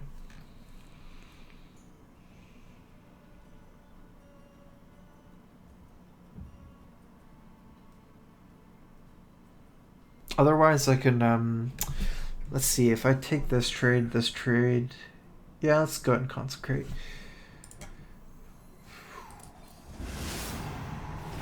For justice. Move quickly.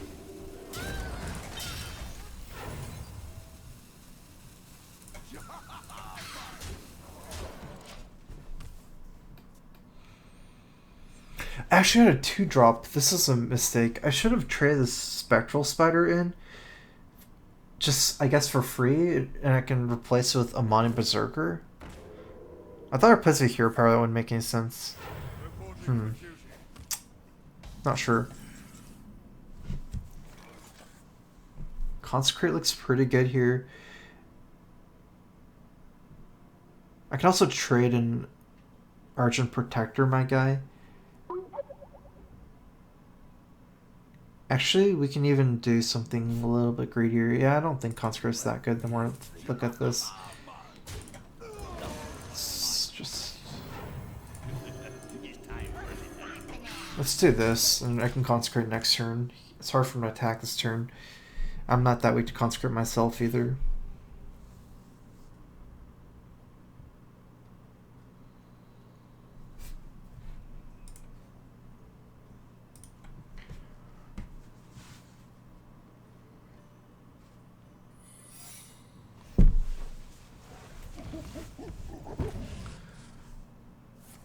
Oh, it's 5-3 now.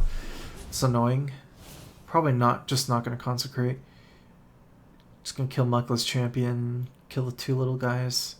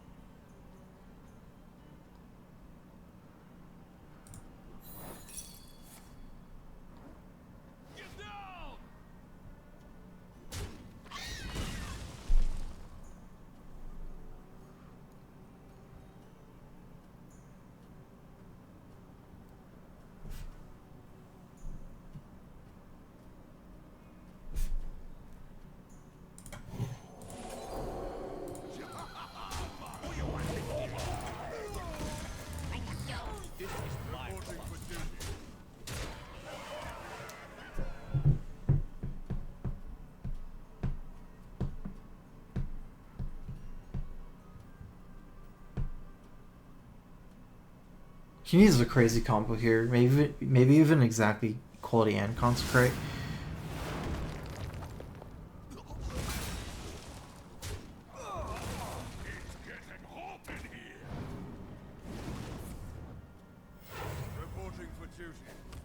I guess that almost does it for him.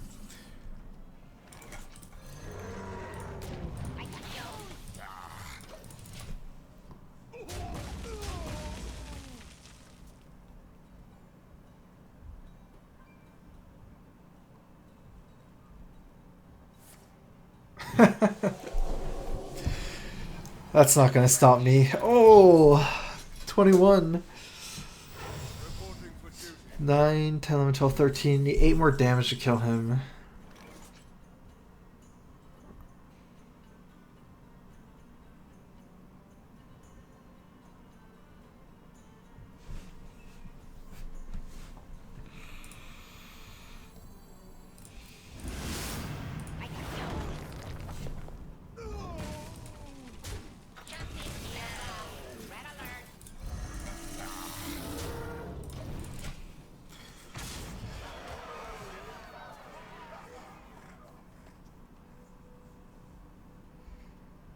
I'm playing around equality too by killing his whole board.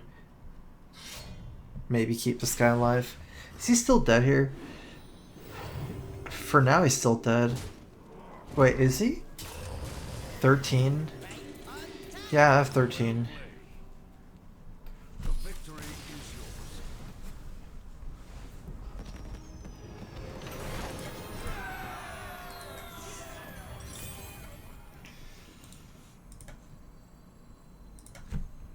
7.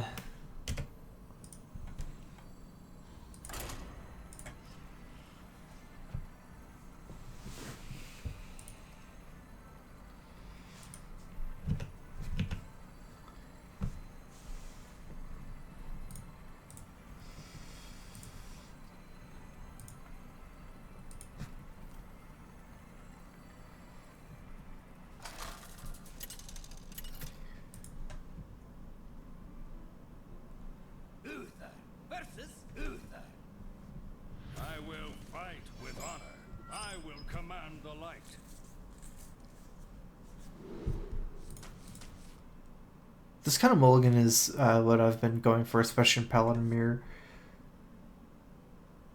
A Yeti is very good at trading downwards against small minions. Monty I like a lot too. It's good in this matchup. Well met. Well met. I should really get in the habit of like trying to use my coin turn one generally, but Orders for duty.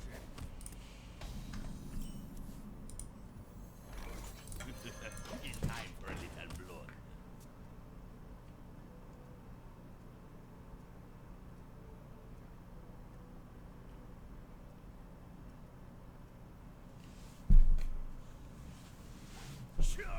Silent Knight, okay. Probably has some buffs for that stuff.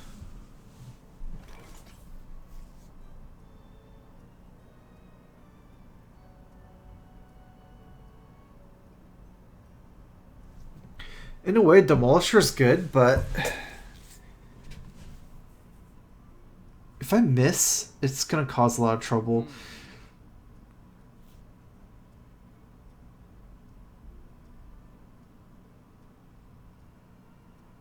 I almost don't feel it's worth it to go for Demolisher. I'll just trade and play Yeti. It's not like this guy really does anything. Like, after trading, Yeti can kill for free anyways. I don't have to rely on RNG as much. True Search should kill most 4-drops. If he has Yeti, I'd rather have Yeti anyways than put Demolisher. Well, Demolisher and True Search kills Yeti. If he has Yeti, I make a Yeti. Trades. I could trade cross trade. Yeah, everything's alright.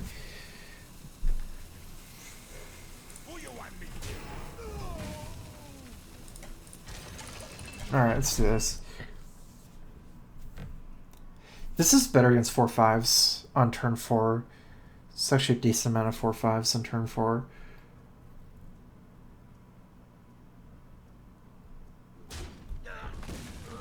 Pay attention, class. Oh, that is not good.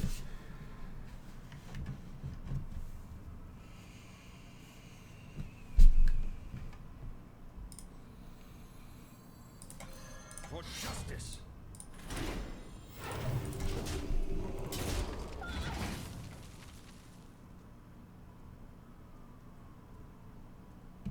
Either trade would have been so good, like either attack on Demolisher.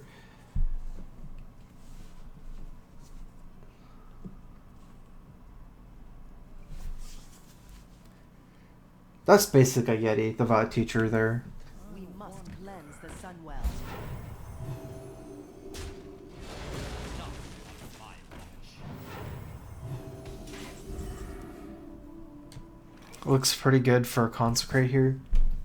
I can clear his whole board with Consecrate. I clear 3 minions. Solemn Vigil costs 2. I could Consecrate Coin Solemn Vigil. There's a couple of options. I can also save my True Sword champion and play Creeper.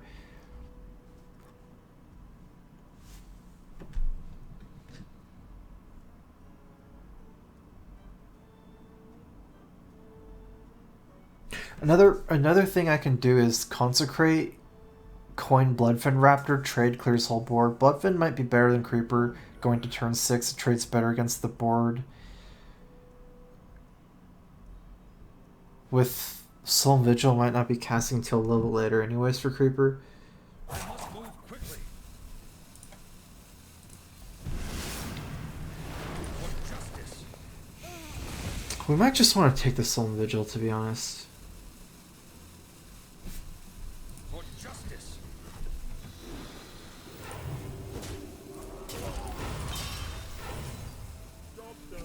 Either way, it's unlikely either minion trades upwards against his minions this turn. Most are mid-range, like 4/5s.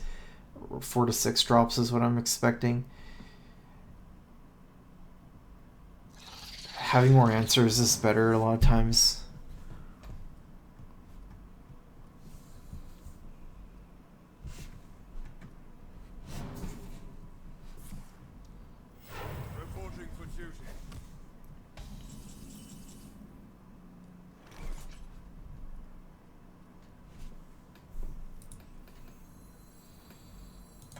Kings 4/4. Let's do this. Rather have the stronger minion immediately than creeper here. Board locks down his board anyways. If he has kings, it's kind of better in a way. He can ignore the creeper, whereas if he has kings, this forces 3/3 to trade in.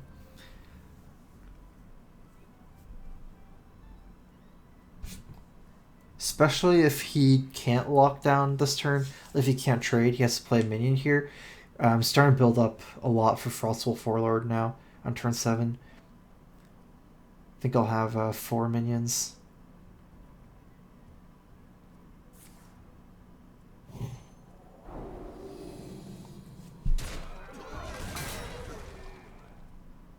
Handle it!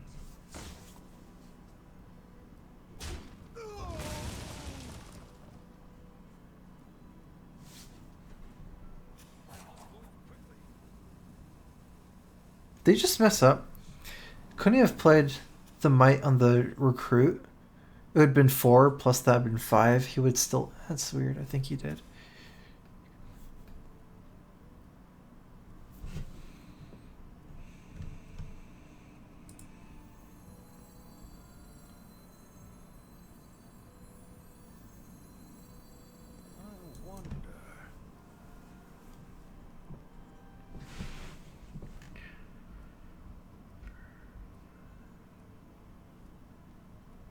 I can even play double Creeper Brute as we're starting to set up for Frostwolf Warlord instead of Yeti. Yeti trades for both.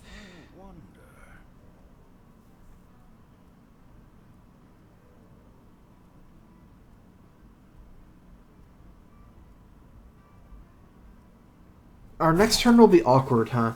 Because we can't play both Creepers and Warlord. Yeah, I almost like playing both Creepers here. That way we can play Warlord next turn. We have to think about our turns now. We have less and less options. So definitely start thinking about how our turns will go. If we just play this, I'm assuming one of the minions will die, Yeti and Brute. And then I can only play one Creeper and Warlord. So I can't really like play the Warlord with popping the Creepers together.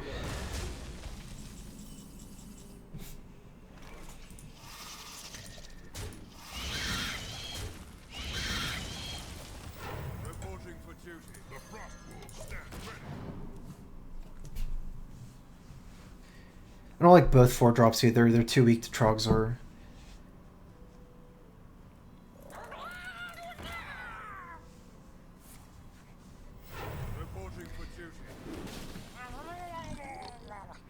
That's pretty fine for me.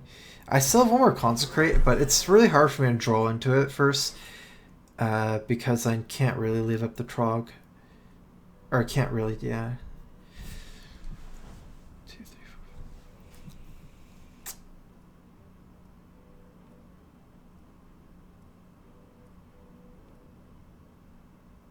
4. Oh, right. Dawn favors sign a draw. I thought this was a Solemn Vigil. Oops. Alright, let me rethink this turn.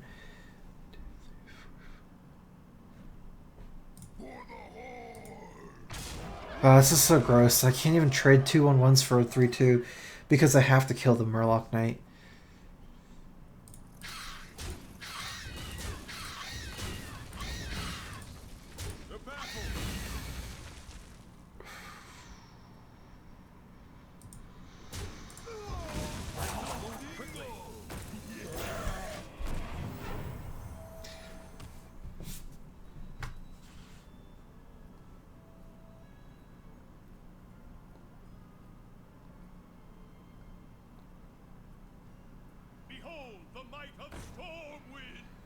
Okay, this is what it's coming down to. Nice. Yeah, that would have been like a game-ending disaster if he got my guy like that. What is that card? Wow, I can't believe it didn't attack. It's no point not to, but...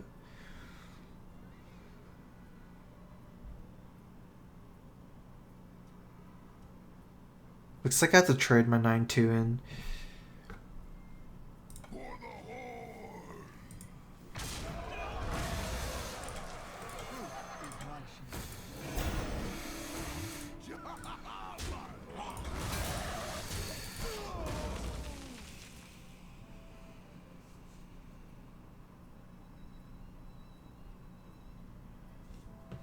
I'm gonna kill the 1/1 so that it doesn't get my Divine Shield. Once it gets a value game, it's very useful still to have the Divine Shield. Next turn I can still just use the Yeti or something and kill the other Divine Shield. I can even trade this like into something, the Divine Shield as well, depending on how I want to do it. As play, I'll probably just kill a 1/1 Go Face. Because it doesn't trade that well. Okay, I'll trade against that.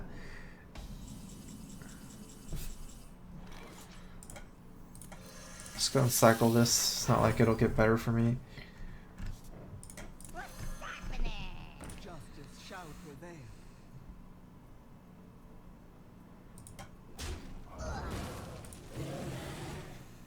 Let's see, after... Actually, you can't. It doesn't matter.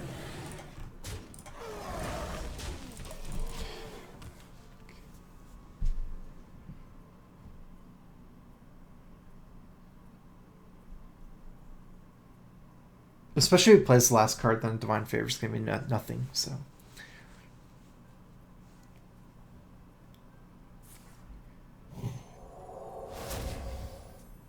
Got a 4-drop.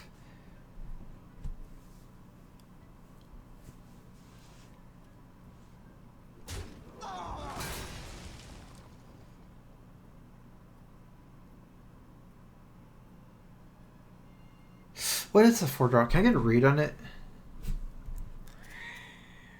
Could be Truce or Consecrate, although after the... I would think they could use it, right? If it's Consecrate or Truce over.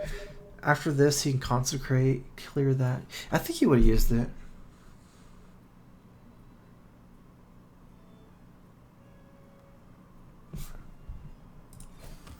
Reporting for duty. Looks like I trade here and here. That's the best 2 trades.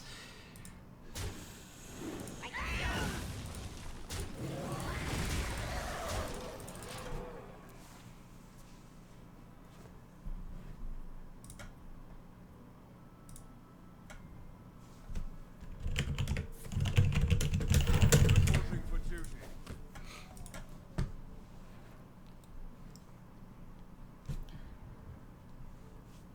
Kings. Oh, that makes sense.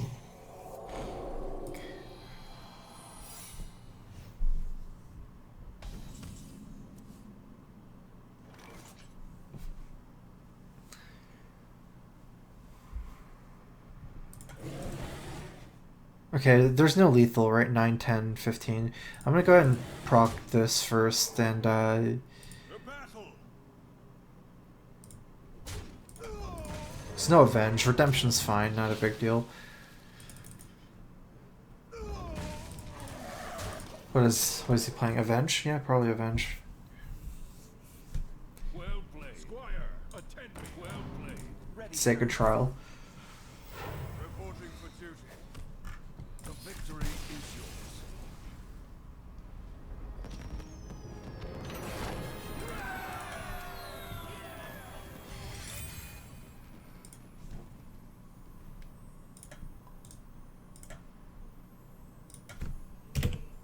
Eight, 2.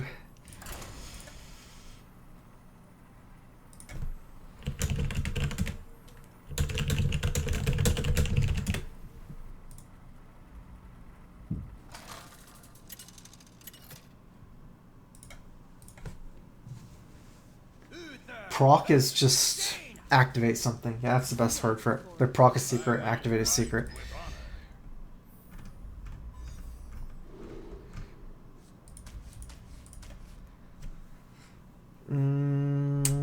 Gonna drop all this.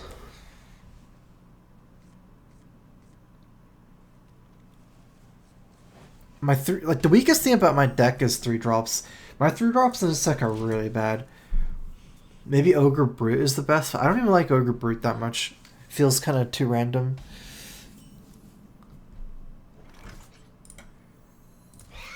Cobra has been okay for me. Cobra's actually decent, but it's like less of a 3-drop and more of a late game card somewhat. The other two like Sapper and Demolisher, I don't know. Grizzly.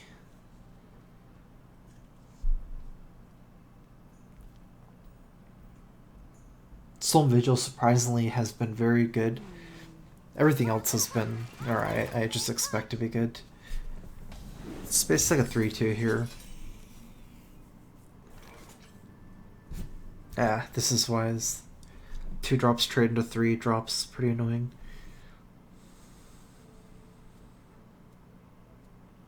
If we're playing for really value, we could make a hero power and trade in our creeper. This feels too weird. I could also Argent Protector.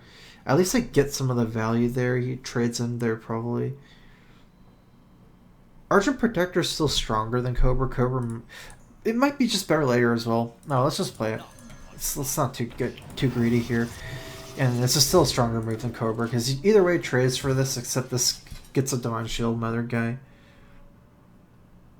Everything, stuff can go wrong if I make like hero power trade in, try to trade next turn. If he has like missiles, and then this turns into like a 5/2 on my next turn.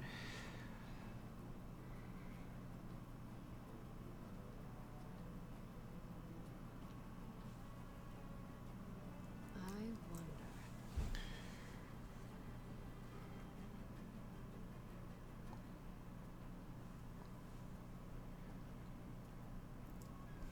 wonder. Is that really what proc stands for? Special process. Oh, interesting. So before my turn 5 on his turn, he might actually have incentive not to trade here, even though I kill Neutron for free. If he doesn't, there's no way I'm playing Senjin though. I'm just gonna have to play something else. Someone's out on me.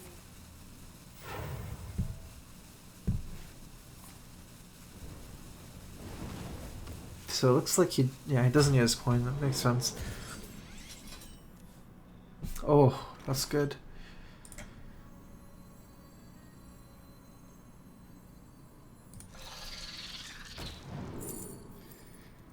Pirates? No, no pirates. Do I have pirates? No. Well, that is. I should just get something I want. This is good. I'm looking to play around Flamestrike a lot, and there's a big difference between 5/9 and 2/7. This isn't really like after Flamestrike. This actually does damage if I play it on the Flamestrike turn. Another thing is late game Oasis Snapjaw doesn't trade very well. It trades really poorly against big minions.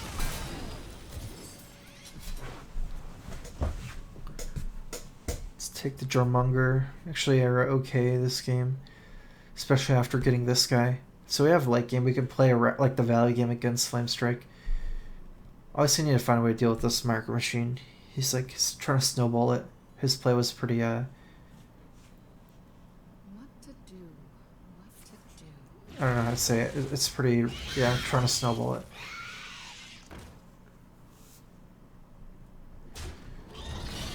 I could try pretty hard to snowball it. I'm not gonna say it's bad or anything. It's just that's what he did. Let's go ahead and protect my 1/1s from this trade. I'm not gonna like think about exact breakpoints of like whether Yeti here is better. It's too complicated. In fact, me having another 1/1 will make it like 4 power anyways. I'm probably not gonna play Sunwalker against Creeper. Although against Mage, I can always kind of Sunwalker, ping Sunwalker. I mean, there's no point. I just play Yeti and Hero Power. Unless I want to play Yeti and Cobra next turn, which isn't really true either. I can, probably just, there's no point in doing that. I have Jormonger. Equality, trade. It's not good.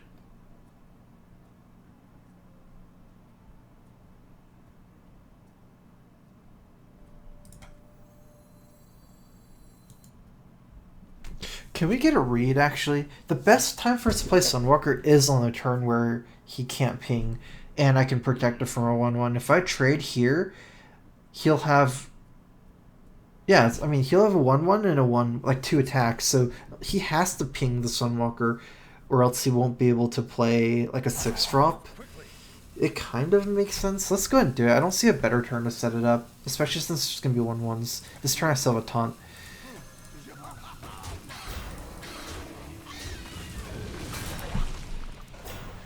Oh wait, that didn't make any sense, huh? Because this has taunt too. Oh well. It's kind of fine. It's actually good, so there's some tension there, right? Still some tension for the ping. If he trades both in, he doesn't get to kill Ascension too. Yeah, so this was actually still the best turn for it. Unless I can think of a turn like later where it'd be easier, but that's kind of like complicated at that point. To think of an exact turn where he does want to ping. Actually, it works for him too. It's actually just...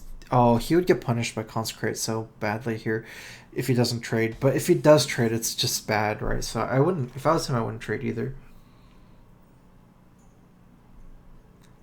Wait, actually, if I was him, I might have traded.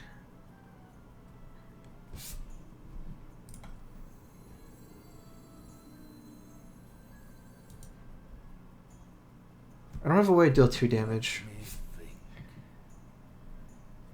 It's gonna have a 3/2 Water Elemental next turn after the trades. But none of my other minions are better at trading against 3/2 Water Elemental.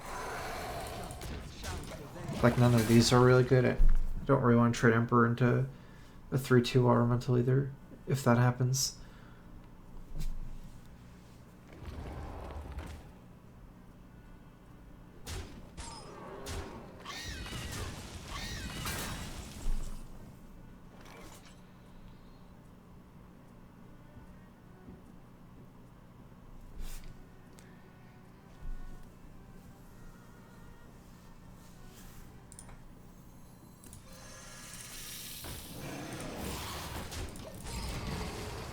Let's take this. If he trades from a 5/6 or 4/5, I have Kraken. Otherwise, like, he kind of wants to if he doesn't have an answer for the Emperor Cobra, to trade for one of my other minions and I Kraken it down. Kraken changes his play a lot, makes us good. Because if he doesn't, then he has to take the trade here immediately.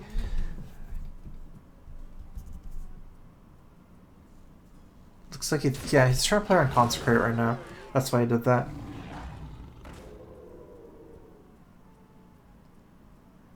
Wait, is this still frozen? Yeah, it's still frozen next turn. Guess it makes sense, even not just Consecrate.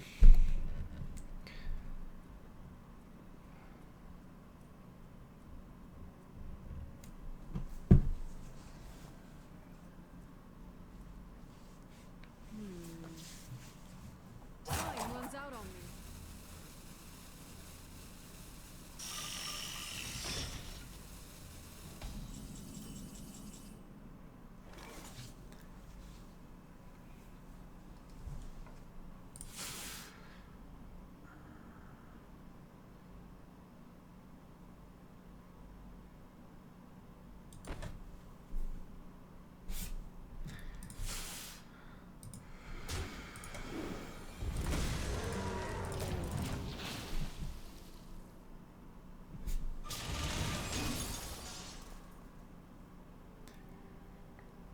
Looks like it's a nice little value game here.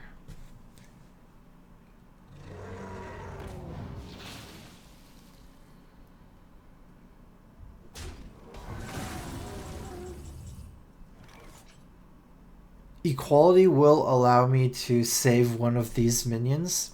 Otherwise I'd trade 2. Also, it prevents me from, like, just getting demolished by Flame Strike. Because if I just don't trade, go face peel my minions and expect to trade 2 in, then I'm gonna get demolished by Flame Strike.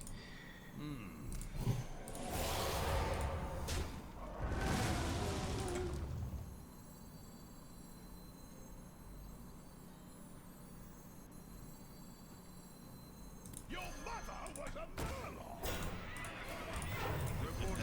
Time for a little blood.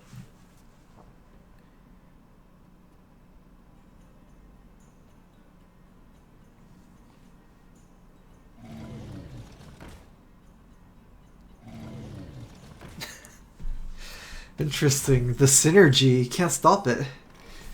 Wait. Can I stop it now? After I kill one, the other one would be 7/7? That's unstoppable. But yet, I still have to trade because of Flame Strike. Actually, I technically could trade in everything for both with the kings. That's so gross. There's no way I'm doing that. Oh, that's so weak to Flame Strike.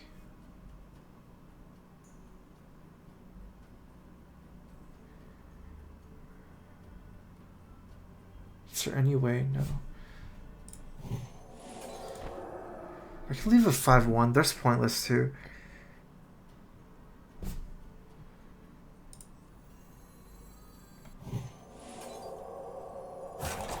Oh my god.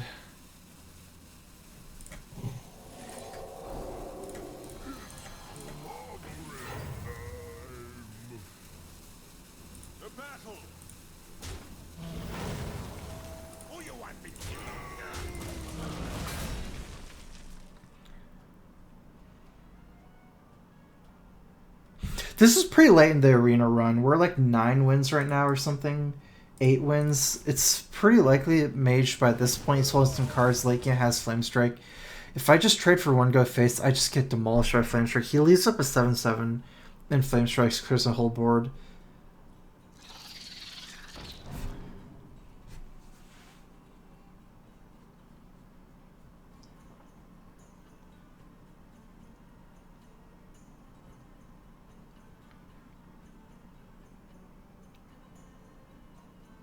I basically straight up lose the game against Flame Strike.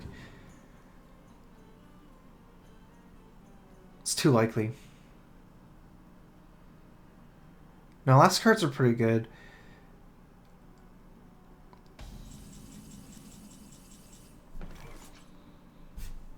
I need this to hit. Nice. I enjoy raiding. Reporting for duty.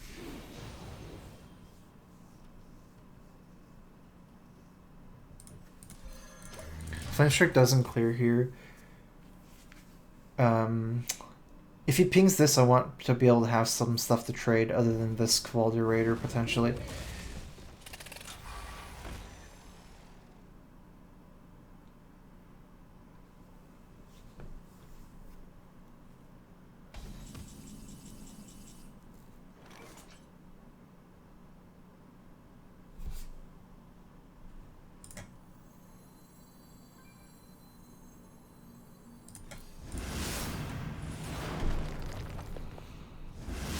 That's just what Consecrate does. It's not like I'm getting a better one as this game is going. Reporting for duty. High tide. I could go face here. Feels like it doesn't have a removal. Maybe it does. Yeah, it could. He could still have a removal. Yeah, let's trade.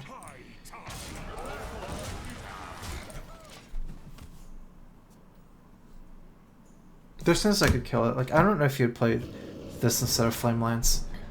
Like, Pascal might have been better than Flame Lance last turn. Oh!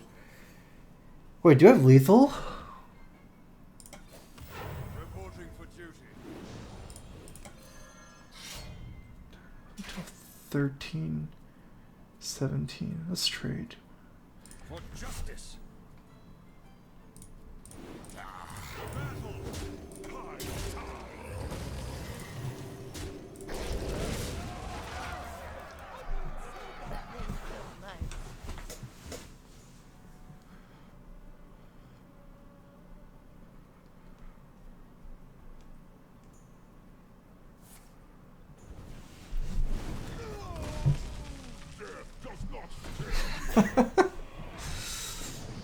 Oh, the scary cards are coming.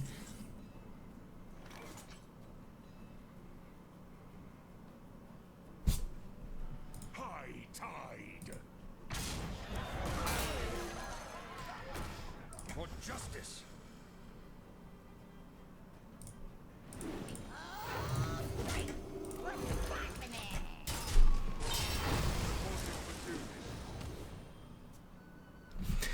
Maybe I should play around MC Tech. That seems kind of... I mean, I know he didn't have it last turn. I have had 4 minions last turn, too. He's, like, just barely hanging in every turn. Oh, no. Oh, no, Flame Strike.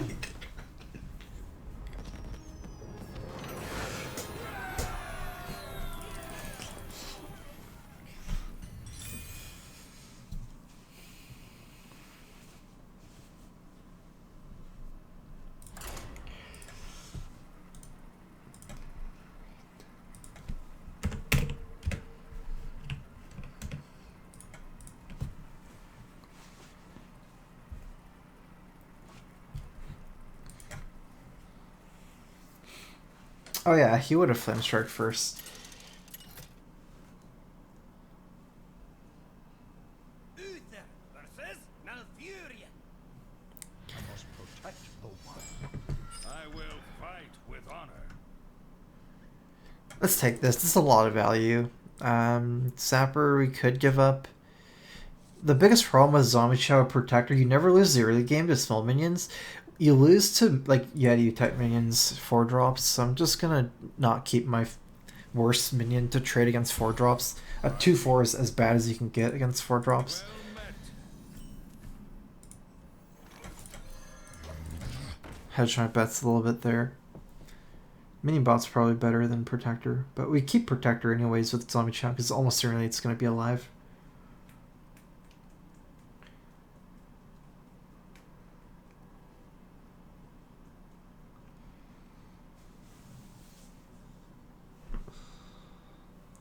What to do?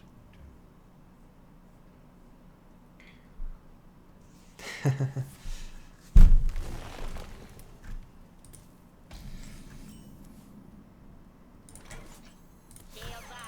Red alert.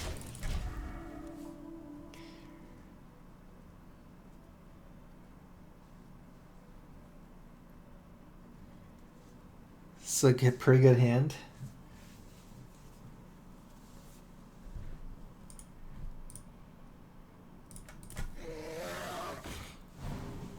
The Yeti.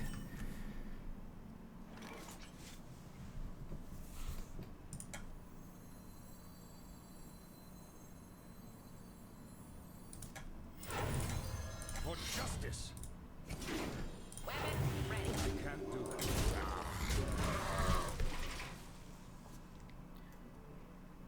that. Ideally, we're looking at our Argent Protector high attack minions. It's better at trading. But if you want to curve out, you might have to play two 2/2-drops. We'll see. Don't really have to curve out like that, though. Could always play Ogre Brute next turn, and then try to Protector the Brute. What to do?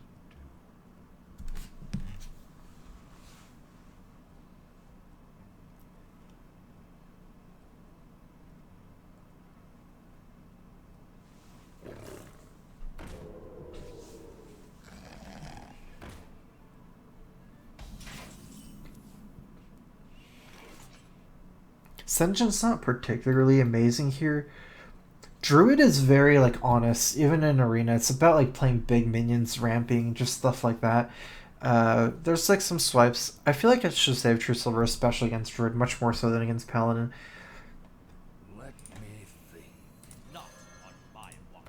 Weapon ready.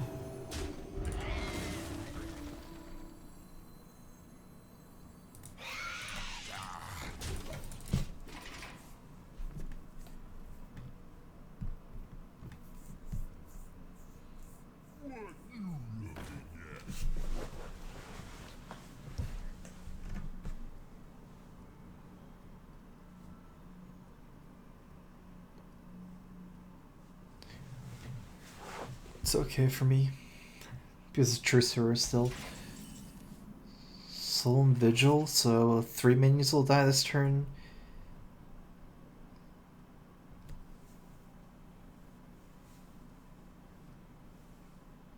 Cost 2, can play the Grizzly, that's fine. Sinjin's not that good because of the hero power plus this. I guess I could force him to hero power, but yeah, this is the most...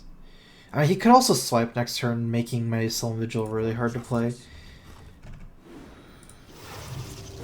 This is my responsibility. He's already at 24, so there's no point in Suicide Chow.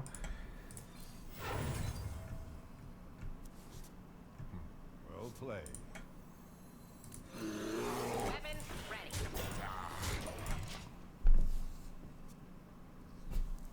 Kind of weak to swipe. I mean, no matter what, at least I got the Solemn Vigil off. Ogre Brute's just as weak to swipe anyways. Kings is good. I don't have Divine Shield guys now, though. I still lose this game. It's not even remotely close to over, though. Just because big taunters counter me. Oh, but that's not big enough. Like, Ancient of Lore and 8/8s counter my whole board. Ancient of War, that's what I mean. This guy doesn't. It's not big enough. 3 isn't enough attack to trade.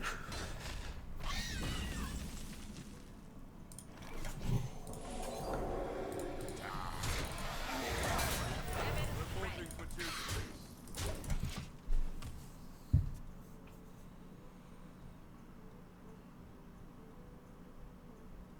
Guess it's slightly worse against swipe. This could have been a 6-3, and this is a 2-3, so you can't clear with swipe as easily, but I mean, this is much better against Silence in some ways, much better against Wrath. Or, no, he doesn't have swipe last turn.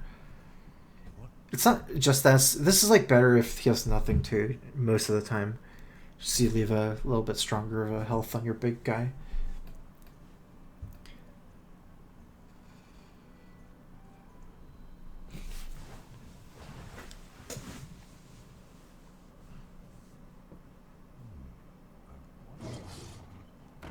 That's a good card to see. I just want to run him out of steam. I'm just scared of the gigantic minions. That should be fine for me. Although, it's still kind of scary, right? 1, 2.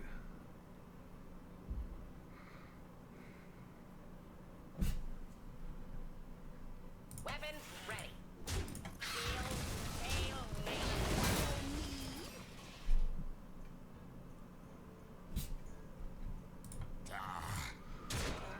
So we're definitely playing Taunt Knock Valdir Raider here. To battle.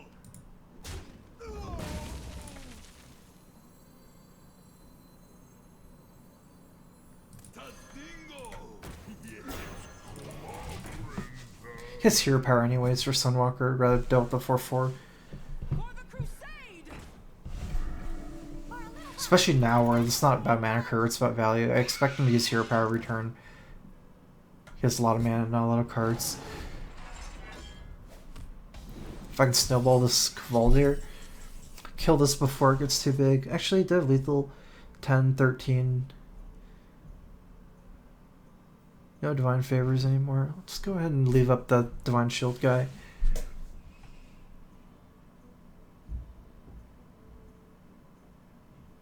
Actually, how do we maximize RNG for Ogre? We want to hit anything except... I guess we should attack first like this. It's not good. Oh, that's a disaster. Because if I trade here, he can actually get through. Wait.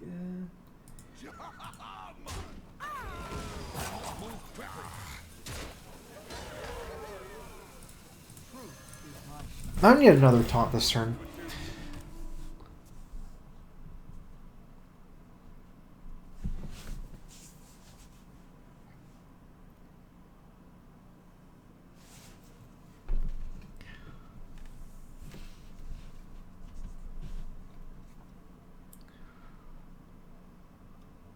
What to do?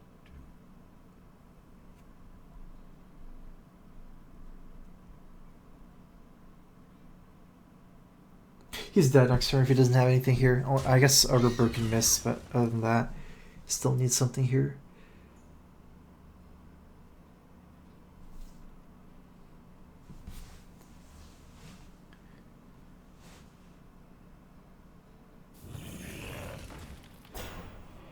Sure.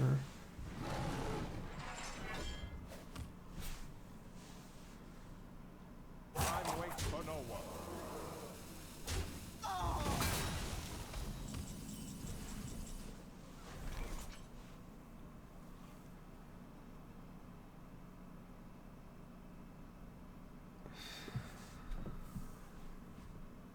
I have lethal if I get lucky with equality. I might as well. I mean, I have to trade so much anyways into this guy. I might as well go for it.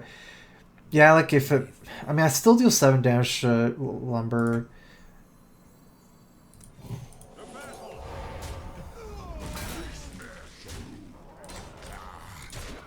Even if my board trades poorly after, I can play Kvaldir Raider Hero Power after still.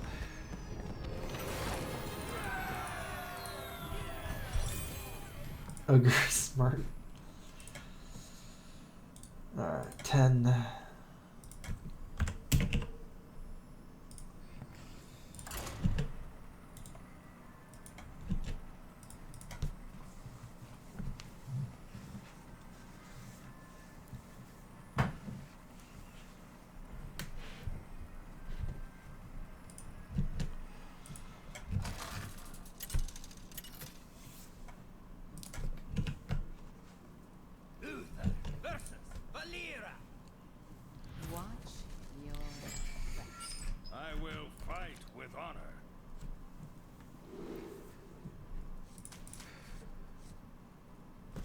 I kind of like keeping these with the coin, but it's a little bit risky, especially against a rogue with good removal. You know what? I don't like keeping kings. Rogue has good removal early, and True Silver and Kings are kind of redundant. True Silver can mostly trade for some 4 to 5 drops, so you can just, instead of Kings, your 1 drop to trade for their 4 drop, you can just play True Silver and keep your 1 drop alive as well, keep hitting them. It's too all in against Rogue, especially.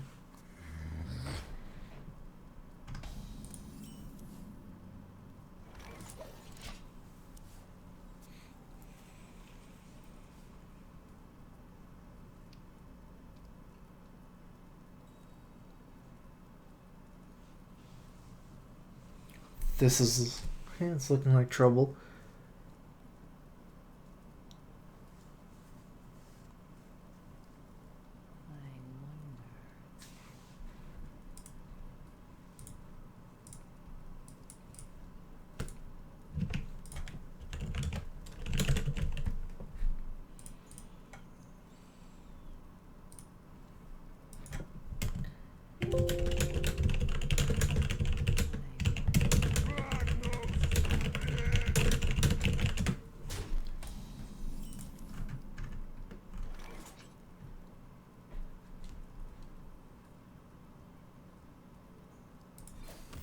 Reporting for duty.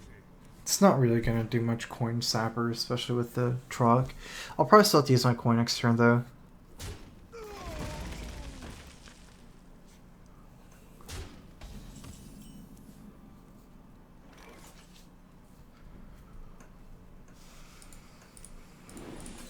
For justice. We could still set for Consecrate next turn, clear the board, but yeah, he does have a whole turn of initiative here. We'll see, because I can attack the Hearthstone, Consecrate. There's other moves. Like, say he plays a 4-4 for something like that, 5-4, can just attack. That's scary. Actually, that's not that bad, right? I could clear his whole board here with Consecrate. Oh yeah, that's really good. He has to spend some mana, some turns, and then I can try to make a comeback on tempo. Because this stuff trades too poorly now. 5-4 trades for 2 small guys. For justice.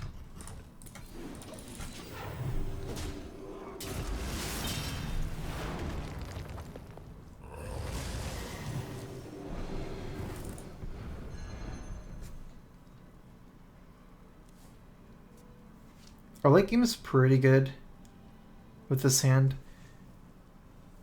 And our deck is pretty good late game. This is our town, scrub. That's 4 power I'm consecrating off the board. Still doesn't seem worth it. The best thing for me to play is high health type minions, and he doesn't want to trade, and then consecrate next turn. This is kind of high health. This is kind of high health. I wonder.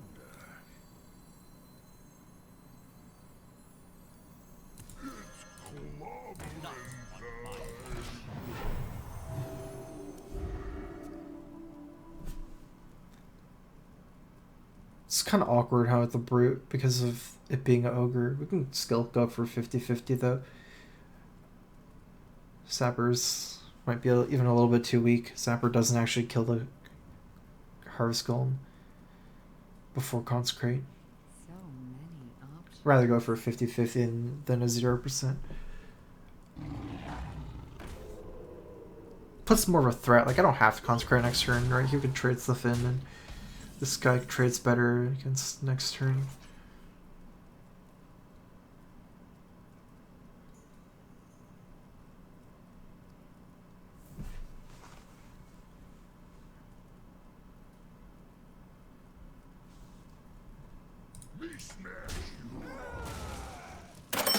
If I actually hit this, I can Consecrate.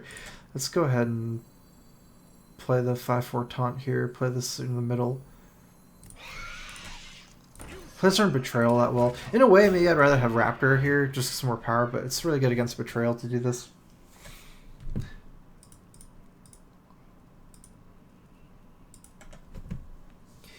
I got donation from Tiny Barbarian. I love that you're streaming Arena. I watch your stream every night after studying. Keep up the good work. Thanks for the donation, Tiny Barbarian. What happened? Oh, jeez, that does 4 damage. I guess it does. If you're counting the weapon. Huh. Looks like there's no good Consecrate. My best bet is actually to get kind of lucky here and just remove this and play Cavaldir. I'm getting so low. How much damage does Consecrate remove? If it doesn't even do anything. In fact, it actually does nothing, huh? Consecrate literally doesn't remove any more power than just trading a 4/4. Nice. I guess hitting this would have been fine. Because I can trade the 1/2 in.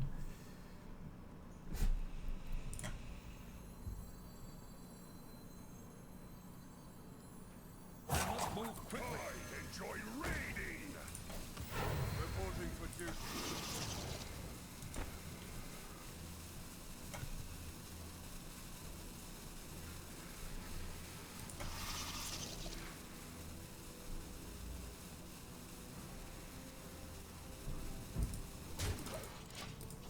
I'm getting kind of desperate. Maybe I should have traded to get some more power. Maybe hit some more breakpoints.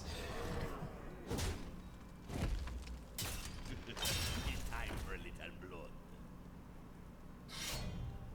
Well played. Well played. Ah, dead.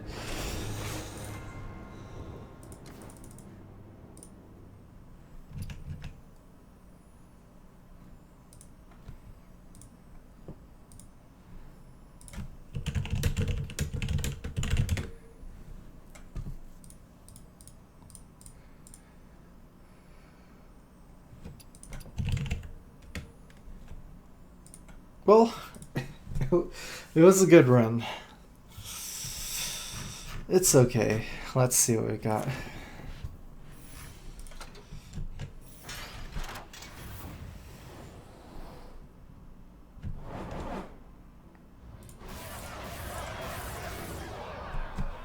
Hey, there's no card.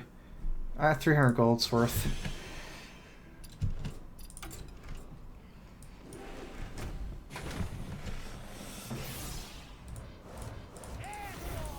Oh, no, that's not good.